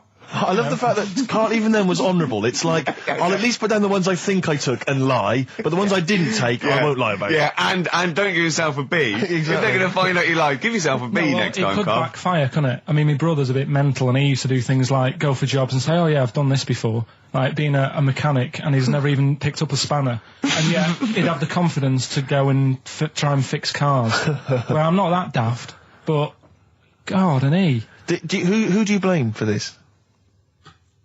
That's just an easy way out. I have to blame myself. Don't I? Yeah. What was the teacher like? Well, there's loads of different ones. I didn't like... I mean, the history teacher, it is my own fault, because with her, she's a bit mental. And I used to kind of stop the lesson by saying, oh, miss, tell us about your fireplace you've got that is made from a gravestone. Because that's what That she would had. stop any English teacher in their No, 'cause- tracks. and she loved telling you about it. 'Cause Yeah. It was like, oh, I learned brilliant. that from a So teacher, that's why yeah. I didn't know about divorce, head loss, and all that. Yeah. Dandruff legs. Because- Horse, head loss, dandruff legs. But remember now, divorce, beheaded, died. Divorce, beheaded, survived. That's all you got to remember. And what's that? That's what happened to Henry VIII's various In order. wives. In order. What does it spell out? No, it doesn't spell out spell anything, you just it's gotta remember saying the it. rhythm. In order in which he married. Yeah, but it helps. It's like when my mum taught me the alphabet. She taught me as like a song. A, And like B, C, constant- D, E, F, G. Yeah, constantly. No, not like that. Huh. That's how everyone else could do it, and I couldn't do it that way. Right. What That tune did she do A, it B, to? C, D. It was A, B, C, D, E, F, G, H, I, J, K, L, M, N, O, P, Q, R, S, T, U, V, W, X, Y, Z. I feel like, it feels like Christmas Day. Well, you didn't get the gift you wanted. Yeah, do you know that, like, anticlimax? Yeah. When, You've been looking forward to it for so long. yeah, you know, Well, I mean, I knew you were looking forward to it. That's why it took you 14 years to get the result, and then it was 2 other people that got them for you. Do you wish that we hadn't done it? no. It's alright. It's alright, isn't it? What's your girlfriend going to say? I don't think I'll see her again. She likes a man who knows about the Tudors and Stuarts, does she? Yeah, first gladiator, then the... Yeah, you've been bluffing. Whenever she said, where did you go to studio? Go, good. Like, lots of things, but look, there's a bird. What happened to Henry VIII's last wife? Oh, I wouldn't. Oh, yeah. Oh, look, Friends is on telly. This is on. No, I just changed the subject by saying things like, you know, about the only king in a pack of cards. That threw off the scent. That threw us off the scent. That wouldn't fool an invigilator, would it? Steve, I want to talk to you. I think it was, might have been Wednesday night. I was in the pub. Phone goes. Karl goes, "Are you watching that thing about parasites?" Right. I went, "No, I'm out." He went, "Oh, fell with a maggot in his head." Fella with a maggot in his head. Yeah. And they go, oh, no, he's pulling it out now. Oh, God. I said, well, I'll get it. I said, yeah, see you later. About 5 minutes later, I get a message on my phone. Beep, beep. I look at it. It just says, oh, no, there's a fella with his fish up his cock now. There's a fella with a fish up his cock? Yeah. Right. Okay. Do you want to explain that, Carl? Is it one of those little ones that swim up if you're having a slash in the Amazon? Yeah. Yeah. That's weird, isn't it? But it was still like stuff like that. It started off with What does the fish do when it gets in there? just sits there. Why? Well, what else can it do? No, but why does it go up there? Don't know. I didn't listen to that bit. But listen, it started off with a fella who had a bit of meat and got a tapeworm inside him. Yeah. And he grew it for however long, and then it came out at the end. It was about 7 foot long. On purpose? Yeah, he did it on purpose. Yeah, for the program, right? I think yeah. Probably slimming, isn't it? Well, I was thinking that could I mean, you're a fan of Waller. Could he purposely have about 8 of them? What, Rick Waller? Yeah, It's a good idea. because they were saying how they eat, a lot of stuff when they're in you. They just eat all Well, of it. they take enough so you don't die, and nor do they. Yeah, but I mean, you've got to keep taking them out, haven't you? Because you'll still have the same weight because it's got to go somewhere. So you'll have them in you. What you got to do is like let them eat your meal and then take them out. Do you think worm watchers will catch on? Yeah. So anyway, so that happened, right? And then there was a woman with a maggot in her head. A woman with a maggot in her Yeah, head? she went on holiday, it got in there somehow, and Stowaway. it just it was massive. And the thing is, she had a hole in her head, and she's there being interviewed with the doctor, like, and you can see it just sort of sticking its head out. Like, do you know when you see a cartoon with a maggot in an apple, Yeah. and it looks around like that? Yeah. Why didn't they just take it out there and then? I think they could have done, but the doctor's messing about. It's like, well, it's good for the show, isn't it? And they left it in there. And another bit. This was the best one, right? Grab it! Right, there's this fella, and he was on his bike, right, Yeah. cycling to work or whatever, and he sort of sees this thing in the corner of his eye. Right? Literally in the corner of his eye. Or you mean he saw He just said he saw in his something. peripheral He vision? saw Okay, something yeah. and thought, what's that? Yeah. So he thought, oh, doesn't matter, whatever. And he stops off at a cafe, right, get a little scone, a tea or whatever, and he goes in there and he's sat down, and the waiter comes over. He says, yeah, what do you want? He said, I'll have a scone and a tea. He goes, all right then. So he goes to get it, comes back. As he puts the tea and the scone down, his face is like, what is that? Right, like a look of frightenedness on his face. Right, drops the tea and legs it. So the fella's going, what? So he legs it after the bloke and goes, what? And he says, oh, something came out of your nose. That was massive. Sorry, something came out Listen, of the this guy's is all survey. true because people would have watched it, so don't start saying it Sorry, didn't but hang on, I happen. just need to clarify. The guy on the I bike... don't believe he ran away. Wait a I minute. don't believe he legged it. I don't believe he had a look of frightenedness on his face, and I don't believe he said something massive came out your nose. Wait a minute. And I don't even believe he had a cup of tea and a scone. These are the things that I think are embellished. But who had something coming out of his nose? Was it the guy serving the scone? The one who was on the bike who ordered the scone, Yeah, but what It was came it? out of his nose. Yeah, what was it? Came out of his nose. right? So he goes home and he thinks, I've got to sort this out because it's not good and that. So he But sat... what? No, it was out of his nose. So you mean it poked out of his nose? It didn't come out. It just said hello and then it... It was like the maggot in the head. Yeah, He yeah, just it just- popped his head out, had a look around and went back in. Why Like, did the bloke drop the tea and run? well, it's weird, isn't it? All right, so he goes home. He goes home and he goes, oh, God, So he sits in front of the mirror and he's sat there waiting. This thing comes out. Again, sort of looks round, goes back in again. So he goes, oh, No scones. right. No, it's... So he goes, I've got to sort this out. He goes to the doctor's, says to the doctor, I've got something up my nose. It just keeps coming out and having a look round, going back in. Didn't say So that. the doctor's like, oh, I haven't heard of that before, right? Didn't say that. So sat there. He does it again. The doctor looks, frightened again. Runs away. Yeah. He Well, he's got a look of frightenedness on his face. he had a look of medical frightenedness. He dropped his stethoscope and legged it. No, he said, I know what it was. So what? So you got a leech up your nose. He had a leech about that long. What's radio? Well, how long's that? 4 inches. 4 inches coming out of his nose. Next time it stuck its head out, he grabbed it, pulled it out. That's horrible, though, isn't it? Isn't it? Can I just remind people, just let people know, when Karl was saying it was about that long and Ricky said 4 inches, he was using his fingers. Oh, yeah, he didn't have his... No. There's nothing else there. Fella out, no. So he had a leech up his nose. How did he get a leech up his nose? I don't know, again, I'm not that bothered about that bit. It's just all the footage and stuff. Oh, play a record. Brilliant programme. I'll tell you what. Go. Right, okay, after...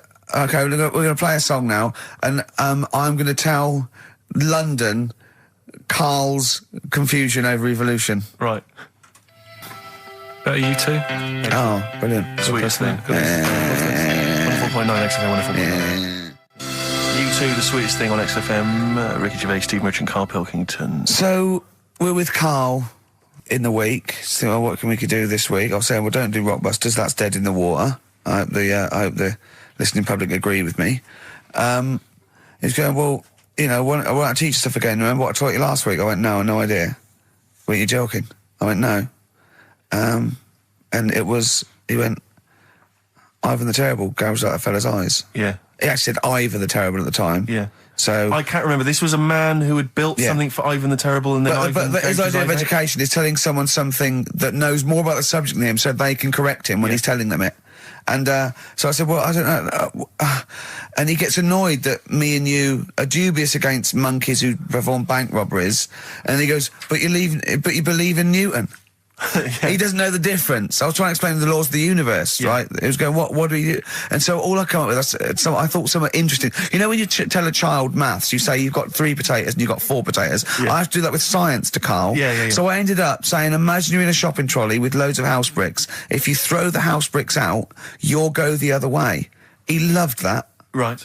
He didn't you? Because I didn't know that would happen. And it's sort of useful to know. It sort of explained a bit to me and stuff. Yeah. Right? And that's why I like doing stuff every week. I think listeners go away going, well, I didn't know that. Do you know what I mean? Karl told me something there. They forget it instantly, just like we do. We're friends of yours and we forget it instantly. No, the annoying thing with you is, Steve, not so much, Ricky, at least he'll listen now and again, he'll just dismiss stuff straight away. I told you loads of stuff yesterday, I taught you loads of stuff. But Karl, what you consider education... hang on, what you consider education, I consider tittle-tattle. Well, it's not education. Do you know what I mean? You seem to think it's education. It's just kind of gossip, stories you've sort of half read. Right, all right. Example of yesterday. Goldfish have longer memories than people think they do. Yeah. You said no, it's rubbish. No, we didn't. We said, where'd you get that from? Where'd you get the information from? Yeah. There's not enough information there for it to be educational. Because what you said is also longer than relative. you think. I don't know. Because that as a statement, it has no objectivity. Goldfish's memories are longer than some people think. That isn't a fact.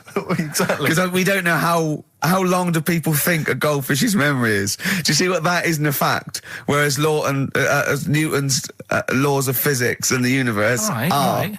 Yeah, but it was just a little thing.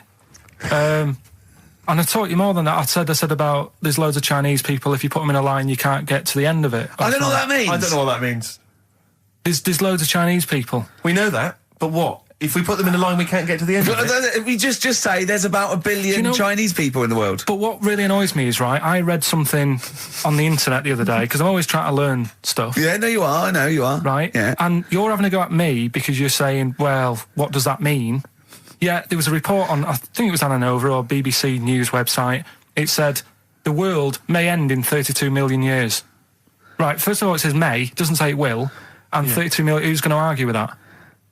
And yet they're allowed to put that on a website. You're not having a go at them. No, but you didn't read on. There's more information. That wasn't meant to be a newsflash to worry people. That was like, oh, scientists have discovered that possibility. That was just like. Yeah, but again, possibility. No, but Karl, but there's the 8 other paragraphs that you haven't read. You see, that'll have to give explanations as to why they think that might happen. So therefore, it becomes a news item. It becomes educational.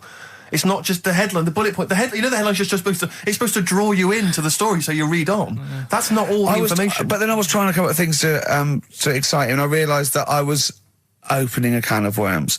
I was trying to come up with facts for him. He was going, give me facts. So I said, oh, okay, why can't an owl, why does an owl have to turn its sort of head 180 degrees.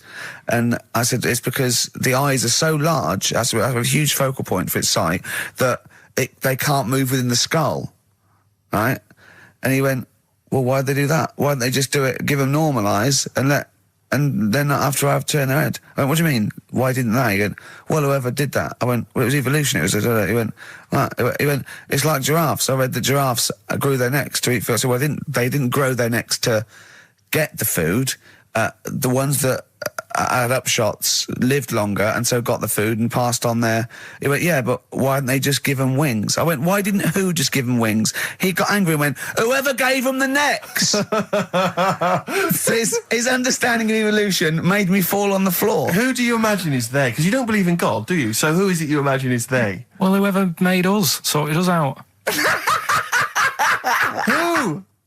I don't know, it just happens, doesn't it? Yeah, exactly. Well, Carl, there's no will to evolution. It's natural selection, I isn't it? still don't get it, though. We talked about an hour, didn't we? I know. And Yeah, but to be fair, don't get it. I watched as Ricky tried to give you actually what was quite a concise and educated version of evolution. He tried to explain it to you, and I have never seen a person lose interest quicker. But I tried to use actual fact, then I tried to use metaphor and analogy, then I showed you some computer programs to show what biofeedback is and everything. I tried all these things, and Steve's right. You were looking out the window. Have you ever spoken, Carl, to someone who's got Alzheimer's disease? And you try to explain who you are, and they're listening, and then that's what you're like. It's extraordinary. But listen, seriously, I went home, I found this book, I found a couple of facts which I think are more up your street.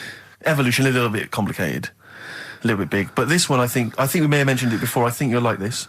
This is from a book of facts and trivia. The Egyptians trained baboons to wait on tables. That's interesting to you, isn't it? Yeah, that's pretty good. Yeah. Have you got any more there? I'll see if I can find Oh, he's interested. Yeah. Can get the staff. That did happen, You yeah? pay peanuts. definitely happened, You get yeah. monkeys. And then what did they go off and do after that? Well, it doesn't say. So I this is love it. the fact that he thinks, right, okay, so in his mind, it's now the monkey going, it's 5:30, I'm off, you know I was going early today, and they go off maybe dancing or something, or they come in late. No, I think I assumed what you meant there is that was their first career move. And Yeah, then they well, went on. It's like Yeah. actors waiting to be discovered. Play a record. Just one more before you play a record. Go on, then. You'll like this. Peter the Great. You ever heard of Peter the Great? No. Okay, well anyway, Peter the Great had his wife's lover executed. You'll love this, Carl. Right, so his wife had a lover, he had him executed, and he put his head into a jar of alcohol, and his wife had to keep it in her bedroom. Do you understand? That's every time every morning she'd wake up, and there was her lover's head in a jar. Who took his head off? He took his own head off. Play a record. Play a record. She had a lover, and never mind. Never mind. It couldn't be any more concise. Mad World on XFM. We just had a text, Rick, from Andrew Barnes. He says he watched the same documentary, it would appear, as Carl did in the week. And he says here, just to clarify, the leech nose man got it up there when drinking from a muddy stream. And he goes on, one can only imagine the frightenedness he experienced. Oh, Carl. Explain to him once more what happened with Peter the Great. All right, so we've got Peter the Great. Yeah. Okay. And his wife had a lover. That's another man. Another man. Not Peter the Great. She was having an affair with someone else. Right. And Peter the Great, he found out about that. Okay. Yeah. So he sliced off this bloke's head. He killed him. He executed him. Right. You with me so far? The fella who Oh, she Jesus. she was seeing for a bit. Yeah, there's only two fellas involved. There's two people here, though. involved. One's Peter the Great, the other one's Right, not. right. The guy that's not Peter the Great... Derek the terrible. Derek the rubbish. Yeah. Right? He's having an affair with Peter the Great's missus. So Peter the Great slices off his head, puts it inside a jar of alcohol to preserve it, and puts it in his wife's bedroom. So every morning she wakes up, she sees her dead lover's head.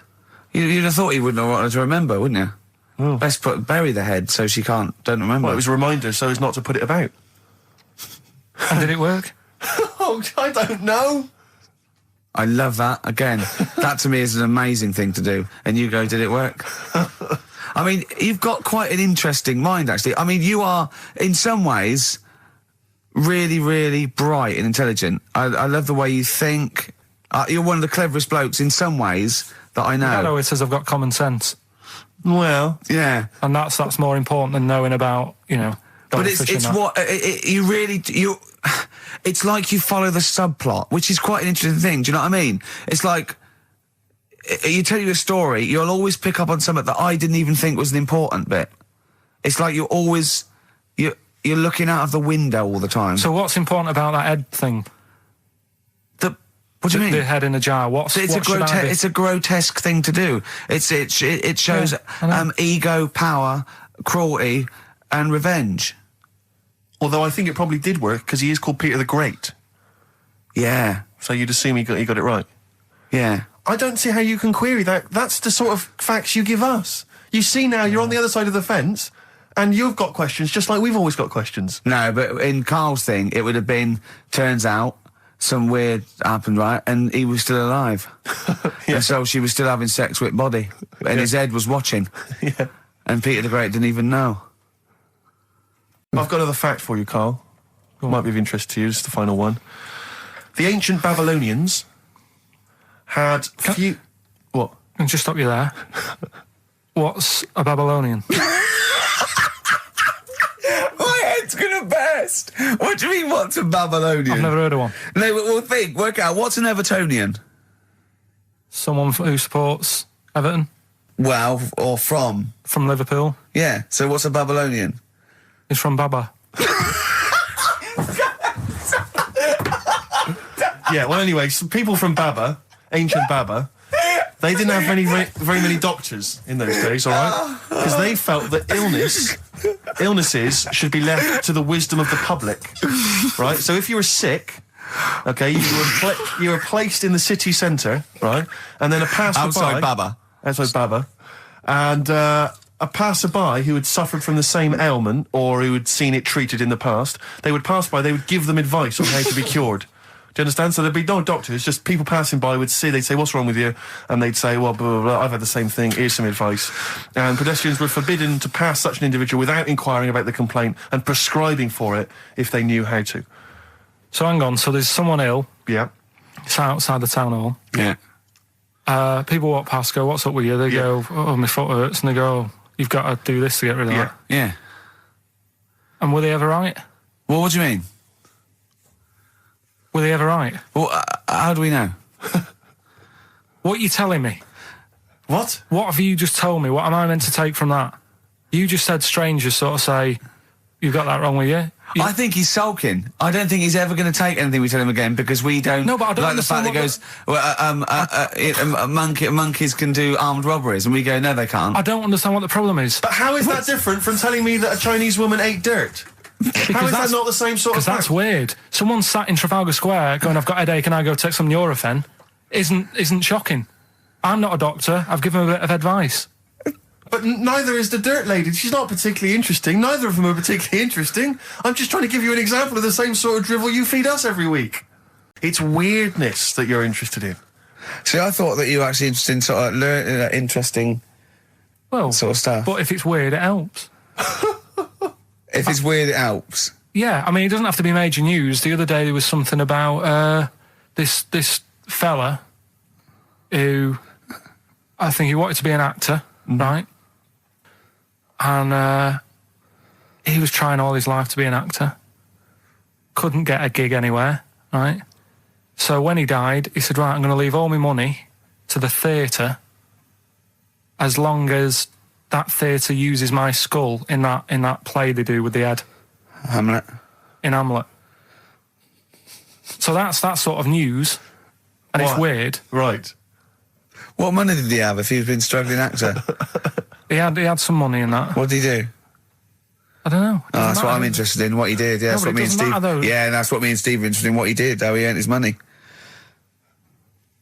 So, because you were going to educate us this week with some interesting facts. Oh, yeah, come on then. Is that it, or have you got more? Well, that's weird. But that's not educational. You didn't give me his name, you didn't give me when, you didn't give me what theatre. No, but also to take from it. Do you know what I mean? If people listening and go, well, I'm a bit like that. It's like if you've got to be dead and have your skull on stage, that isn't the job for you. That's what I'm saying. If it takes that much, give it up, do something else. Right? 7-Up, the drink. Yeah. Right. We're actually on air now, aren't we? Yeah, this is right, it. Okay. This is it, baby. This is a radio show that we're paid Forget for. That, then. Forget. No, come on, 7-Up. It's not really. not It's not, important. it's not interesting or Go on, important. no, come on then. Come on. The little red dot, that's above the 7 on the can. Do you know, it says 7 Yeah, up and there's a little red dot. Yeah. That red dot's there because the creator of it was an albino and he had red eyes. And he had that little thing there as his little trademark. Is that true? It's true. That's quite interesting. Right then. So that's what I'm saying. It's not that important, but it's interesting. If it's true, that's interesting. It isn't. It's true and it's interesting. Okay, that's good. Any more? You know, Coke used to contain real cocaine. So Well, like they used to be medicines, didn't they? tonics, yeah. No, they were medicines. I read that tomato ketchup and Coca-Cola started off as medicines. Probably not a medicine, probably more of a tonic, because it probably a pick me up, wasn't it? If I had Coke in it and caffeine and sugar, and same as ketchup, probably lots of vitamin C and lots of sugar. It was probably more of a tonic. It wasn't really a medicine. They didn't say cancer. Have this on your chips. It's some HP. Wasn't a medicine. It was. Well, it was kind of. All right, okay, let's agree to disagree on that particular one. Okay, all right, yeah. Can you name names or? I can't really. Big promises you can't. I can't. I can't wanna really. grass anyone up? I think it's the Kagol. Looks good. It does look It's good. waterproof, Rick, and it's also stylish. I wear nothing underneath, so it's tight to the skin. It gets sticky in Oh, damp is weather. that, Yeah. is that why you sort of It's rustle? sexy. But what's all the? Is there abuse? What's this? No, they just say. Because I'm a pretty trendy guy, but I, as you say, I cut my own trend. You know, I make my own style. Oh, dear. So just go back to insults briefly. Go on, You know, Goofy. saying. Oh, no, I see that. Goofy, that's no, not no, fair. no, because that's what he said. It's in my head. What do you mean he said? No, When did he say that? No, I mean. When did you call me Goofy? No, he didn't. He said about what's in Baldy? my head. Hey, no, when it's come on. come off it. Don't What? Who's start. calling me Goofy? No. I'm not even Goofy. Goggle-eyed's fair enough. Yeah, but you can sort your look lanky. out. I can't. What do you mean I can? How could I sort my look out? I'm not even Goofy. That's not fair. You've got the proper features. What? Just needs sorting out a bit. I can't help it if my hair's not good. I noticed the other day when Carl was sitting on your knee having his picture taken. It's a long story, right? He's got a completely spherical head. It's slightly too small. I'm not being funny because I mean, you know, I'm not perfect. But he's got a completely spherical little head. He looks a little bit like a baby hamburger. You know, hamburger off McDonald's. Sure. He looks like a little baby hamburger, and it's sort of quite put upon. It's Suzanne thinks I look like that thing in that Dulux advert. Do you know when the woman pulls the head off that? That little plasticine morph type and then they creature. make a new ad for it. And it's like a little head. really. And that's your girlfriend saying it. I know. Anyway, listen, let's get back to business here. This is a great track. It's America by Simon and Garfunkel. This is where I started saying we don't care about being trendy and all that. That was it. Because I just want to mention to people that they should be very excited because it's going to be Carl's special night tomorrow. You excited, Carl? Oh yeah. Oh, this is me and Steve, because we were nominated. We get a guest For the BAFTA Awards. and it's it doesn't say guest. It actually says partner. So I'm taking my partner, and Steve's taking Carl. Yeah. But what Carl doesn't realise is you will have to pretend you're his partner, otherwise you wouldn't be able we'll to have to hold hands when we go on the red carpet. Is this really your partner? It's not just a guest. That's how it is. And either we go in like that or we can't get in. You just have to be with him when you go up there. I mean, you have to, does he have to?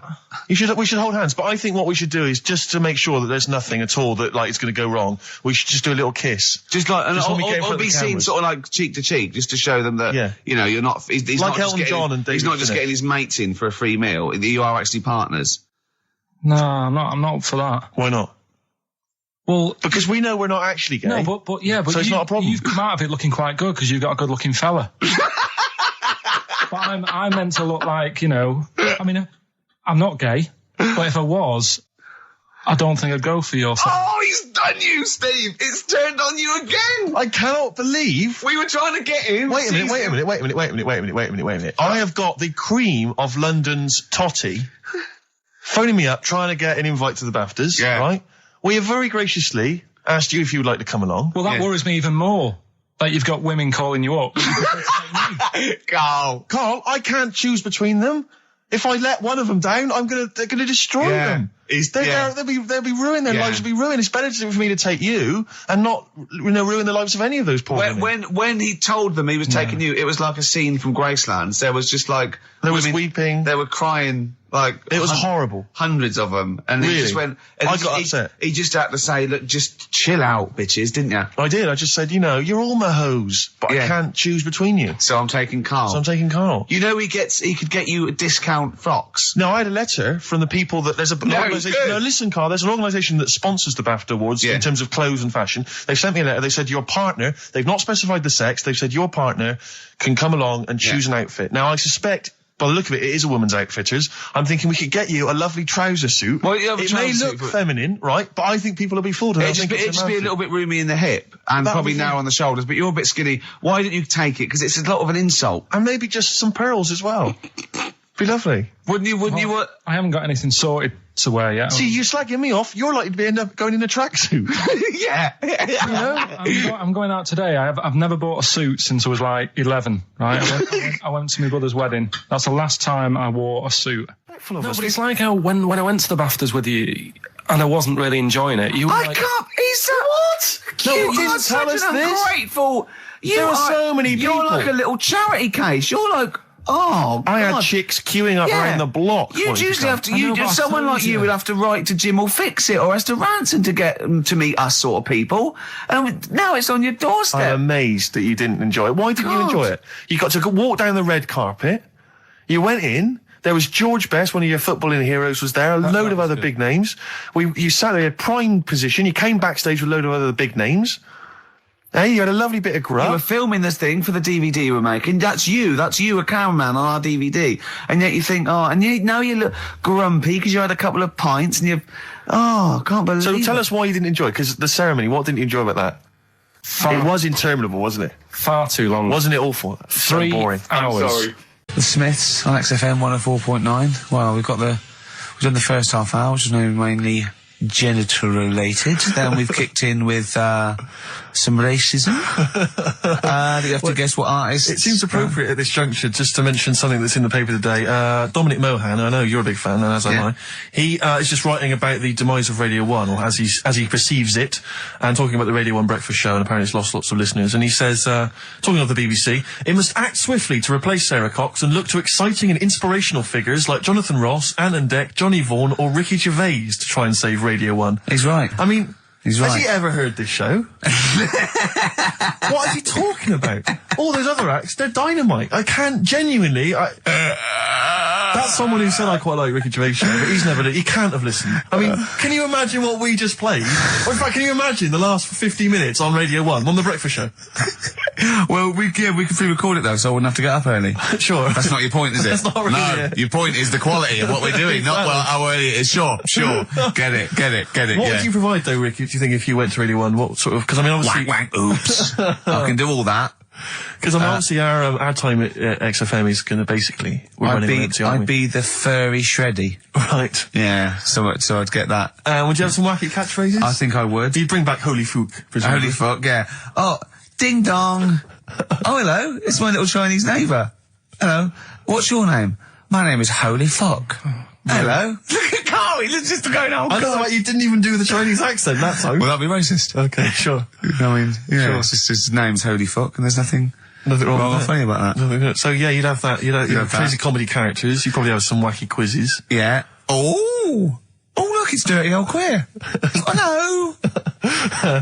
No, I'm not. He's a new character to me. I'm quite excited. He sounds very modern and contemporary. Yeah. A new spin Yeah. on an old idea. Yeah. Just tell us a little bit more. Oh, wow,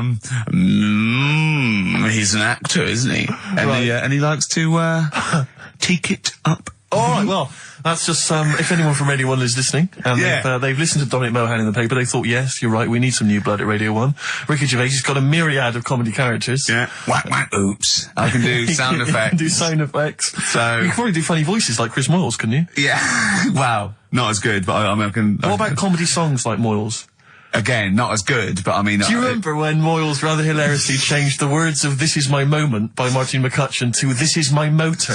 We listened to it, though, didn't we? Unbelievable. I mean, when he was doing a competition, this was pathetic, wasn't it? We were listening to Radio 1 once on our site, and I don't know why, we just wanted to, I think it was research, wasn't it, for the office? Yeah. And, he was doing this, he had to phone in with... We were listening to idiots. And no, I'm not saying that. And he was doing this competition, you had to call in with, some, songs that are golf related.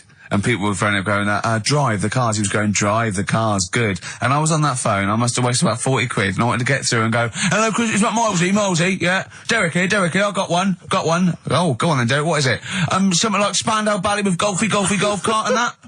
And I just wanted to, and I waited. And just, I thought the joke's on us. Yeah. I waited on phone bill just to say something stupid. Yeah. Oh dear. Oh. This show's better than this. Yeah, anyway, if you've got any hilarious golf-related song titles that you'd like to email in. What's the number? Oh, I'd like them email in. Ricky.gervais@xfm.co.uk. What would a song title be if perhaps we were doing something about, I don't know, air travel? Yeah. If you've got any crazy ideas, email in. We'd love to hear them. Yeah. Brilliant. I've got a thought of another golf one. Okay. You know, Duran Duran? Something down the fairway or something, if they wrote that. Alright? Girls on the putting green? Yeah. Or something? Alright? Yeah. Oh, hello. Have you introduced you? My name's Holy Fuck. I'm Dirty Old Queer. I could do all that. Ding dong, whack whack, oops. Elbow. Fallen Angel. See, they're the odd one out, you see, because of what they're like and who they are and how successful they are, I can imagine saying, will you please welcome to the stage, Elbow. Indeed. But yeah. I wouldn't have. On paper, I'd have thought that was a terrible band name. Yeah. Yeah. No, I know what you mean. There are exceptions to the rule. Yeah. Ladies and gentlemen, please welcome to the stage the Boomtown Rats. Yeah. Yeah. See, I'd have thought that was I mean, I think it is a bad name. It is a bad name. But you can't imagine it happening. Yeah. Yeah, so that's band name. So call in if you've got email addresses and let's call in with funny observations on life and shit. So, well, it's going well, isn't it? That's halfway through. Carl, what do you think? Yeah, it's been alright. It's been alright. Yeah. We've covered a lot of bases. We haven't taught them anything. Not taught them anything? No, I think we taught them to tune into a different station. Yeah. I think Heart 106.2 is probably picking up a few of our listeners as we speak. Yeah. Who's on at the moment? Don't know. Doesn't matter on there, does it? They just sort of... Don't slag them off. No, I'm not slagging them off. I'm just saying I don't think... You tune in because you want to hear Simply Red and that, don't you? Do you know what I mean? Well, they play other great stuff as well. Magic is the one that I love. Alright. Here we are then. 1 o'clock. Yeah. Hey. XFM. I'll tell you what you should play. No, I'll tell you what, before you say, Yeah. we're back then. Yeah. We're back in town. Well, that was what I was going to say. You should play Boys Are Back in Town. No, this is Boys Are Back in Town. You should play that then. This is just a sick. Talk then. Someone should talk.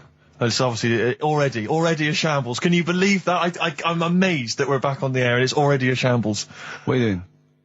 What? What are you talking about? I'm talking. No one was speaking. The record was ending. No one was speaking. It was just. Well, I might shut off. Already, I might shut off. It's Been like busy. nothing's changed. Boys Are Back in Town on XFM 104.9. We're back then, aren't we, Carl? I'm Ricky Gervais, with me Stephen Merchant and Karl Pilkington. I'm not coming back. I'm definitely not coming back. Oh, care that I'm not coming back. Rick, I seem to remember the end of the last time we were on. What was Yeah. that, 3 months ago? Yeah, 3 months Carl ago. said he's never going to do the show again. There was nothing that was going to bring him back. Yeah. He didn't enjoy it, wasn't going to do it. All the ruse, right? Really? Yes. I've known him coming back for about 2 months, you know, because he's got our agent now representing him. I thought he was a fool. I haven't really. Why? Well, what's he done for me? What's he done for us? No, I know, but I mean, he's your agent, and so, and he's sort of calling Graham. And it was all a con, so Carl could get Mondays off.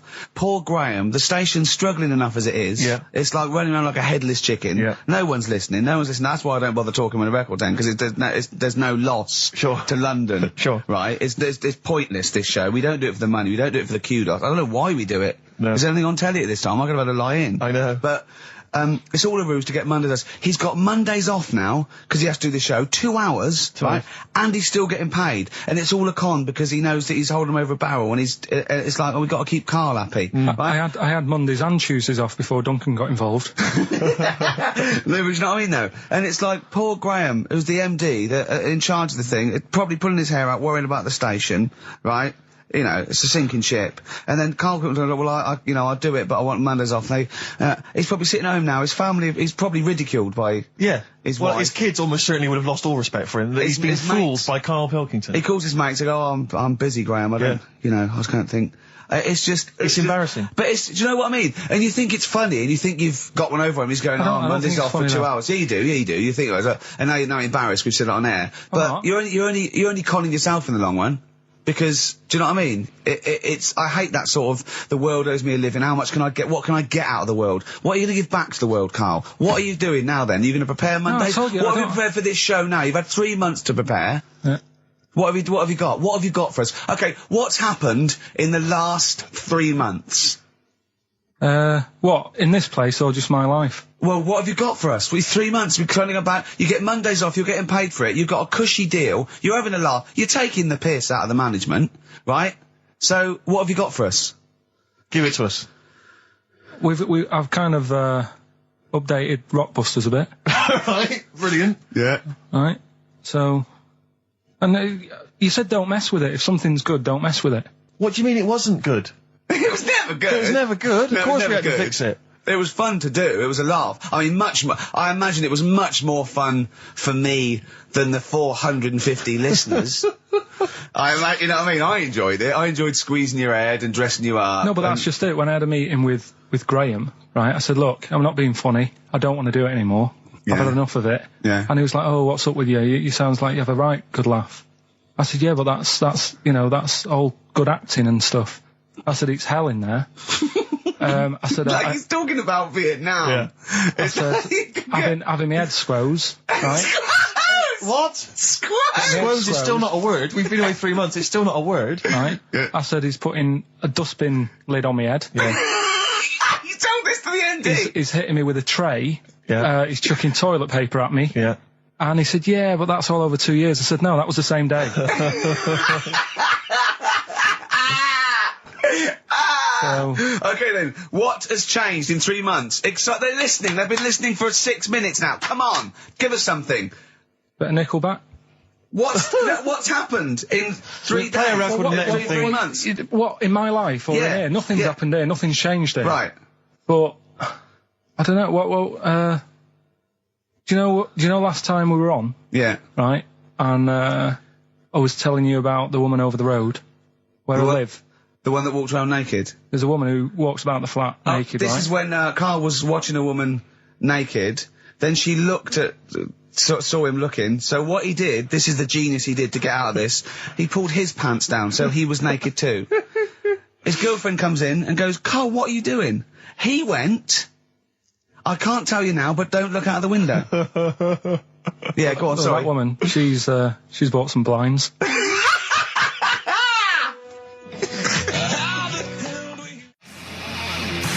Yeah, Darkness. I believe in a thing called love on XFM 104.9. I'm Ricky Gervais. You're Steve Merchant. You sure? That's little Karl Pilkington over there. Where is he? There he is. There he is, yeah. All right. Yeah. Hey, back together again. The old gang. Yeah, it started last week. Yeah, I think triumphant return. I think it went well last week, didn't it, Carl? Good show, wasn't it? You loved it, didn't you, Carl? Brilliant, right? Yeah? Yeah. Now, you weren't speaking to Suzanne last week at this time because you said she had a haircut, probably quite an expensive haircut. She's a lady in media. She's got to look good. She probably doesn't go to the barber like you or just shave it at home. Probably spent quite a little bit of money on it. She came home. She thought, well, my sweetheart, my lover, my sweetheart, you know what I mean? The man in my my beau. life is gonna love this. Well, he adores everything about me. He's going to love my hair. She walked in. Hello, Carl. All right. You look like Dave Hill from Slade. Is what you said to the poor woman. And then talked about it on air. She was furious about that. So what did you do? Carl? She did listen, yeah. She wasn't happy. Did you slagging her hair off? Yeah. She, well, what So this is probably annoying her now. Well, no, it doesesn matter. We can do a lot today because she's at work. So And of course, no one's going to tell her. let's have a chat about a fat arse, shall we? Let's get it all done. Oh, dear. Oh, dear. You are in so much trouble. That's. Look, he's realised he is a little bit worried. Oh, didn't you go and buy her a coat or something? Took her out on Sunday and treated her to a new coat and that. Yeah. But I offered, I said as well, I said I'd pay to have it done again. Oh no, Carl! You have. Oh God! Oh my Christ. So she listened to the show. What did she say? You got home, she'd heard you slagging her hair off. Imagine that. He thinks that's a good thing. We've won the pools. Brilliant. What are we doing? Well, you can have facial surgery now, love. It's sort of like, it's just, Christ. You offered to have it done again. Unbelievable. Yeah. But I got home and she's like, being moody with me, right? Yeah. You thought something's wrong, so you must have listened to the show when I was slagging off her hair. Well, his first thought was she's probably looked at herself in the mirror. She agrees with me. Yeah, that barber's been round again. Yeah. And she just said, that wasn't very nice of you, was it? Oh. So I just said, hang on a minute. I said, that's what we do on the show. When I'm slagging off, Chinese people looking old or whatever, I said, you never interfere. Sure. I love the fact. She's got to get her priorities right. I love the fact that she's in the same queue as a billion people you've never met. Yeah. That's fantastic. She's in the same queue. Well, you didn't complain when I was because slagging off. Karl, I don't think Karl has ever admitted he might be in the wrong. Ever. Certainly not to you or I. So did you admit... That is so true. Isn't it? That is so true. He's never admitted that he might be in the wrong. So did you, in this instance, agree that maybe you'd overstepped the mark? No, I just said she took it badly. Do you know what I mean? It's only a haircut. Yeah. Yeah. Well, See, you haven't seen it, so you can't start interfering on this one. No, okay. No, I haven't seen it, but I very much doubt she looks like Dave Hill from Slade, who, if I'm, unless I'm mistaken, used to cut his hair with garden shears blindfolded. Well. So, you know what I mean? And did her teeth stick out when she started speaking with a Brummie accent as well? I've got used to it now anyway. So, and so did you bought? So at some point you came crawling back and you said, "Do you want me to buy you a coat?" I just said, "Let's leave that. Let's go out and have a good weekend." Sure. But get your hat before we go. And treated her to a new coat, and that's it's a nice coat, so people will look at that rather than the hair. Looking at the head. So if does it do flash? It's got obscenities across the back. If anyone who knows Karl's girlfriend is listening, tell her. And maybe you're a work colleague and you're listening to the show. Because I think this is terrible. Get her to phone him now. Get her to phone him now. I mean, get her to phone on the XFM number. What's the fat ass complaint line? Because you are in deep shite. That's Michael Stipe and his boys from Rapid Eye Movement. Bad day. I hope you're not having a bad day. It's Saturday. It's 1:05. I'm Ricky Gervais, with me Steve Merchant and Karl Pilkington on XFM 104.9. Big up and a big thank you to Alex Zane for the last 3 hours. Here's a problem that someone's emailed in. We're taking emails today. If you've got a problem, a concern, or just a general query that you think Karl could answer for you, it could be about anything. It could be about some of the big kind of philosophical questions. Yeah. It could be something to do with war or famine, anything like that, or it could just be a personal dilemma. Something that's happening locally. Anyway, this seems one that I think you and your father have probably come across this sort of dilemma in the past. Yeah. And I'd be interested to know what your take is on it. Let me see, this is from Lee Matthews by the look of it. He says, he lives in a suburban area where the local teenagers also live on the same road, and they're running riot. They're smashing wing mirrors off the cars, they're crashing into parked cars on their skateboards, and they're just generally making mayhem, night and day. What can he do to stop this going on? The parents of the kids don't seem to give a damn. Anyone who complains to them, they just say, "Oh, piss off." The police are useless because they never catch them in the actual act of violence, which is what they got to do to apparently convict them. So they don't know who to turn to, really. It's rather like when a little old lady went and got the A-team, and he was dressed as an elderly Chinaman. Exactly. She knew who he was. Colonel Decker didn't have a clue. Yeah. You see, it's weird because now it has got out of hand. Do you know what I mean? Like years ago when I was growing up on the estate, you had problems, but not like you have now. Do you know what I mean? Summers were nice as well, weren't they? Well, right. And police are getting shorter and younger. But you yourself kind of admitted in the past that you were something of a tearaway. You didn't do anything like these kids here. The thing is, I was scared that if I got caught doing it, my dad would go mad. Yes. And I remember smashing a car window by accident and legging it in the lounge and sort of pretending to go asleep on the settee. Right? Genius. And I heard a knock at the door. He chloroformed himself just to be unconscious when his dad came home. And there was a knock on the door, and I thought, oh God, this is a fella who saw me. I was chucking a stone in the air, seeing how high I could throw it. Of course you were. Did it keep landing on your head? That would explain a lot. And it came down. Chucking a stone in the air, love it. To see how far I could throw brilliant. it. So, I wasn't bothering anyone. Did you invent that game? Right? Did you get the stone for your birthday? Go and play with your stone. He gave one to Suzanne. Carl, go and play with your stone. The thing is, right, and it came down at a funny angle, and Of course it did. It ate the back of this car, and the back window is the most expensive because it has that heating thing in it. Yeah. In case you got a frosty window. Yeah. So I thought, oh god. So I legged it in, got on the settee, went to sleep, knocked at the door. Genius. It's a brilliant plan. It's a brilliant plan. I couldn't be guilty. I'm asleep. So I love the idea. So the thing is, our lounge used to sort of you could see in from the door, right? So this family who saw me do it saw me asleep on the settee, and my mum said, "Go and get the door." And I sort of went, "What?" as if I'd been asleep. Yeah. I went to the door, like rubbing my eyes, and the fella said, "What did you run off for? I saw you." I was like, "Oh no." And I didn't see my dad. I went out. It was when he was working sort of evenings. So I went out so I didn't have to see my dad. And then the next day I came home from school, and my dad said, 45 quid. Ooh. That's all he said. That's all he he looked at me. And then you fell asleep when he went, wake up. You know what I said? No, 45 quid. Now the thing Carl. is, he didn't have to do anything. £45, Carl. Now, I know you were saving up for a brick, but you can't have it. Yeah. Just So, Equally, if you're doing a bigger crime, a bank job or a murder. Remember to take the stocking off your head, because if they wake you up and go, why have you got a stocking on your head? Just go, oh, I had a weird dream. Right. Okay, look, quick query for you. This is from Jay. He's got a problem here. He says, my parents won't let me ditch my studies. He's currently reading modern languages at London University. Sure. He wants to follow his dream, but his parents won't let him, of being a dancer. Carl. Worse than that, he says that they're trying to arrange a marriage to a bunch of minging daughters of people they know from good families. He doesn't know what to do, so he's got the arranged marriage coming along, and he's also got, he basically wants to be a dancer.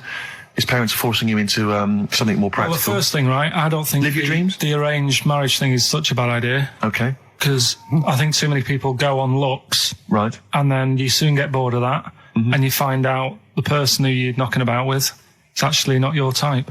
Right. Why don't you arrange marriages for people? Well, I'm just saying, right, so I'd say, Jay, go along with that. I wouldn't worry about it. Okay. I mean, if they're really ugly, then, don't go along with it. But if they're half bad, put up with it. That's Sure. right.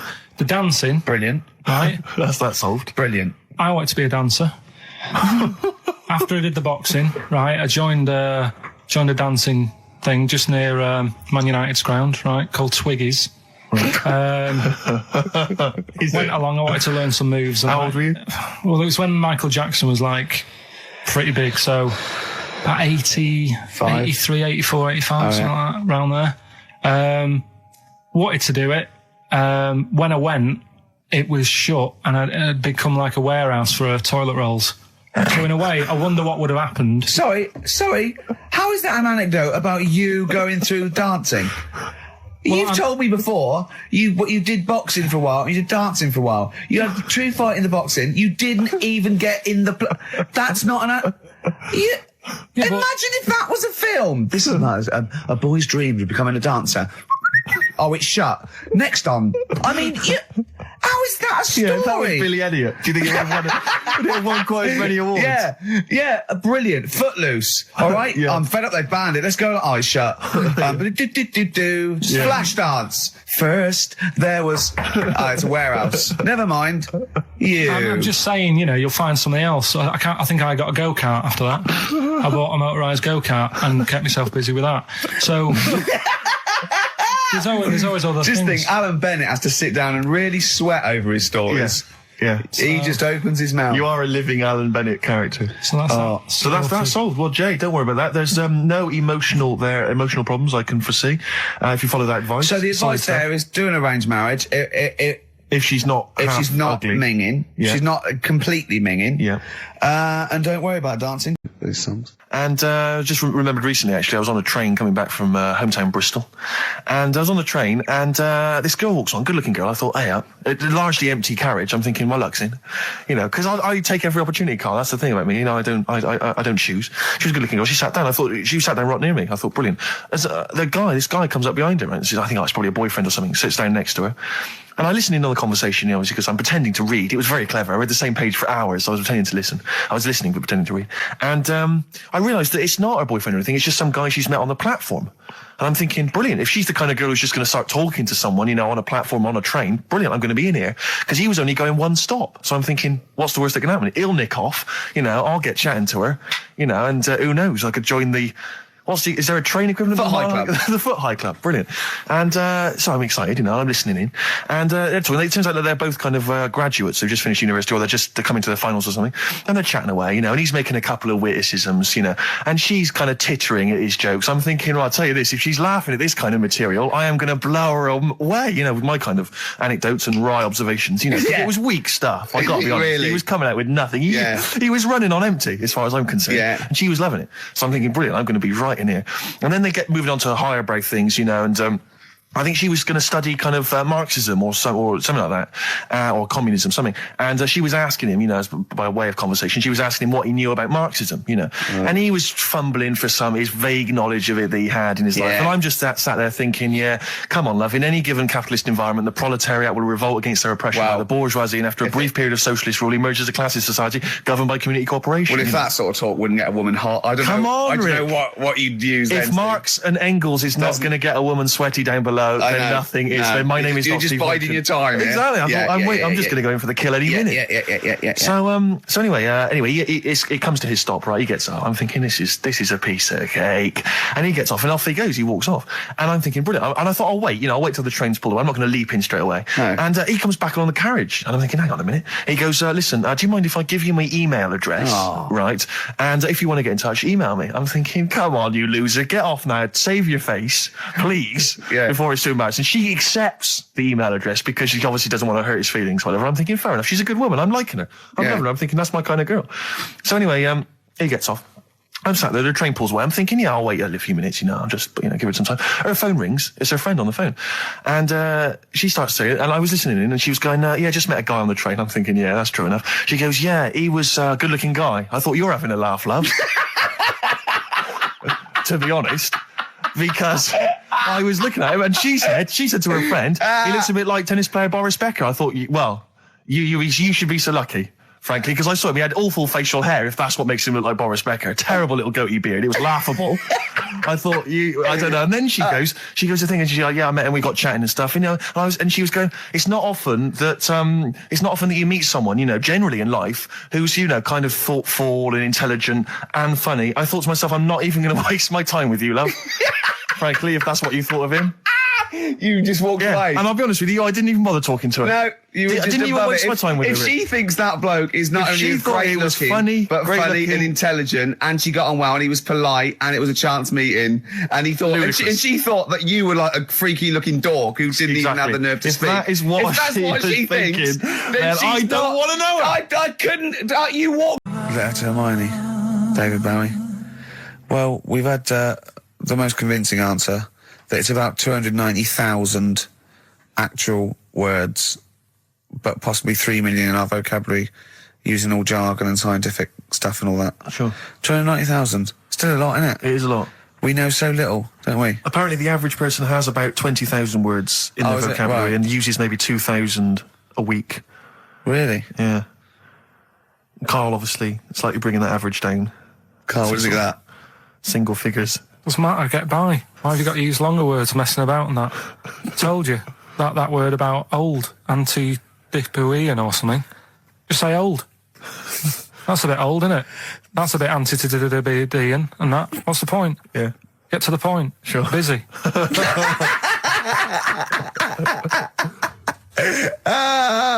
Right, okay. Are you in a film this week, Karl? We're doing that now? Yeah, go on. Get it over with. Hang on a minute, then. Get it over with. Let's get this show over with. We can go home. You can go off to Lanzarote and sit on some ash. Some charcoal. He's not happy about that. That's annoyed him. The listeners have all ganged up on him. Yeah. XFM giving him 2 CDs. We've had more calls for his resignation this week than ever before. What do you think of that, Karl? What do you mean? There's another reason. Do you know what I mean, though? Because he's grumpy. He's not just giving it. He goes, well, I can't have it, can I? I don't want it. You're being paid well to do a job. People have tuned in to be entertained, to have good songs. Me and Steve are working I'm pressing here. the buttons. I'm paid to press the buttons. That's what I'm doing.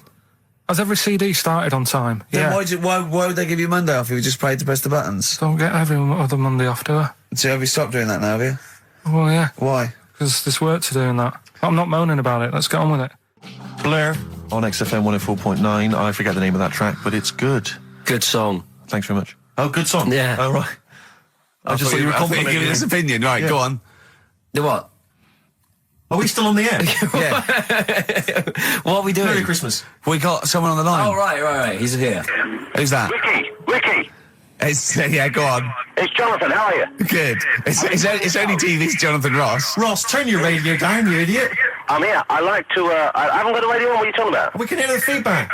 Well, I haven't got it. It's not my fault. It's your incompetent radio station. And also, didn't you hear we said don't call him, we don't want to speak to the listeners? Are I'm you, not a listener. I'm a visitor to your shows. I'm special. You know that full well. I know you're special, right. Yeah, exactly. What, you got a name for the band? Yeah, you ready? Yeah. Blump. B-L-U-M-P. I tell you for what, you can't have a normal word. If it's the monolith band of all time, if it's the big, you can't have a regular word. It doesn't make sense. How can you have a regular word? All these ideas you've come up with are rubbish. You need a word which only stands for that one thing. No one's heard it before. No one will use it again. Blump. I can't help but feel that that's a more appropriate name for maybe one of Ricky's bands. Yeah. I love seeing that picture of him in that band. You see it everywhere these days. He was like a girl. He was like a little girl in a suit. It's like a little dyke at a wedding. What was that? That's got to be the kettle calling the pot black, surely. Yeah, I've always looked nothing but 100% heterosexual. We're not sure about. There's not anything wrong with it. I know that, but look at you. I actually had to get that in. There's not anything wrong with it. I'm Jonathan Ross. Oh dear. I was thinking the other day, right? Oh, yeah? The Comedy Awards. Yes, sir. You didn't half say some awful things about poor celebrities, poor has-been celebrities with coke addictions and fat lips and faces that where surgery's gone wrong and everything. And when they're on the show, they're going, "Oh, you look lovely." Yeah, I'm nice so to them. good. Well, I'm nice to them to their face, but obviously when I'm not with them, I like to let my true feelings be known. What's wrong with that? That's how everyone Well, I'll tell you what, you can get anything off your chest you want on this show. Any celebrities you want to talk about? There's no one listening. Yeah, it's just between me and you. A lot of people listen. They listen to my show, and after they've had a few hours of, good laughs, they like something bland to just cool them down afterwards. So they flip over. We know this happens. Did you mention my DVD on your radio show? You know what? today? I forgot to. I forgot to mention it. Christ. I meant to mention by the office, but I forgot to mention it. And then I thought afterwards, it's not like he needs the cash, is it? It's There not we like go. It's not like he needs it. It's not like it is, but he's probably earned more money in a short space. You're like a lottery winner, and you've got about as much taste. You're like one of those burglars who's won the lottery. I am. I'm dressed like an Albanian window cleaner at the moment. Burglar from Reading who won the lottery, and now he's fritting it away on what? I do feel sorry for my neighbours. I've moved into a really nice place. I feel like it's the hillbillies. No, it's nice he's moved in though, because it's nice. He's given them something to sort of talk about behind your back. You've Right. united the whole block. Right, go and play with some Japanese wind-up toys now. I'm Ross. going home to play Mario Double Dash with my son. It's going to be a good afternoon. I phoned you once after I finished my show. It's about 5 minutes past 3. Yeah. And I don't mind if I said, how you doing? You went, it's brilliant. You said, this is what you said. You went, everyone's out. Jane's taking the kids out. I've already masturbated twice, and I'm playing with a new Japanese toy. I'm masturbating now. Yeah, Kings of Leon, Wasted Time on XFM 104.9. Sorry, I was sidetracked there by just some of the band names. And now listen, I want to put in 2 of my own. I want to win that pile of tat out there. Right? I've got 2 names here. Okay. We should just remind people in case they've just tuned in. Oh yeah, what's Ian going on. Canfield has chosen his mega band of all time. He's got Keith Moon on drums. He's got Lemmy on bass. He's got Keith Richard on guitar. He's got who have you got singing? Robert Plant. Robert Plant. And their manager is Vance. But he needs to announce them at Wembley Arena. They're already sold out. They're at number 1 in the album charts. They're the greatest rock band of all time. And I've got 2 suggestions. Okay. What about this? Please welcome to the stage. Tungsten lung hemorrhage. Yeah, good. Yeah? Yeah. Please welcome to the stage. God dildo. God dildo, interesting. Nice juxtaposition there of God, the Almighty Creator, and a dildo. Nice use of some contrasting imagery there. Yeah. Powerful and topical. Tungsten lung hemorrhage. Yeah. We've had a couple also on the email. People didn't really include their names, but who cares? Please welcome to the stage, Balls of Steel. Balls of Steel, yeah. And we've had like Brain Hammer. Yeah. Brain hammer's good. I Lots like of brain hammer. brain-related stuff. Quite liking the idea of tumour fish. Tumour fish, I like. Tumour fish is very good. I like tumour fish. I just wonder if there's one more contender. I don't know who this was, Ian, that phoned in with it, but possibly it's topical. Deathly Hem. Yeah. Deathly Hem. It's brilliant. Oh, it's Deathly Hem. Please welcome to the stage, Deathly It's Hem. Deathly Hem. Who's that? We've got to give it to I don't know who that was. Oh, but, well, if you came up with Deathly Hem, email again. Deathly Hem. It's the greatest name for the greatest rock band of all time. Will you please welcome to the stage, Deathly Hem. Turing Breaks, Mind Over Money, XFM 104.9. I'm Ricky Gervais, Stephen Merchant, little Karl Pilkington. Yeah. A couple of emails. Different people have visited various tourist attractions. Oh, yeah. Let me see who's this from. Not quite sure. But thanks very much indeed for it. So, there's a link here. It's apparently in Devon. Barometer World. Brilliant. It's the world of barometers. It was established in 1979. And By one bloke who had a lot and thought, I can charge a quid for this, definitely. Here's the... Out of his own house, probably. Converted back scuttle. Exactly. Yeah, that's not a euphemism for a sexual act. But look at the webpage here, Rick. What do you make of that, Carl? Made him regular. Come on. How did they time him? Most live rattlesnakes held in the mouth. 8 live rattlesnakes held by, it just says an idiot. Yeah, this gives you an idea, Carl. Talking of idiots. Do you want to get into Guinness World Records? No. Carl, come on, that'd be brilliant. There's things in there that are just absolutely anyone could do. Like that one in Big Brother, I was watching it, and it was balancing sugar lumps. I want to go. How many people try that? There's schools around Britain going, listen, we've got to get in the Sugar Lump Award. It's grassroots level. There's not enough kids balancing sugar lumps. How can we compete in the world market? I was looking at it last night, and there was one about the farthest that a dog swam. I think it was something like 9 miles, but it had no choice, did it? You know what I mean? He took it out to the Atlantic or something, and so it didn't want to do it. Threw it in the water. Yeah. So it's not all right to put it in a bin bag and chuck it in a canal, but it's for a world record. Yeah. 9 miles it did. Oh, God. Possible ones that you could do, Carl. What's the most Forrest Gumps fitted in one wheelie bin? What about this one for you, Carl? The record stands at the moment for most arrows caught by hand, but that's quite tricky. So what about most arrows caught by head? Yeah. And you would just fire arrows at your head? They wouldn't, it would just skim off him. Do you think so? Yeah, the roundness, it would never actually get any sort of, connection. Fastest human crab. Could you do that? I'll do that. Can you form the crab? Can you do that? What's that? It's just like go bending over backwards and running. Do that. No? Right, what about... what would you be good at? what about hamburger stuffing? Oh, right, Carl. Alright. In the mouth, you mean? Well, it says the record for stuffing the most regulation-sized hamburgers, including buns, in the mouth at one time is how many? How many hamburgers with buns in the mouth? This is just... You're not swallowing anything, you've just got stuff in your Carl, mouth. you'd be so good at this because your shape of your head. You've got a shape... His head's just like Hamburglar. You'd be good at this, man. Yeah. Honestly, you'd be perfect. You look like Zippy. And the great thing is your head's empty, so you could get more in there. Do you know what I mean? This guy had a brain to contend with. Do that. What is it? Is it possible? Is it mental? How many do you think it was? There were I don't 3 know. burgers in buns. What do you reckon, Carl? What, how quick he ate them? He didn't eat them, it's just how many he can stuff in his face. So literally hold them within his cheeks and his mouth, but don't swallow anything. So what, how many burgers? How many burgers did he manage to get into his face? So it's a fella. He's not... Yes? About 5? No, 3. Is the 3? world record. 3 is the world record. How big are they, though? It just says regulation size. So we could go to McDonald's or Burger King and get just hamburgers, and that would count. just the regular burgers, and we'll just stuff They them won't in count. there. We got to get Norris McWhirter. But we could practice it now, and then if you're triumphant, if Come you on, get 4 Carl, in there... I don't. You know, I've got a small throat and that. But you don't I have used to swallow, choke that's a the lot. great thing. Yeah, but I don't like it. As a kid, I'd choking on stuff, and I get funny about it. No, just keep your tongue at the back of your mouth, and we'll stuff the hamburgers in. No, I don't. Oh, come on, do something. Carl, that is Dynamite Radio. Right, here, Steve will go and get the hamburgers. Have I got to pay for them? No, Carl, give us the I'm money. not paying for them. Oh, I've come just on! spent 25 quid in total on a video on a Guinness Book of Records. That's costing me another 4 quid. I'm not doing come on, give us the money. It's back. Andrew, come on! I'm not doing it. Come on, do it. It's an interesting thing. Come on. You could be in the Guinness Book of Records, Carl. No, I'll leave it. See if we can. Oh, please. Phone in if you want Carl to eat burgers. You don't have to swallow them. You can spit it all out. You can be sick on my leg after.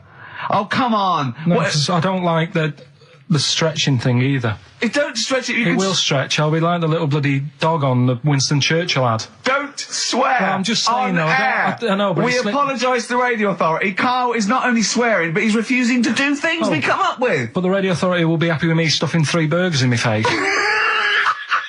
God, I'm not doing it. Yeah, we will. No, We'll leave it. Yeah, I'll give you the money. Can we do songs of phrase, something? No, let's do right, play a record. Play a record. You're going to do it, Carl, or you're fired. No, actually, he wants that. No, you're going to do it. Do it. Please do it. It'd be great. Honestly, please do it. What about Chicken McNuggets? Meet halfway. No, there's no record for Chicken McNuggets. Well. Mental. So I'm not doing this, Steve. You are. Steve. Hello. Can you hear me? Yes, can you hear me? Yeah. Where are you? I'm in one of the capital's many burger joints. I'm just about to go up now and order some burgers. Where are you? What are you? Where are you in? I'm in McDonald's in Leicester Square. Oh, right, okay. Yeah. What are you getting? Just get Hello there. I need to order 5 regular hamburgers, please. If that's all right. Sorry. 5 hamburgers. Yes. You're probably wondering why I'm ordering only 5 hamburgers, aren't you? And let me tell you why. My friend is going to try and break the world record for putting burgers into his fat, stupid face. What do you make of that? Exciting? Yeah. Do you wish him good luck? Yeah. What's your name? Tyre. Tyre? Yeah. Oh, thank you very much, Tyre. I'll try and get Tyre to wish you good luck in a minute, Carl. The coming shortly. 5 should be enough. The world record is what? 3? 3, yeah. Okay, good. I don't know what. Oh, here we go. How much is that? $3.45. $3.45 for 5 hamburgers. It's good, isn't it? It's good value. It is really, isn't it? Really, yeah. I mean, if there's anyone from from McDonald's listening, they probably want to give us some free stuff, I would have thought. I would have thought, right? Would you just wish my friend good luck before you're just on the end of the line there? Just say good luck, Carl. Good luck. Alright then. There you are. That's the people from McDonald's wishing you good luck. Carl, I'll be back shortly with the burgers. Brilliant. Okay. Do you want the pickles left in? Eminem. Sing for the moment. On XFM 104.9, I'm Ricky Gervais. With me, Steve Merchant, with 5 little hamburgers. Got 5 burgers here, yep. And so I don't know, how should we begin, Carl? Do you want to just look at the size of these burgers? Look, they can see it on webcam, can't they?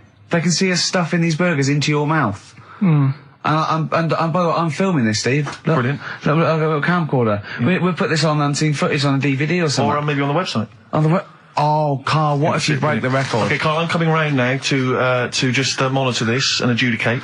What's the web? If we want to see this on the webcam, what is it? xfm.co.uk. Right, okay. Hold on. Can I, Steve, I'm not being do that? funny. I'm not being funny, right? But I think I have got like a bit of a wheat thing. You've got a bit of a what? A wheat allergy Oh, thing. don't give me that. No, seriously, my head's... I've been eating a lot of shredded wheat recently. And my head's got a bit bigger. Carl, I don't think you can let us down now, mate. So you just got to put that... No, I can't put that like that in my mouth on its... I've got to break it up. I've got to break it up. You can't break it up. Can't break it up. It doesn't say you can on the rule thing. It does. It doesn't. I can't look. I physically can't. Try it. I can't look. I'd have to be Jay Goody to be able to do that. Seriously, look. Try it. Yeah, I know, but you're not approaching it right. That's it. Come on, go on. That's all I'm saying. Oh, God, he's not going to do one. Keep going. That's good work. Keep going. How does he get three in? Keep pushing. Ease it in. Ease it in. Keep pushing. Get one in at least. Ease it. Get one in at least. Get one in. Ease it in. Get one in. Push it. That's one. Let's go with another one. R.E.M. Night Swimming.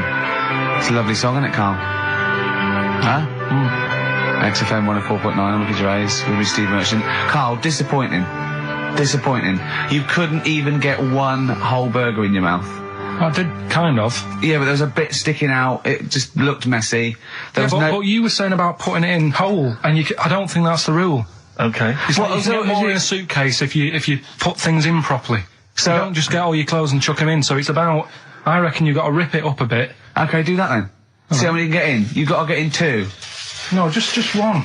No. Well, it's three. Pack it in. What do you do? Pack your cheeks first. Honestly, Steve, my head is swelling a bit because I have got a wheat allergy. That'd be good then, there'd be more room. Right, okay, look, Carl is now just sticking it in his cheek. Yeah. Don't eat any. You can't swallow any. It's like a hamster, you gotta work it like a hamster. Yeah, stick it in, come on. He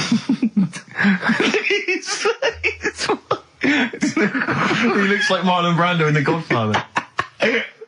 Come on. Don't lose any yet. Right.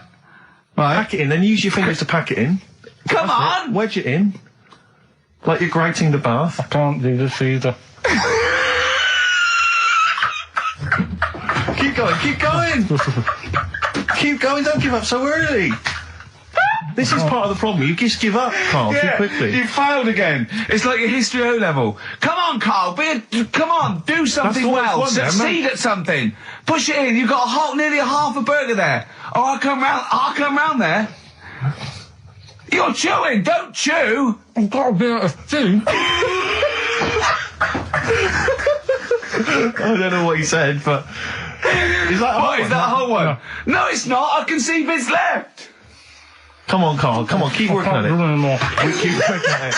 Look, there's so much space in your mouth, I can see it. He's going red. Okay. Okay, we're doing another one. We're doing another one. That one then. We're doing a... Oh, are you alright? Are you going to be sick? Are you alright? Alright.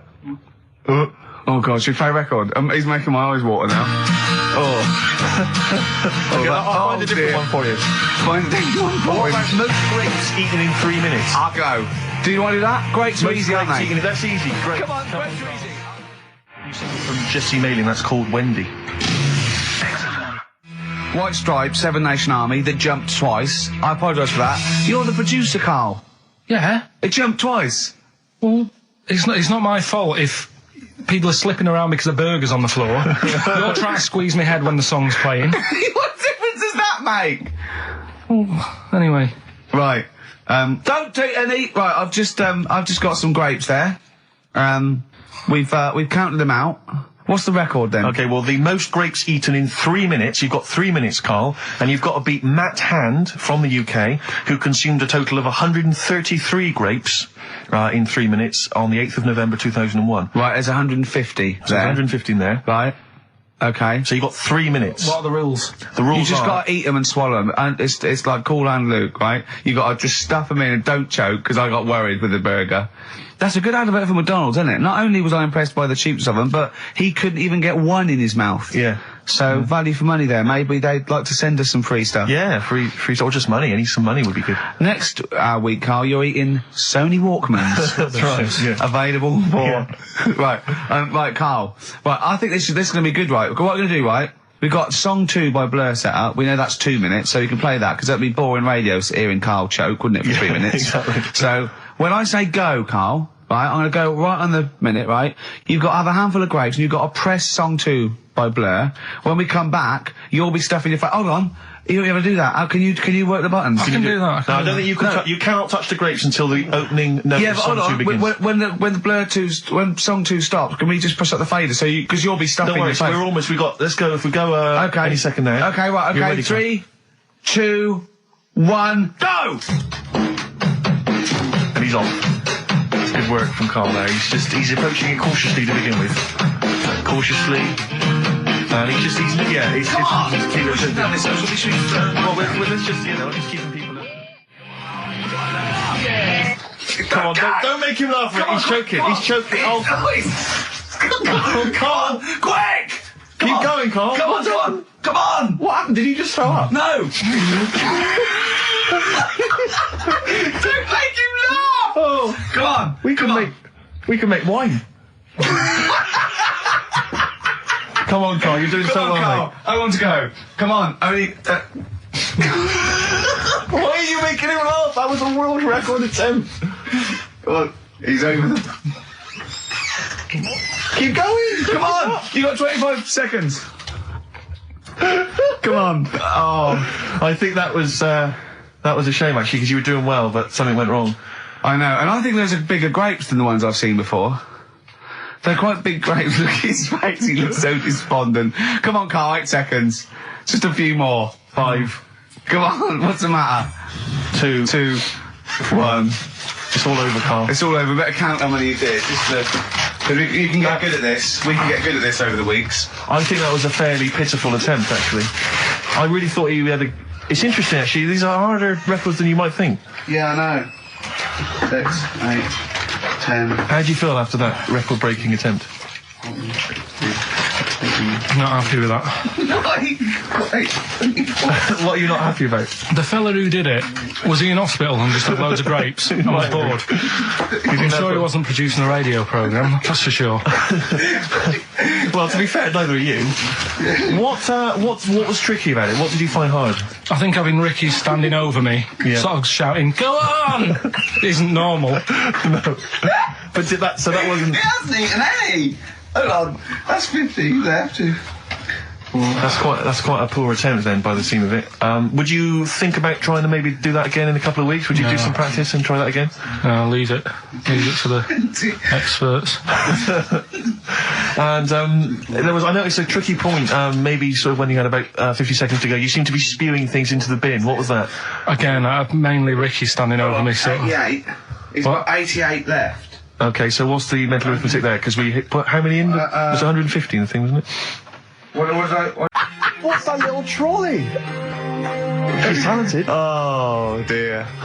You're talking nonsense, Carl. Well, whatever. Steve, you're out of the room there. Mm-hmm.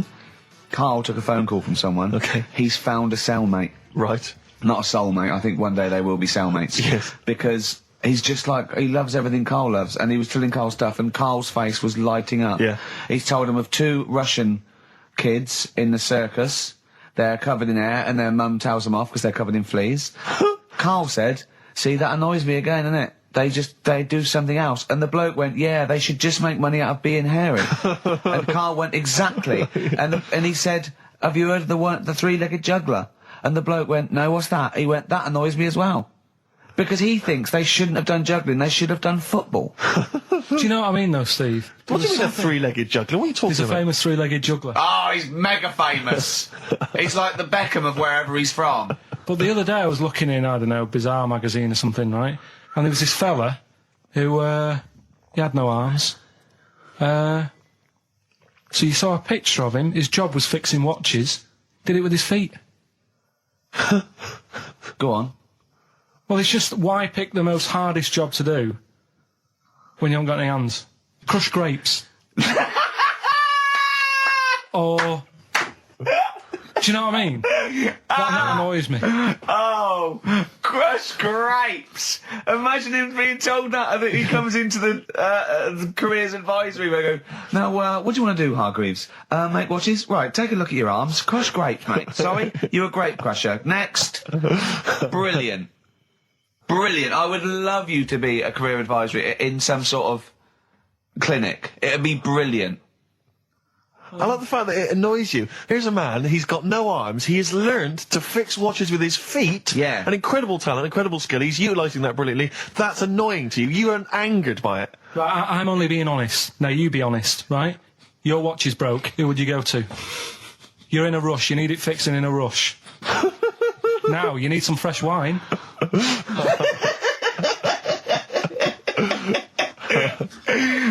Be honest. Oh, you're amazing. But what's this thing that you've been talking about, this video? Freaks, right. It was a thing that was banned for like 50 years. I think it's been taken off again, but I don't know why, if it's just been deleted, right? It's a quest. If anyone out there has got a copy of Freaks on DVD or VHS, can Carl borrow it, please? I mean, I almost want to set up a camera to see him watching it. It's absolutely real. They used people in the circus of the time. I think it's the 20s or 30s of the Depression. And there's people, there's coneheads, there's a bearded lady, all genuine. There's a bloke they call the human slug who's got no arms and no legs, Carl. And he's just there, and he rolls a cigarette and lights it with his mouth. I think I've seen his brother, who isn't called the human slug, is called the pillow. Right. How does he make a living? He, Does anyone want to meet Carl for money? Do you know what I mean? Like the annoying thing was, right, there was a picture of him, I was going to put it on I think I've seen his brother. on our website, we put things up like this, right? If you go to ricky.gervais at xfm.co.uk / What? You put things like that on my website? It's nothing to do with me. I want people to know that that website is not kept or looked at by me. So, what have you put on there? There's a fella on there who's known as the pillow. And he's, you see, I get a bit worried with things like this, because we're not sort of having a go or anything, it's just things that fascinate me. You. Yeah. And, yeah, it's the guy, it might be the same sort of thing. What's your one I called? bet you used to stare at people with goiters, didn't you, when you were little? In Tesco's? Well, just go to xfm.co.uk / Ricky, it is. What's the worst thing you've ever seen on, like, a human face? You know what it is, and I don't want to talk about it. I can't remember. Have you told me? Yeah. What is it? But go, It's not go the to, elephant lady. Go that used to the, yeah. Is it the elephant lady? You talked about that, I know. Yeah, I don't want to talk about it again. Go to the website and see the human pillow. Why is he a human pillow? That's what annoyed me. I thought he was more of a draft excluder. Oh, that breaks all kinds of rules. Buzzcocks, harmony in the head.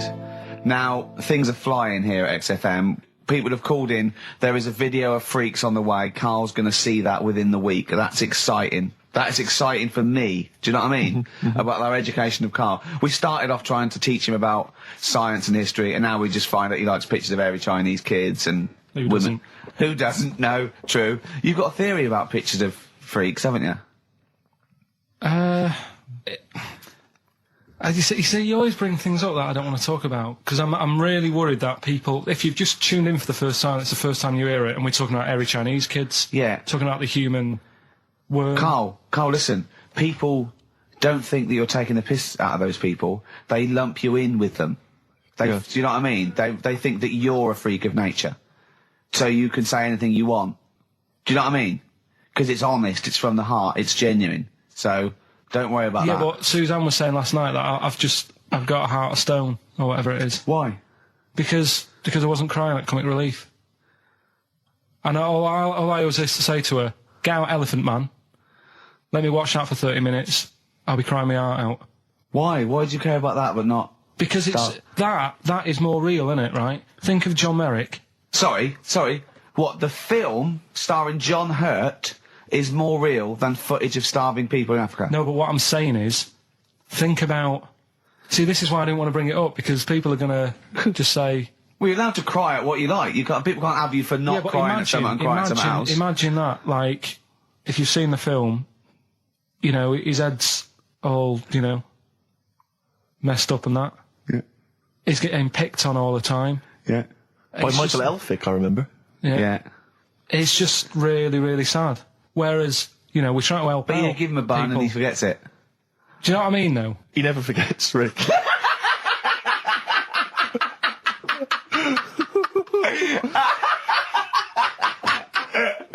Oh, dear. Anyway. Oh, God. We're giving away stuff again. Yeah. Time Tell for me your theory about freaks who have their picture taken. No, I'd leave it. No, can I tell we'll you? do it next week, then. Can I tell you what this Go is? on, quickly, what is it? Right, when he sees a little picture, like in these books he's got, he carries round those things, right? And there's like a fella with a little head with some like able-bodied people. He goes, the only reason they got to take that picture, right, was so they could show their mates, say, look at me, the little fella with a little head. That's his theory. Yeah. So every picture of a freak, they're being... Steve, let me describe the picture to you. This little fella with a little head. Right. Playing on the piano. I've seen it. All his family stood around, and mates and that. When have you ever seen a picture of someone playing the piano and everybody wants to be in on it? Doesn't happen. Maybe it was one of those kind of Christmas cards they sent out to everyone. It wasn't. You could see one of them was like in a rush to go away. He was probably planned to go out, and he was like, but they were taking a picture. It's, I'll be in it then before I go out. And it was all... He's out of order. Yeah.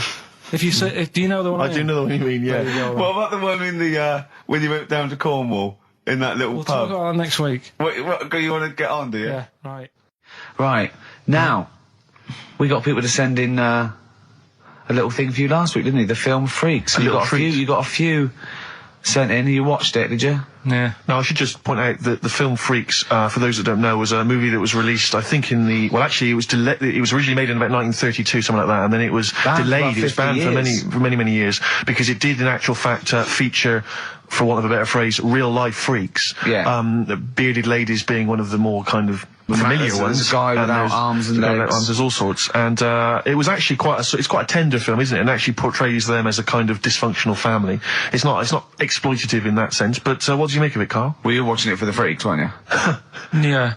I mean, I wish it does take a while to get onto it. What do you mean? Well, straight away I was disappointed, right? Because at the start, like, you put it in, it's like, oh, brilliant.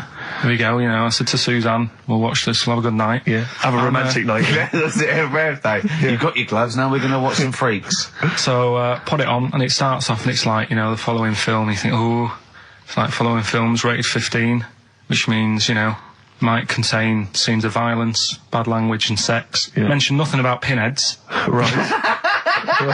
So I thought they missed a trick. A bit of extra monkey news if you want it. Okay, always. Do you know the Monkey News Extra. Go on. Do you know the Halfords ads? Halfords ads? I don't think so. No. What happens? Halfords. They've you know, they sell nuts and bolts and stuff. Right. They were using monkeys in the ads. Okay. Yeah. And what happened? Don't they sell bikes, Halfords? Well, mainly bicycles and motorbike stuff in that. Okay, so they're using monkeys in the advert. What happened? I can't handle it. What? I can't do this. Look at him. Look at him. I don't care what he's doing. And basically, right, there was a load of hassle because they were using these monkeys in this Halfords advert. Yes. Right. And what happened? Get to the point. It turned out it wasn't a problem because they were mechanics in the first place. Well, they were monkey mechanics? Yeah. What are you talking about? Mental. What are you talking about? That's not a story. Well, anyway, listen, let's get back onto They were mechanics in the first place. Right, listen. Right, so they're making this documentary. Right? And stumble across a little gang of... Come on, just... Get on with it, please. Little gang of monkeys. That's Yeah. the first time I've ever laughed. I'll hear that. I know. Well, brilliant. What do you want, a cake? Come on. Can we play a song? Oh, I don't understand what is wrong with you, you freak. It's making me laugh. Just tell us the story. All right, then. All right. So anyway, right, so there's this documentary being made. They found a little gang of monkeys. Right, play a song. I don't know what's going on here. I apologise. It's just if you were looking forward to monkey. Oh, chimpanzee that! Monkey News. Excellent. Okay. Right, where were we? We were just start again. There's some people making a documentary. For what? Okay. Making a documentary in a jungle and that. Right. Stumble across a little gang. Okay, come on. All right. A little gang of monkeys. Yeah. Oh, come on. So the camera crew are there filming it. Yes. Everything's going normal. It's all fine. Nothing odd about it. Okay. They're not running a restaurant, they've not got any barber shops, nothing. No. Just regular monkeys going about their business, yeah. So anyway, what normally happens is the monkeys sleep with a partner. They already do what? They don't sort of sleep around and that. Once they find the girlfriend or the boyfriend or whatever, yeah. they stick with them, right? Okay. But anyway, they were watching this one, right? And it's going around a bit, sleeping around. Oily. And it was getting fatter. They thought, this is a bit odd. Yeah. Right? So, followed it round. And, see it having it away. Turns out, little prostitute.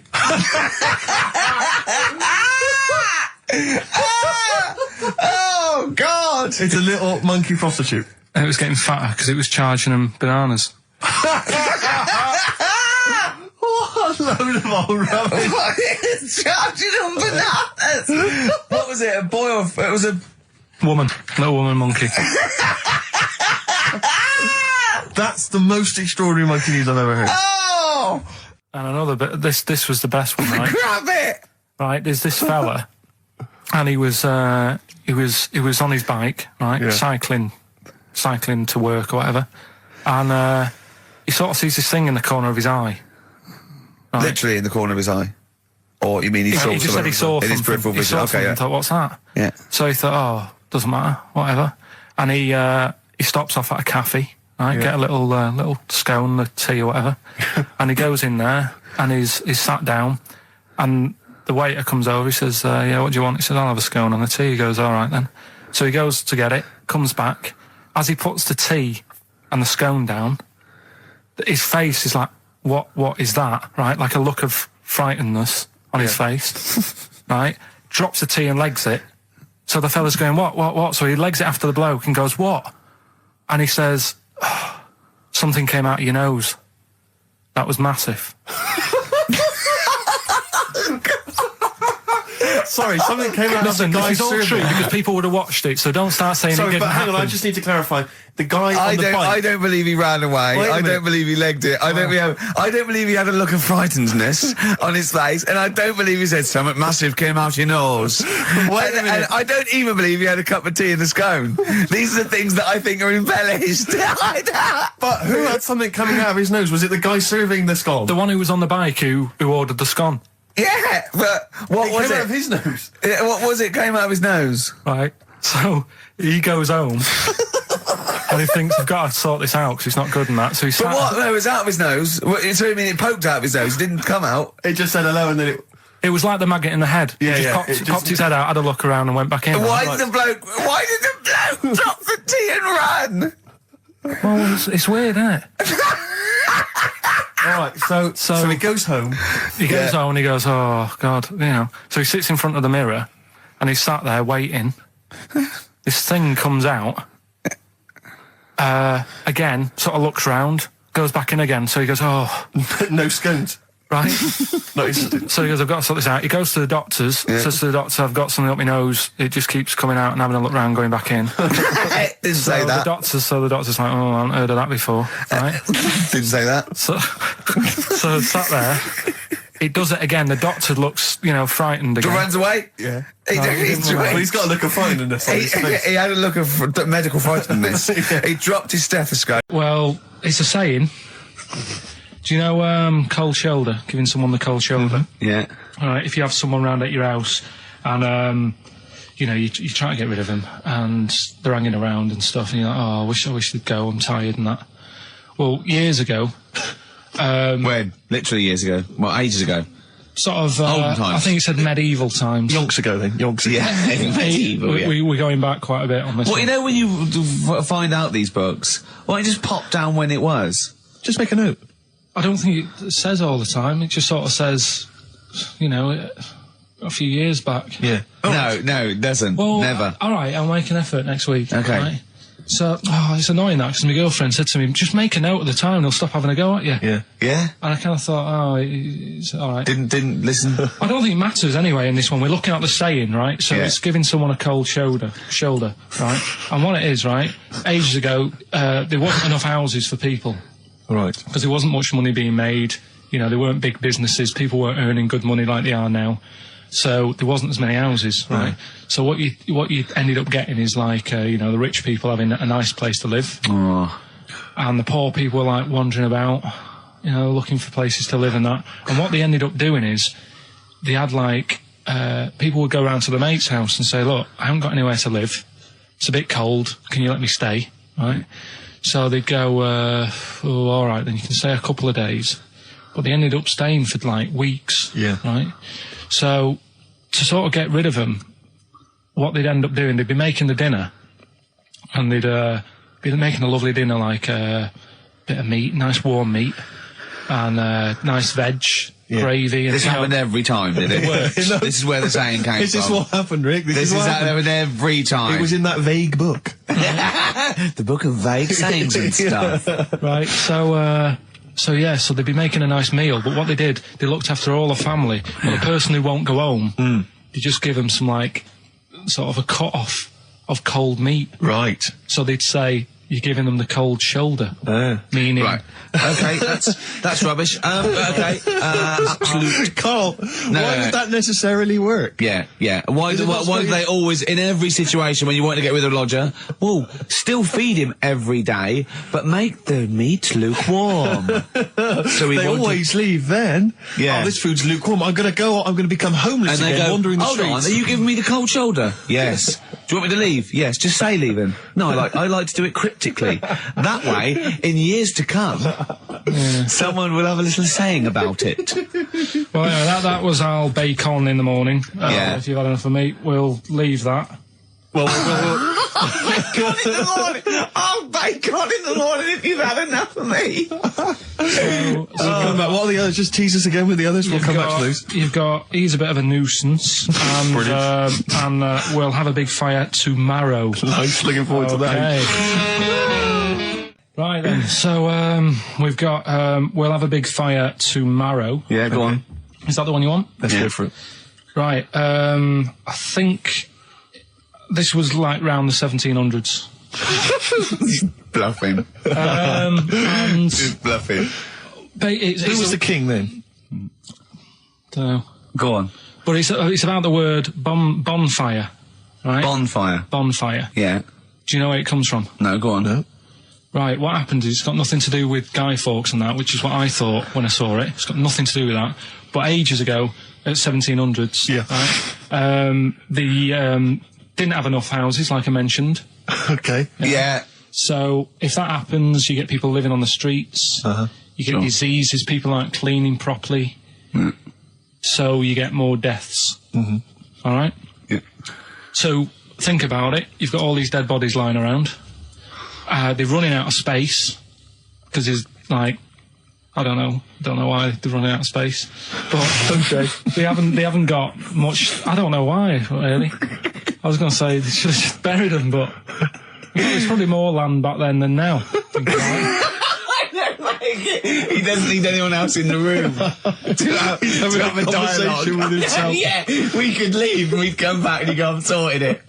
Yeah. But anyway, for some reason, they presumably, if it's going to be they burnt them, it's presumably to do that it also kills the parasite or whatever's carrying the parasite on them, as opposed to burying them and not killing the disease. Well, yeah. So that's that. There you go. You've worked it out. They piled them up and they turned it into a celebration because there was a lot of fed up people at that time. Is this going to be the word bon, meaning good? No. I'll tell you in a minute. Go on. So you've got all these people who are like going around and like, oh, you know, so and so died the other day, and you know, nearly every week someone they knew was dying. Yeah. So you can imagine like just constant like being depressed. So and they've got all these bodies lying everywhere. It's like, oh God, what are we going to do? So they said, we're all too fed up at the moment. Said, let's make this a better world. This was 1701 by the time they got together. Yeah. So they said, what we need to do is have a big party. So they said, yeah. Good thinking. See what you're thinking. So they go, right, well, we'll put all the bodies in a big pile. And they're all diseased and that, so they set fire to the bodies. And they said, let's have this as a celebration to remember them by. And, you know, we'll have a drink and that, and have a chat. We'll have this big fire going, and it came from bone fire. Ah, right. So it was all the bones. Bonfire is bone fire. Yeah. Excellent. Yeah? Pop off the news? Yeah. News. Right, well, this one, it's... I'm not going to take the credit here. I heard Christian talking about this on breakfast, right? Because it's a good story that happened. Basically... I don't know if I told you about it last week when we were having our spaghetti, but No, I think you did. Right, I know what it is. I know what this is. Okay, I've not heard this. Right, there's a little midget. Right, there's a circus. I'm loving it already. Circus going on somewhere. I think it was in America. And is that present day or old times? I'm talking like in the last 3 weeks. Okay. Right, little midget. Circus, really packed out show. People are loving it. Right, Steve, you're asked the same question I did. I know. So there's a little midget jumping up and down on a trampoline. What circus is this? Right. I'd pay good money to see it. So everyone's clapping, and he's getting carried away. Because he can't believe they're loving it. I didn't know they'd like a little person on a trampoline, but they love me. But you know what it's like when, if there's a crowd of people sort of encouraging you to sort of go higher and stuff. Yeah. And I'm sure he knew it was getting out of hand. But he was jumping and he was coming down the road going higher, and he's going really high in the air, right?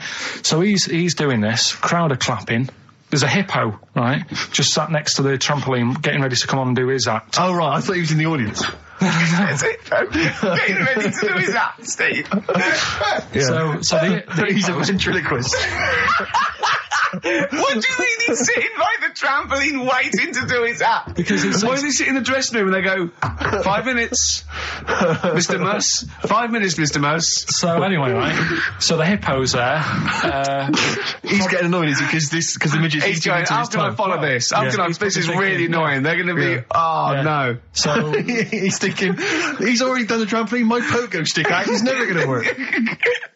Yeah, go on. So there's a hippo waiting. See, it's a great story, and I just know he embellishes it or he gets slightly wrong. Go on.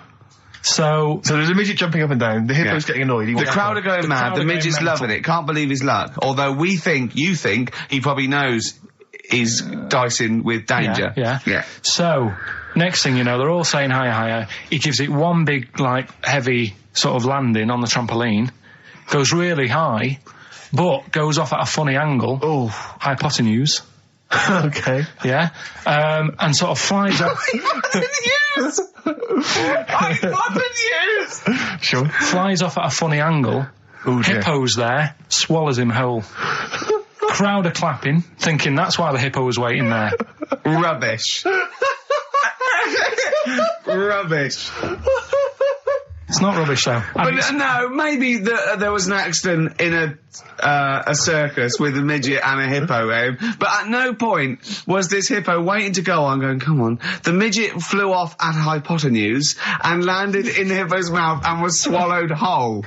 This is what you embellish it. That is great. And I have to say, though, Rick, when I heard midget, trampoline, hippopotamus, I was thinking accident waiting to happen. Yeah. So... Yeah, maybe. I mean, it is that you should never put those three together. Never. It's a recipe for disaster. Everyone knows that. Midget, trampoline, hippopotamus. Are you mental? You're asking for trouble.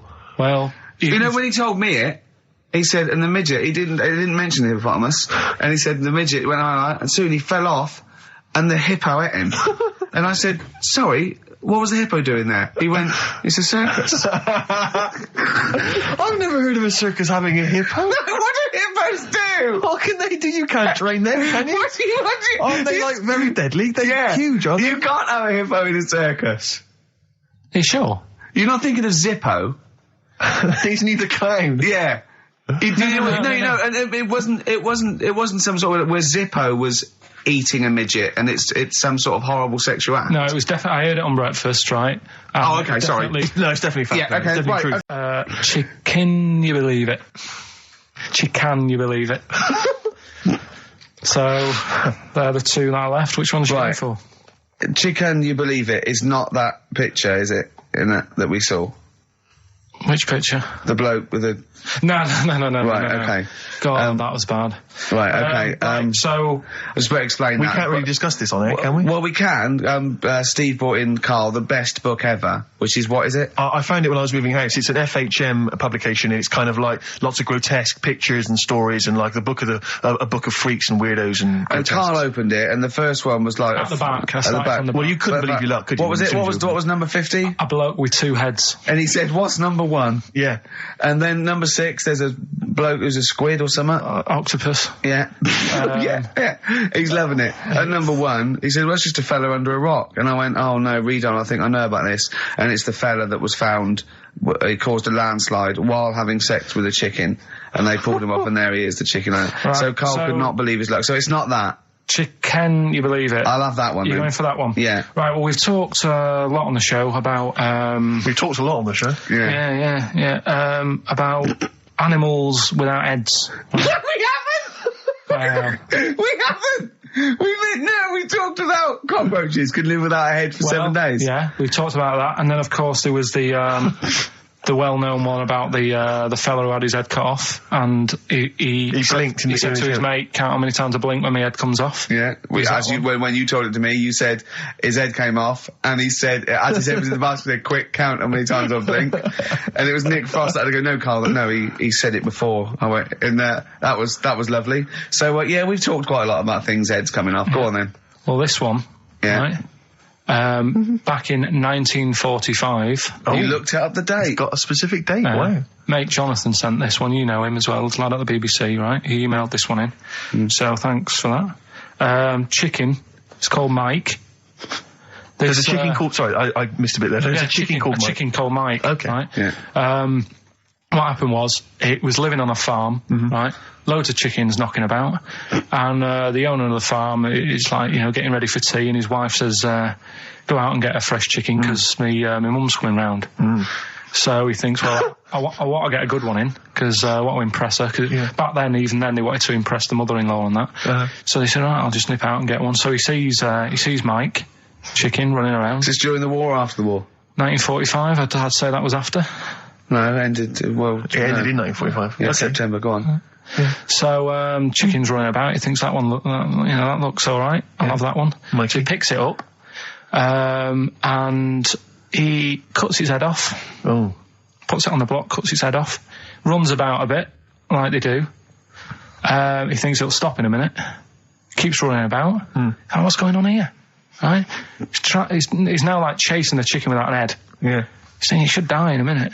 Anyway, doesn't die. Chicken's walking around with no head. Lives for 18 months. Yeah. Chicken with no head. Yeah. What do you think of that? Well, I'll tell you, I've heard this story before, Rick, and the explanation, as I understand it, was that certain vital cords, spinal cords, weren't severed when the head came off.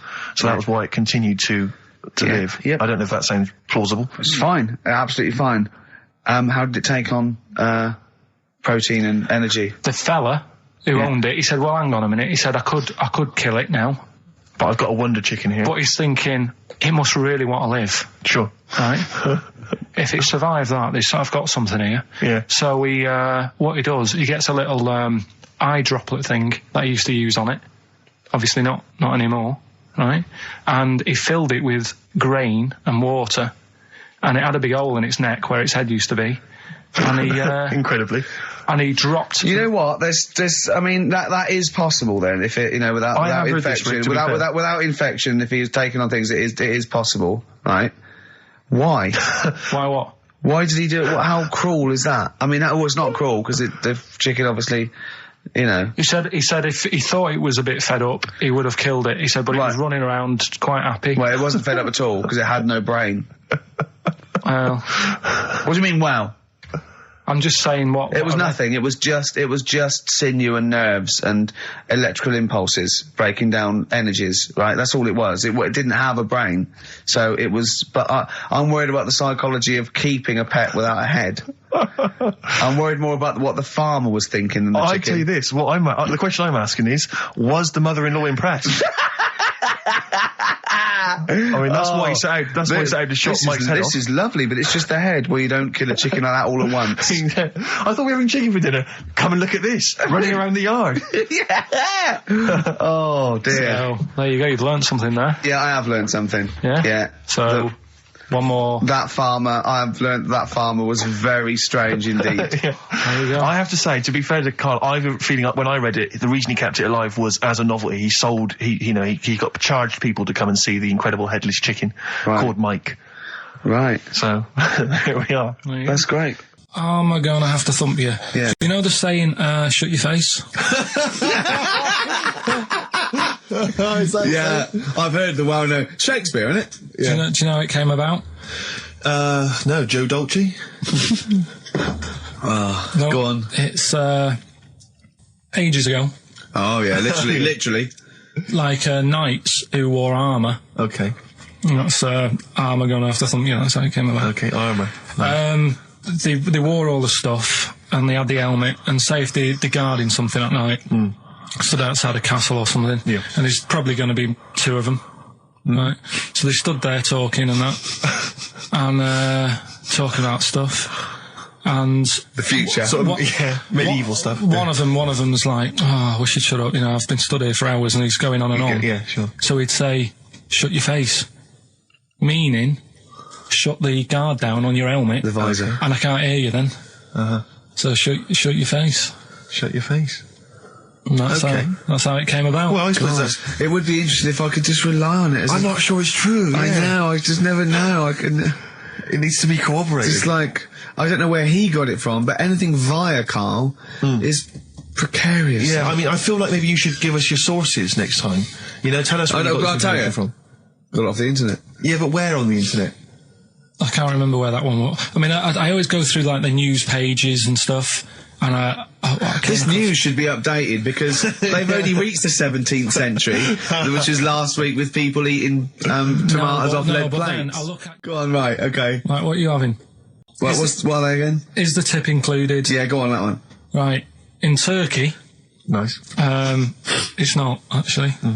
That's where I went, and there was them little fellas after Suzanne in the kitchen. What? What do you mean? We went to Turkey. You went to Turkey and there were some little fellas. Well, they had quite a few sort of midgets working in the kitchen. Why? Is it a theme? No, was it a theme holiday? I don't know. Might get them cheaper or something. Was it? So they were get working, them cheaper? They were working in the kitchen, and one of them fancied Suzanne and kept sort of eyeing her up, and she was winding me up saying, "Oh, not eyeing up and down, just eyeing her up." Anyway, no. So what was she doing in the kitchen? No, it's like a pick what you want to eat type buffet, but you have people clearing the tables and that ready for you to come along. Are they low tables? And you know, he was just keeping an eye on her. What did he say though? Was it was Turkish, so I don't know what he was saying. But he was a little fella, yeah. Did he? What do you mean a little fella? What do you mean little fella? Sort of dwarf-like. What do you mean dwarf-like? He had magic powers, or he was 4 foot? No, what do you mean, Karl? A little bloke, just like a normal bloke, but small. If you stood him in the desert, you wouldn't know. But he'd be hot and says, right, Karl. You should watch out for the monkeys. Yeah, underground. There's underground monkeys. Look, you can't just say there was a little midget fella who was eyeing up my girlfriend and then leave it. What do you mean? What was happening? This is a story to us. This is much more interesting to us than, and she was deaf, right, and she hit her head. That's much more I don't understand how it manifested itself. Did he come over and say something? No, do you know when it's like girls know, don't they, when someone fancies them? What do you mean there was lots of them as well? Do they? That's worth knowing. Listen, right, come on, right. So you went to this holiday, yeah? Yeah. And you went into the dining room or something? Yeah, downstairs. And you looked over. You thought, this is all, there's no one serving. Yeah, and they go, wait a minute. Hold on, you looked down and there was a little waiter. There was loads of them running around busy. Why though? Why did they get summer? What do you mean? Because it was summer. They had more of them. They come out in summer. What do you mean they had more? What do you mean? Because it's busy, isn't it? Well, no, but they hibernate in the winter. Why were they all midgets? I don't know, maybe it doesn't heat stunt your growth or something. No! Well, they just happened to, maybe it was a thing that they did for tourists or something, I don't know. I just got on with my meal, it was a holiday, do you know what I mean? God. Right, so it's a midget serving, I'm not going to ask any questions. Right, okay, yeah. So they're all little fellas running around, and this one always was like, you know, oh, do you want a new serviette? You know what I mean? Going out of his way to sort of... for turning on the charm. Yeah, he was going out of his way, the others weren't. Right. I think what was happening is he'd been working with Santa all the winter. Yeah. This is sort of little summer break. This one was your waiter, and so he was being polite to you. Maybe. But what did Suzanne say then? She was using it to wind me up. What was she saying? Oh, just like, you know, look he may be small, but he's built like a... Yeah, he's all man. So... Were you jealous of a midget then? You were jealous of him? It is a bit annoying, isn't it? Why? It wouldn't bother me as much now, because I've been with her for ages. Right. But at the time, that might have been one of our first holidays, and it's like... You don't want to be what's going on? I paid for this holiday. Yeah. And then you get off with a midget? Yeah. Oh. So anyway. But it doesn't matter, because you got chatted by a bearded lady. So. yeah. Tell you what, no, that's got nothing to do with that. What were you going to say? What were you going to say? I was going to say the hotel was half board, and maybe... Oh, right. I thought you were going to say it's just one of her shortcomings. So listen, right? Play a record. Right. Badly drawn boy, born again. Right, just get this educating Ricky out of the way. So, Turkey, yeah. So what is this again? This is educating Ricky, is the tip included. Right. Apparently a fellow was on holiday in Turkey. Just having a normal holiday, weather's good. you know, he's having a good time. And Waiters are all normal height. Yeah. He's having his meal. He hears a load of screaming going on in the kitchen. Hold on. Has his girlfriend wandered in there? And they do, With a step ladder. Yeah. the circumcised people in the kitchen, and apparently... What are you talking about? Whoa. Slow down. We were Sorry, sidetracked there for a minute. what are you talking about? I'm excited about two things at once here. One, they circumcised people in the kitchen. Two, I guessed it was someone losing the end of their knob. You did, yeah. I started thinking like Karl Pilkington. Extraordinary. That is amazing. Apparently it was going on. It wasn't just a one-off either. Well, when I say a one-off, I mean they did it more than once. Yeah. Right. And there was it was there for a week, and apparently the first night it was quiet, and then the rest of the week, every day it'd be like having his breakfast, or even his lunch, or even his tea. Yeah. Right? He'd be doing it all day. Oh. You'd be hearing Lunch and screams. breakfast, fair enough, really. Yeah, Circumcision at tea time. Don't do that. And apparently it's a tradition over there. You can't even make a complaint about it. It's like, well, you should have found out before you come over. See, I can't believe this is Sorry, true. I'm a little bit I can't lost. believe this is He was true. in a restaurant, in a hotel, and there were people having circumcisions in the kitchen. Yeah. Is that right? I'm even worried that we're bordering on the racist here, suggesting that is tradition, that Turkish people cut the end of their cocks off in the kitchen Yeah. at meal times. I think you're wrong, Karl. This just sounds ludicrous, Karl. No, I don't think it happens everywhere. Right. I think this Just in Oh, particular this restaurant. hotel. certain places, Certain hotels. certain hotels. What, is it like 2-star? Yeah. Why did he go to the Foreskin Inn? It was his own fault, wasn't it? So that's Sorry, that's it, is it? Have they closed? Sorry, no, wait. That's the story.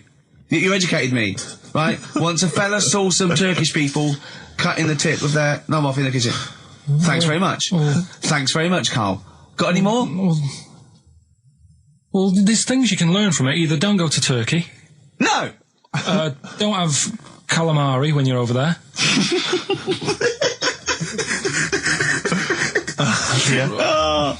Karl, you've done it again. Well, What's the last one? Give us the teaser clue it again. was, I want to come here in hindsight. I wouldn't have come here in hindsight. Yeah. Right, give me some education. This will be the thing that teaches me something. I can feel it in my bones. Come on. There's a kid in Kenya. He was messing about with some beans. Magic. We guessed that as well. You did, yeah. He's fed up because we've guessed his puns, I think. He put one of them in his ear. Yeah. The mum or the dad said, what have you done that for, or whatever. Yeah. So I'll have to take you to the doctors now. So they took the kid to the doctors, and the doctor said, he said, I can get that out, I can sort that out for you. So he took it out, and the doctor said, right, that's £3.50. And the dad said, I've only got £2.70 on me. And the doctor said, right, well, and he put the bean back in his kid's ear.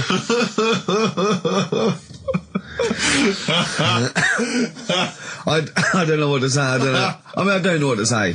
I mean, A couple of questions from me, very quickly. Are you sure that those were definitely the sums involved, were they? Well, the equivalent of whatever the deal with in Kenya. Yeah. It was the equivalent of £3.50. so what currency was it, Karl, that you translated into sterling? I don't know. No, it was saying in the thing. It said the equivalent of £3.50 and £2.70. Did it say that? Yeah. So Did it say that? Yeah. Karl, look at me. Did it say that? Yeah. It said that was the. Did it say that? Yeah. Yeah, it did. It definitely said that. Definitely. Yeah. Okay, I'll go for the one. What's the one about the butcher going down the butcher shop? You've got get your kit on. We're off down the butcher's. Yeah. You going for that one? Yeah. Well, do you know the saying? Don't let the cat out of the bag. Yeah. Do you know what it means? Yeah. Well, don't give away a secret. Right. Well, do you know how it came about? No. Well, ages ago. Before, like, Ages ago. 17th century? yeah, before, like, Yeah. 17's good. Yeah. before, like, proper butchers and Dewhursts and supermarkets and that, you used to get these blokes who sold meat. Right. Butchers, they were called then, I think. Yeah, but the difference was they didn't stay in the same place, they moved about. Right, so they'd turn up on a street corner, Right. and he'd have, like, loads of carrier bags of, like... Carrier bags?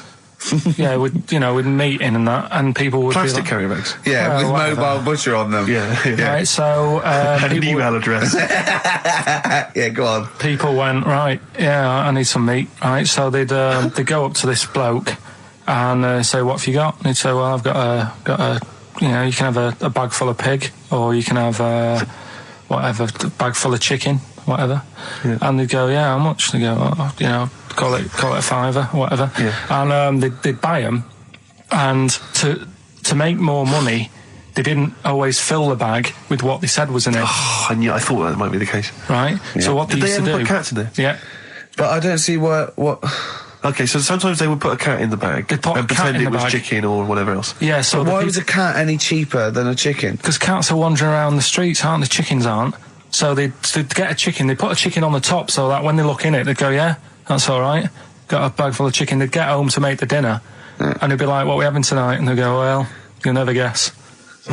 And they'd have like, well, you can have a chicken leg, and, But it would be a cat. They'd have to defrost a pizza. Yeah. Did they mind that they were eating cat then? In those days? He didn't say. He just was saying about the saying, don't let the cat out of the bag. It's like, if they see that, they're going to go mad. Well, so it was the people that were doing this. It was the dodgy butchers that coined this phrase. Were they saying to each other, don't let the cat out the bag? I.e., what I mean by that, Jack, is don't let them see the cat. Yeah. What we've stuffed in there. Yeah. Dodgy butcher, there's another phrase, isn't it? So that's the first one. Is that a euphemism or is that dodgy butcher? As his meat delivered around the back. Sure. So that's that one. Like, follow me in the van. And he was like a northerner like you, and he was giving it all the, all right, yeah, I tell my girlfriend's a DJ, she's got some of these speakers, they're fantastic, da-da-da, and he's giving me this. And then my mind starts working. Now that I've got a bit of time to think, I'm thinking, wait a minute, this all sounds a bit dodgy. Yeah. It dawned on me, Rick. You know, Paul, aren't you? You're streetwise. Exactly. You're streetwise, Steve. Not only that, I was thinking, how am I going to get them home? I've got to drop the car off at the BBC. How am I going to get these huge speakers back to where I live? And how can I pay for them? Because I've just spent £100 on Find the Lady with a couple of blokes in the square. It seemed like a fair game. Some of his friends were winning. But so I explained to him, I said, I can't get them back to like Brixton where I was living at the time. He went, don't worry, give us an extra 20 quid, we'll take them home for you. Oh, that's good. Deliberate. They do a whole service, you see. And there's also a backup guarantee. Did they have the guarantee, the 3-month guarantee? They didn't. No. But I said, I'm not sure about that. He went, well, why don't you put them in a cab, send them back, and your housemates can collect it? I was like, oh, no, there'd be no one in. And I was beginning to sort of get a bit conscious of like, maybe this was a bit of a scam after all. So I pulled into like a little side road. I said, I'm not sure I'm into this now, actually. He went, what are you talking about? It's 200 quid for a pair of speakers. It's a bargain. You never get a bargain like this, mate. I'm going, not too sure, actually. I don't think I want them. He went, 150 quid, 150 quid, mate, 150 quid. I went, no, he's 100 quid now to you. And I'm thinking, wait a minute, this doesn't sound like the kind of work that Dixons would be doing. Dixons don't do that when I go in. This is it. Dixons never negotiate in that way. When I go, they'll look around and I leave. They go, where are you going? I go, I go, no, we'll have anything then. Have anything for a So quid. I stopped the car and the white van pulled up behind me with his mates in. Sure. And I said, can you get them out? I'm not interested. And he went, 100 quid, mate. Oh, and he was just going, you tosser. You obviously want some speakers. And he was having a go at me.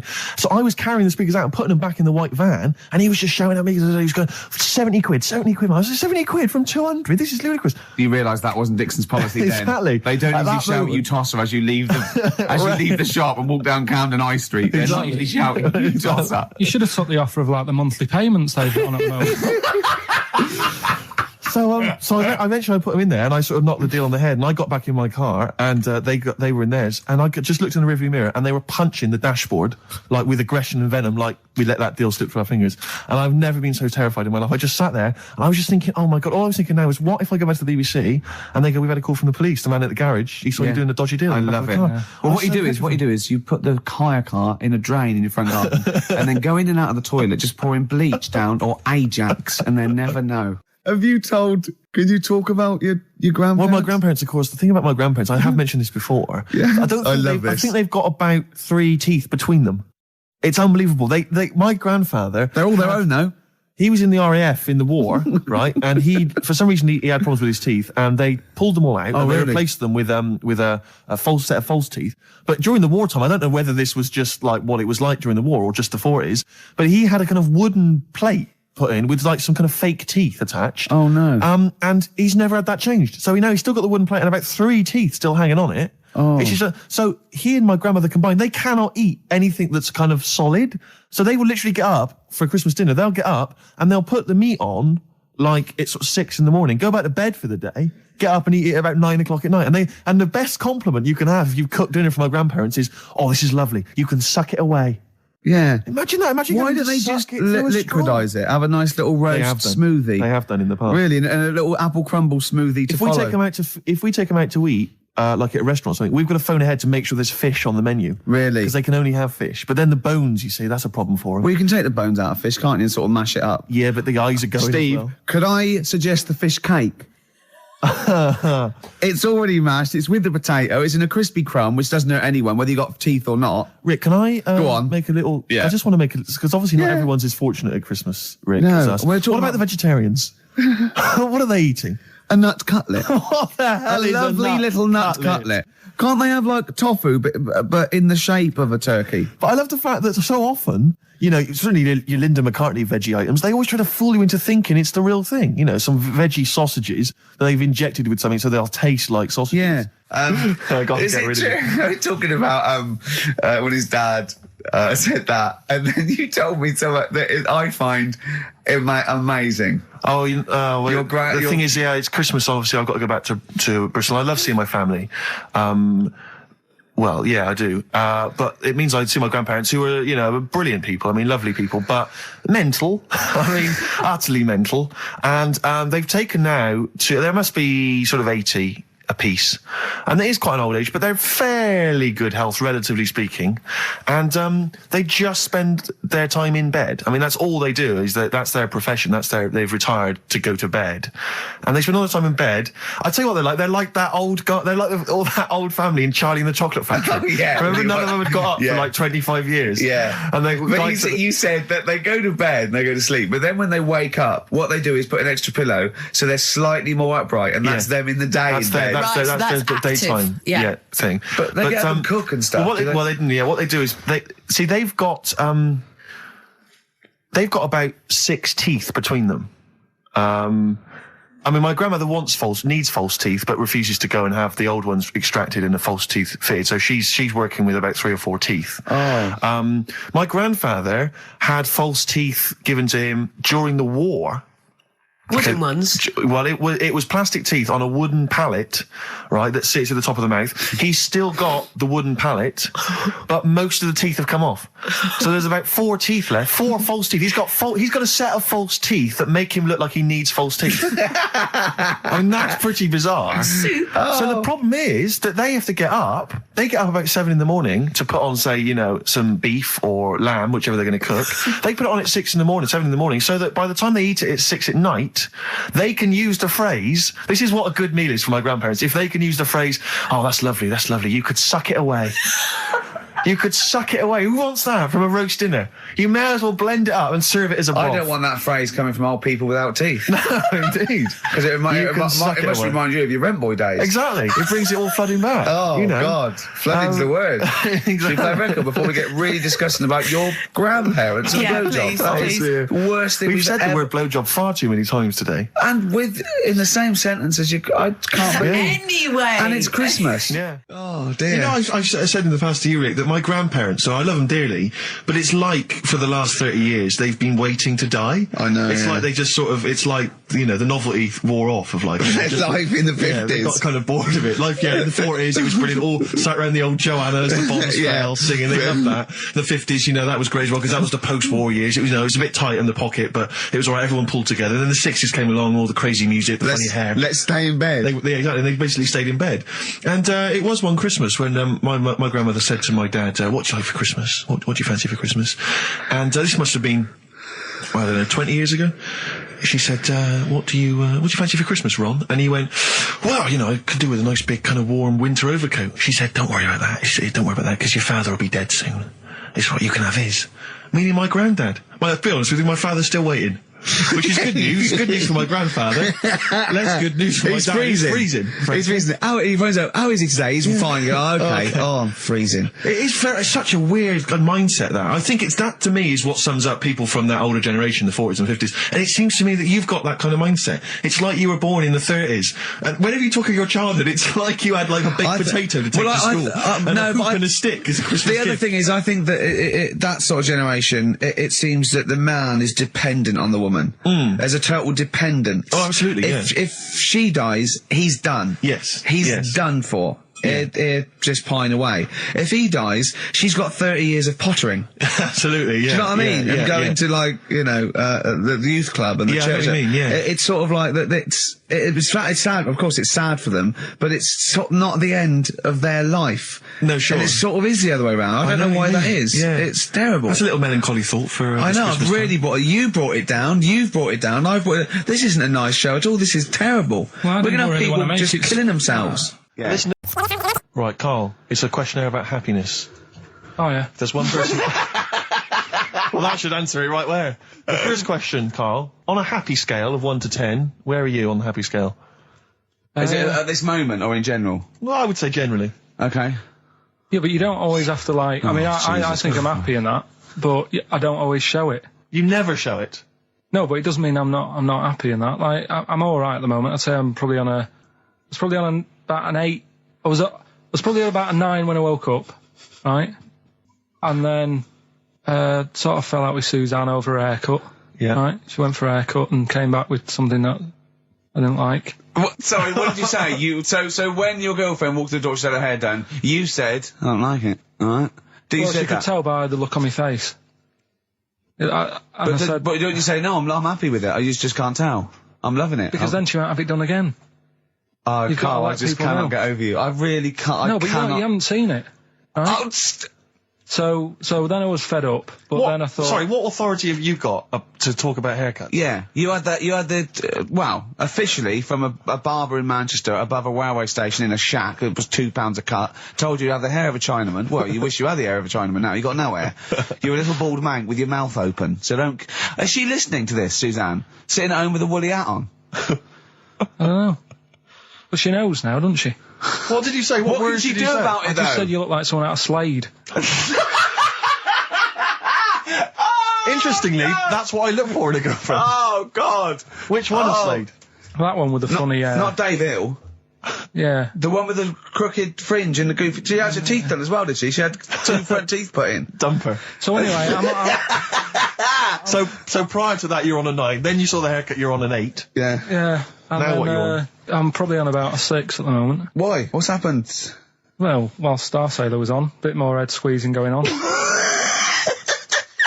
So, yeah, about a 5 or 6. So generally speaking, what would you say you are? About 4. You're on a 4. Alright. What would you give someone who wasn't very happy? What would you give them? What are you thinking, Carl? Depends why they're not happy. They're low, okay, so what would you give them? I mean, yeah, depends, doesn't it? If it's someone who's just lost their arms and legs in an accident, you don't give them a lollipop. Sure, or some mittens. Yeah. You give them a hat. Yeah. Yeah. And dare I say it, a smile. A skateboard. Yeah. Yeah. I don't know. You don't know. You got to answer the question. Alright, so hang on, let's assume that you've upset your girlfriend because you slagged off her haircut. What are you right? going to do now to feel go and make her happy? How are you going to cheer her up? And not buy her a baseball cap. That was the record before us, and here we are, pre-recorded, because we did this a few weeks ago, because we're not here at the moment, are we? We're away in that. I'm Ricky Gervais, with me Stephen Merchant. Hello there. And Karl Pilkington.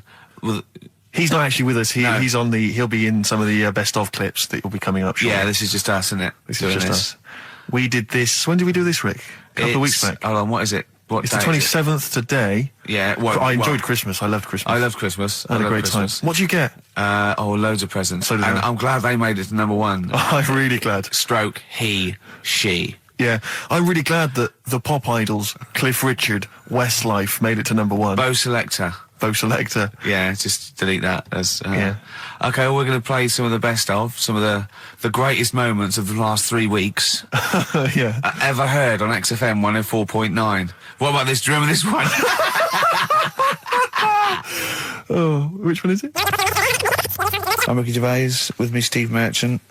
Over there, Karl Pilkington. The man who believes anything. I think it might be a condition due to his little round head. It's sort of like, it might be a new condition that we can call cranial spherity.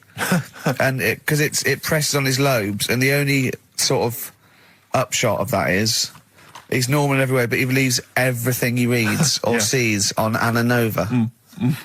Alright? Talking of which, Rick, I don't really follow the news. No. It's mainly boring, isn't it? Wars and stuff. Yeah.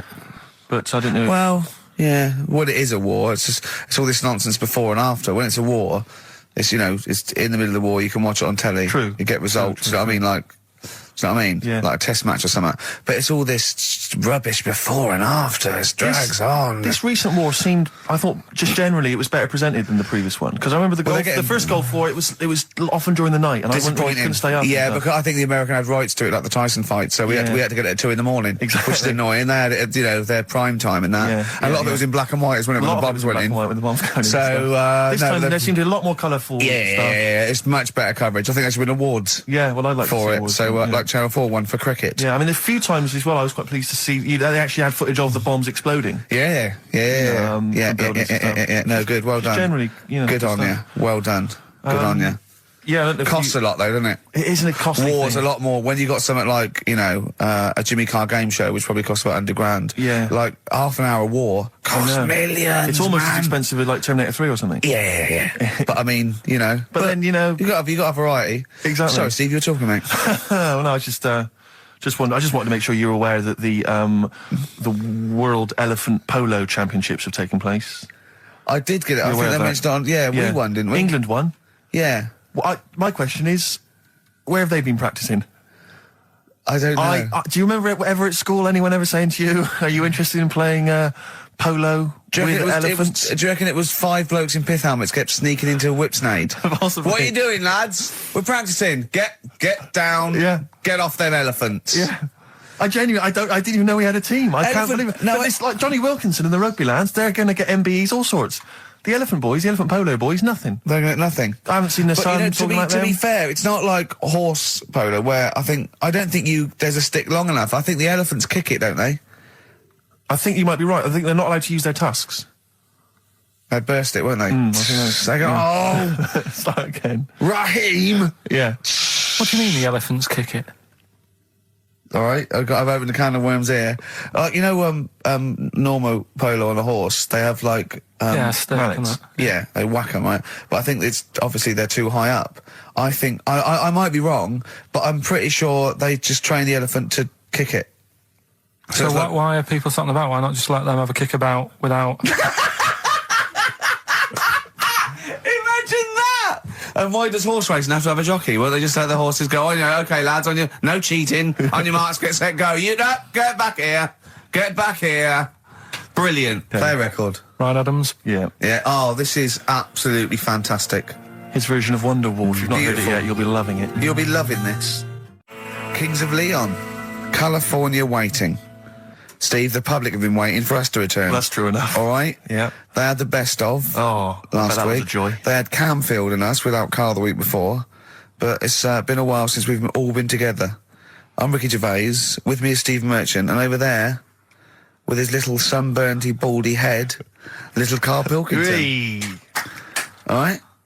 Yeah. That wasn't Steve slapping me head then, by the way. No, that was just him clapping at like Steve Wright in the afternoon. It's a great show. Because he's so. It is a good show. Yeah. He's so pleased that we're a posse. Yeah. And we're all back together. 3 holidays Carl's had this year. Last year. Yeah. I'd love to have 3 holidays. You've got to start putting the work I in had there. 2 holidays No, then. you had 3 holidays. You went away with Suzanne and her parents. Yeah, well, that doesn't count. It does count. If you book 2 weeks off the firm, you go away and you go on XFM 104.9. I'm Ricky Gervais, Steve Merchant. Karl Pilkington is in the middle of educating me. Then, educate me. Did I tell you the time when the doctor said I was going to die? All right, keep talking. Right, ages ago. must have been about 15, right? And at lunchtime there was this. We used to have a choice of stuff to do at lunchtime, right? We used to have like a burger place that had an arcade machine in it, right? So we used to go there and play on that and have a burger.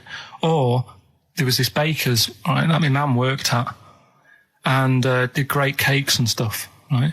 So she used to like bring some home and that, but she couldn't always bring them home every night because, you know, they'd cost money, and she used to get them for free. And they used to say they'd rather chuck them away than give them to the staff because there's a chance that the cream might be off.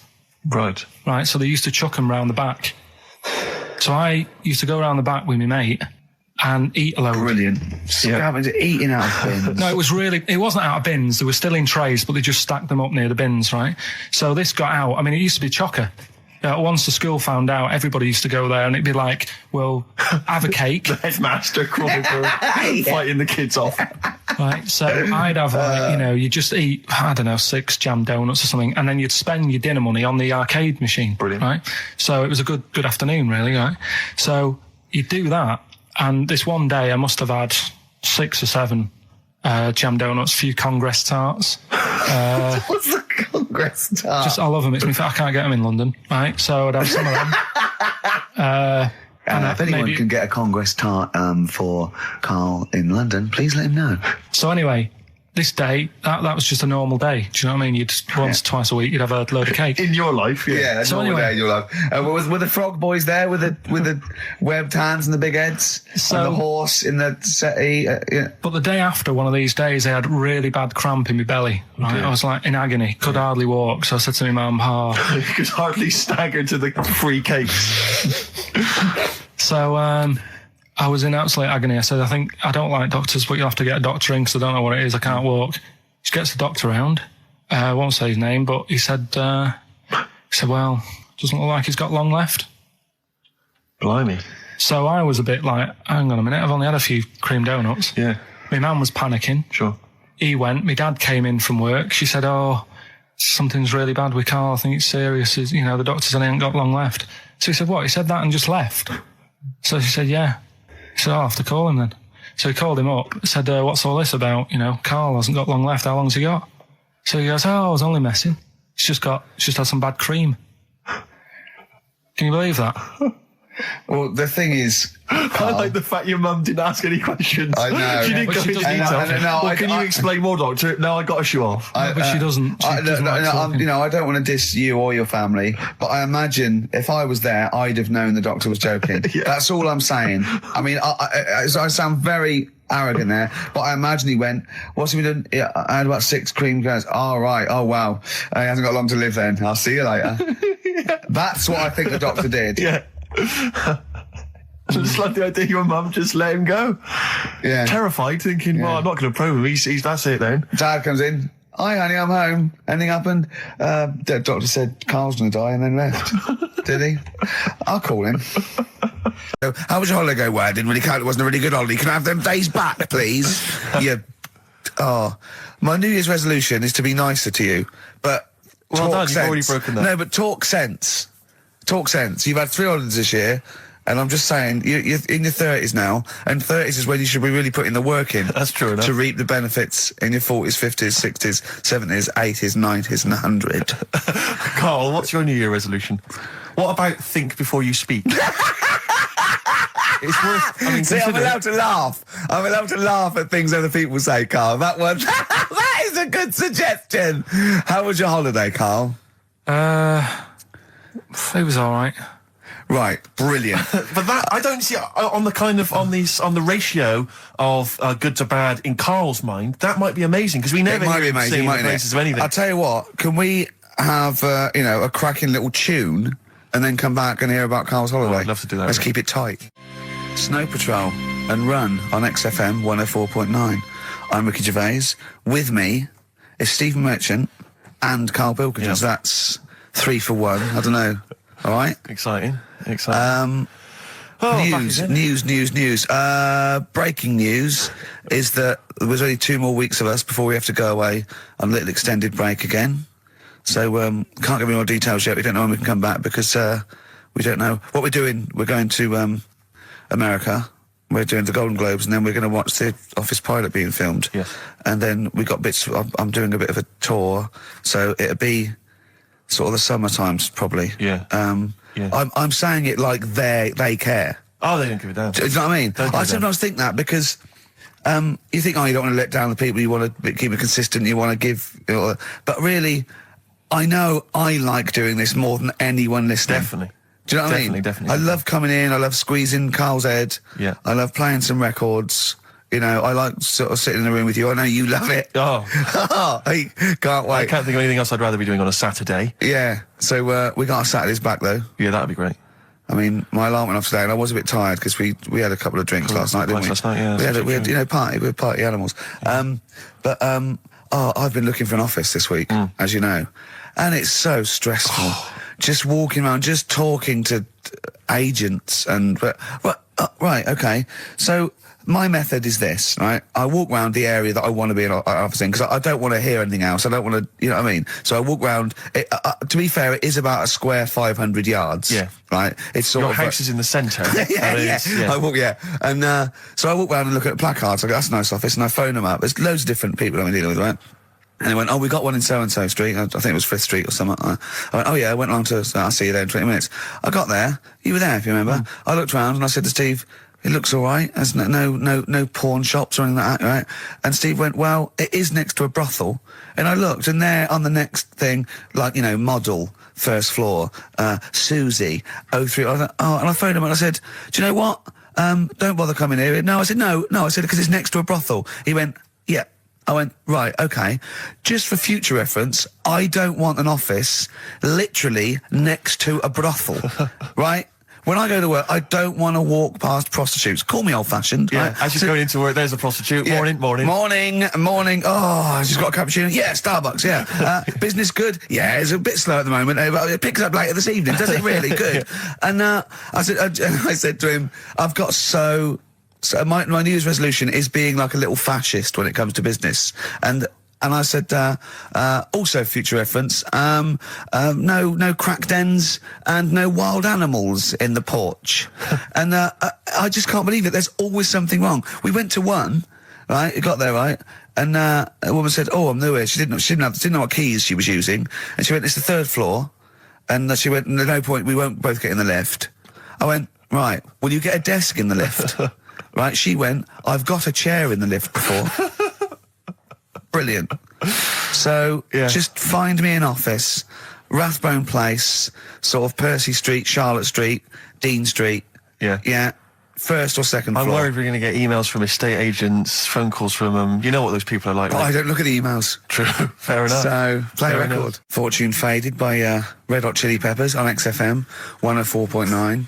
With Ricky Gervais, Stephen Merchant and Karl Pilkington for the last time. Yes, we've said that before, of course, so don't get your hopes up. Yeah, we've had some highs, some lows, some laughs, some tears. Karl, you're concentrating. A lot of tears, mainly from the audiences. Yeah. Now, before we get into that, before we get into talking about maybe some of the hijinks we've had, looking back, looking forward as well. Yeah. I came in, Karl was sitting at the desk, he went, all right? I went, all right, yeah. He went, see that Alan Clark diaries? I went, no, I didn't. He went, no, but a lot of people talking about it. He went, I've never kept a diary. Keeping a diary will always get you into trouble. And I said, like Anne Frank. What did you say, Karl? The woman in the cupboard? That's what he said. The woman in the cupboard. And I went, save it. Save it. You never speak to Karl off air. Save it all for when we're on the wireless. He went, but what did she do? What did she do except be in a cupboard? What did she have to write about? And I said, well, her thoughts. Do you know Anne Frank? That's all I know about Anne is. There's no point pretending it. Anne! That I know stuff. Yeah. Right, well, tell us everything you know about Anne Frank. She was in a cupboard. Yeah, what else? If she didn't do that, I wouldn't know about her, seriously. That's all I know about her. Yeah. So what did she do? But what do you how do you think we know that? We know about her cupboard because of her book, don't we? But hang on, what in the bigger scheme of things, why was she in a cupboard? I don't know. Right. I honestly don't know. You don't know anything else about Anne Frank beyond the fact that, to quote you, she was in a cupboard. Well, what's she done then? You tell me. Why should I know more about a Firstly, woman in a I cupboard? don't think she was in a cupboard. She wasn't in a cupboard. She was in an attic. All right. Yeah. So what was she doing? She was hiding from the Tidying Nazis. She was hiding from the Nazis. But isn't that the first place they'd look? Sort of work from the top down. Carl, they weren't specifically looking for Anne Frank. They weren't going, where is she? Where's Franker? If she gets that book out, we are in the deep shit. We've got to stop the book. They were just looking generally. She was, I think she was 13, 14, she was hiding, she was Jewish and she was hiding, lived in Amsterdam, didn't she? Yeah, as much of her family were having to hide, being helped by, you know, friends, non-Jewish friends. In a cupboard. Cupboards, you know. And how long did she sort of hide up there for? Until she was caught. Long enough to write a book. So she even got caught after all that? What do you mean, so she even got caught? We're talking about one of the great, you know, humanist tragedies of our times, and you're going, she couldn't even stay hidden. What do you mean, didn't she get caught? No, I'm just saying, like, you know, it's not a great tip then, is it? Do you know what I mean? She didn't do it well. She didn't hide and say, well, I escaped it. She Her got diaries caught. are not a manual on how to hide from people. It's not how to win at I don't know hide and anything seek. about her, and we might be going down some ground that's a bit dodgy. I don't know enough about it. Maybe it's best just leaving it. All I was saying is diaries. Do you know, what do you do them for? Have you kept one, Steve? Never kept a diary, no. Right. I can understand your fear that it might get discovered, someone might read it, find out all about your inner secrets. Of course, the good thing about you is you tell everyone what you think about them. Yeah. Yeah, but... There was going to find a diary and go, oh, God. Can't believe it. Carl doesn't like my haircut. Yeah. Carl thinks I look like Dave Hill from Slade. Yeah, I told you that, didn't I? Yeah, I told you that. Do you think they'll last, though, diaries and that? No, because they were a bit of a time killer, weren't they? It was something to do at the end of the day, whereas now there's iPods and that. Do you know what I mean?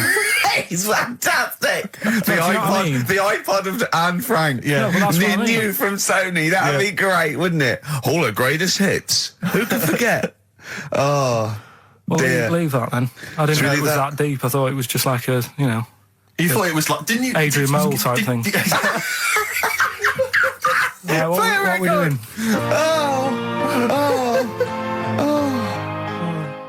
Since you've been gone, Rainbow. Since we've been gone, Steve. What's been going on, mate? Well, so much has happened, hasn't it, in the world? You know, politics and stuff. There's been an election and the like. I'm Ricky Gervais, with me Steve Merchant, and our producer, I say producer, Karl Pilkington. All right. Yeah, very good. We've been away for a while. I think the last show we did was January 2004. Yeah.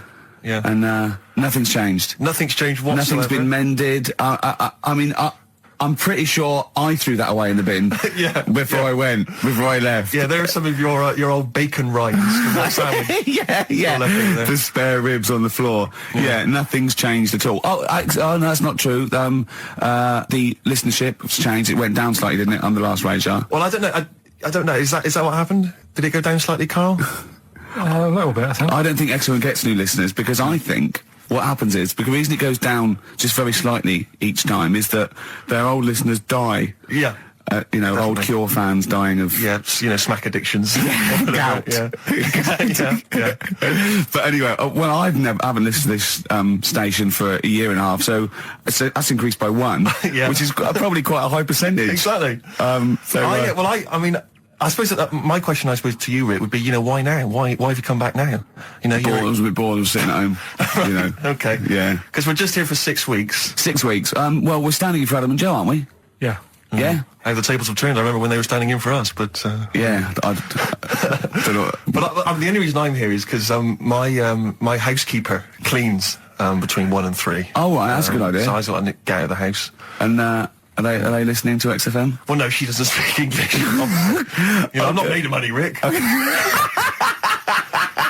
You know, if I can help out, you know, a young immigrant lady, then I will do. And there are so many things I can do for her in so many ways. Yeah. But her, you know, picking up my old tea towels and stuff is ideal. So that's why I'm here. But all I'm worried about is I think people kind of associate with the name Ricky Gervais. They associate a certain level of quality. You know, your live stand-up DVDs, there's a level of quality. You've put a lot of work into them. You've honed it. The TV work you've done, likewise. Should people expect the same from the radio show? Definitely not. No. Definitely not. those things that, you know, you sit down, well, you know, we sit down, we write them for a long time, write them for a year maybe, then film them, and we worry about everything. This is, I'm not even sure I'm talking into the mic at the moment. I was actually doodling, as you saw there. Yeah. I'm eating a sandwich as we speak. Yeah. You know, although we do like music, that is true. That's absolutely right. Should we play some great West records? Diagram.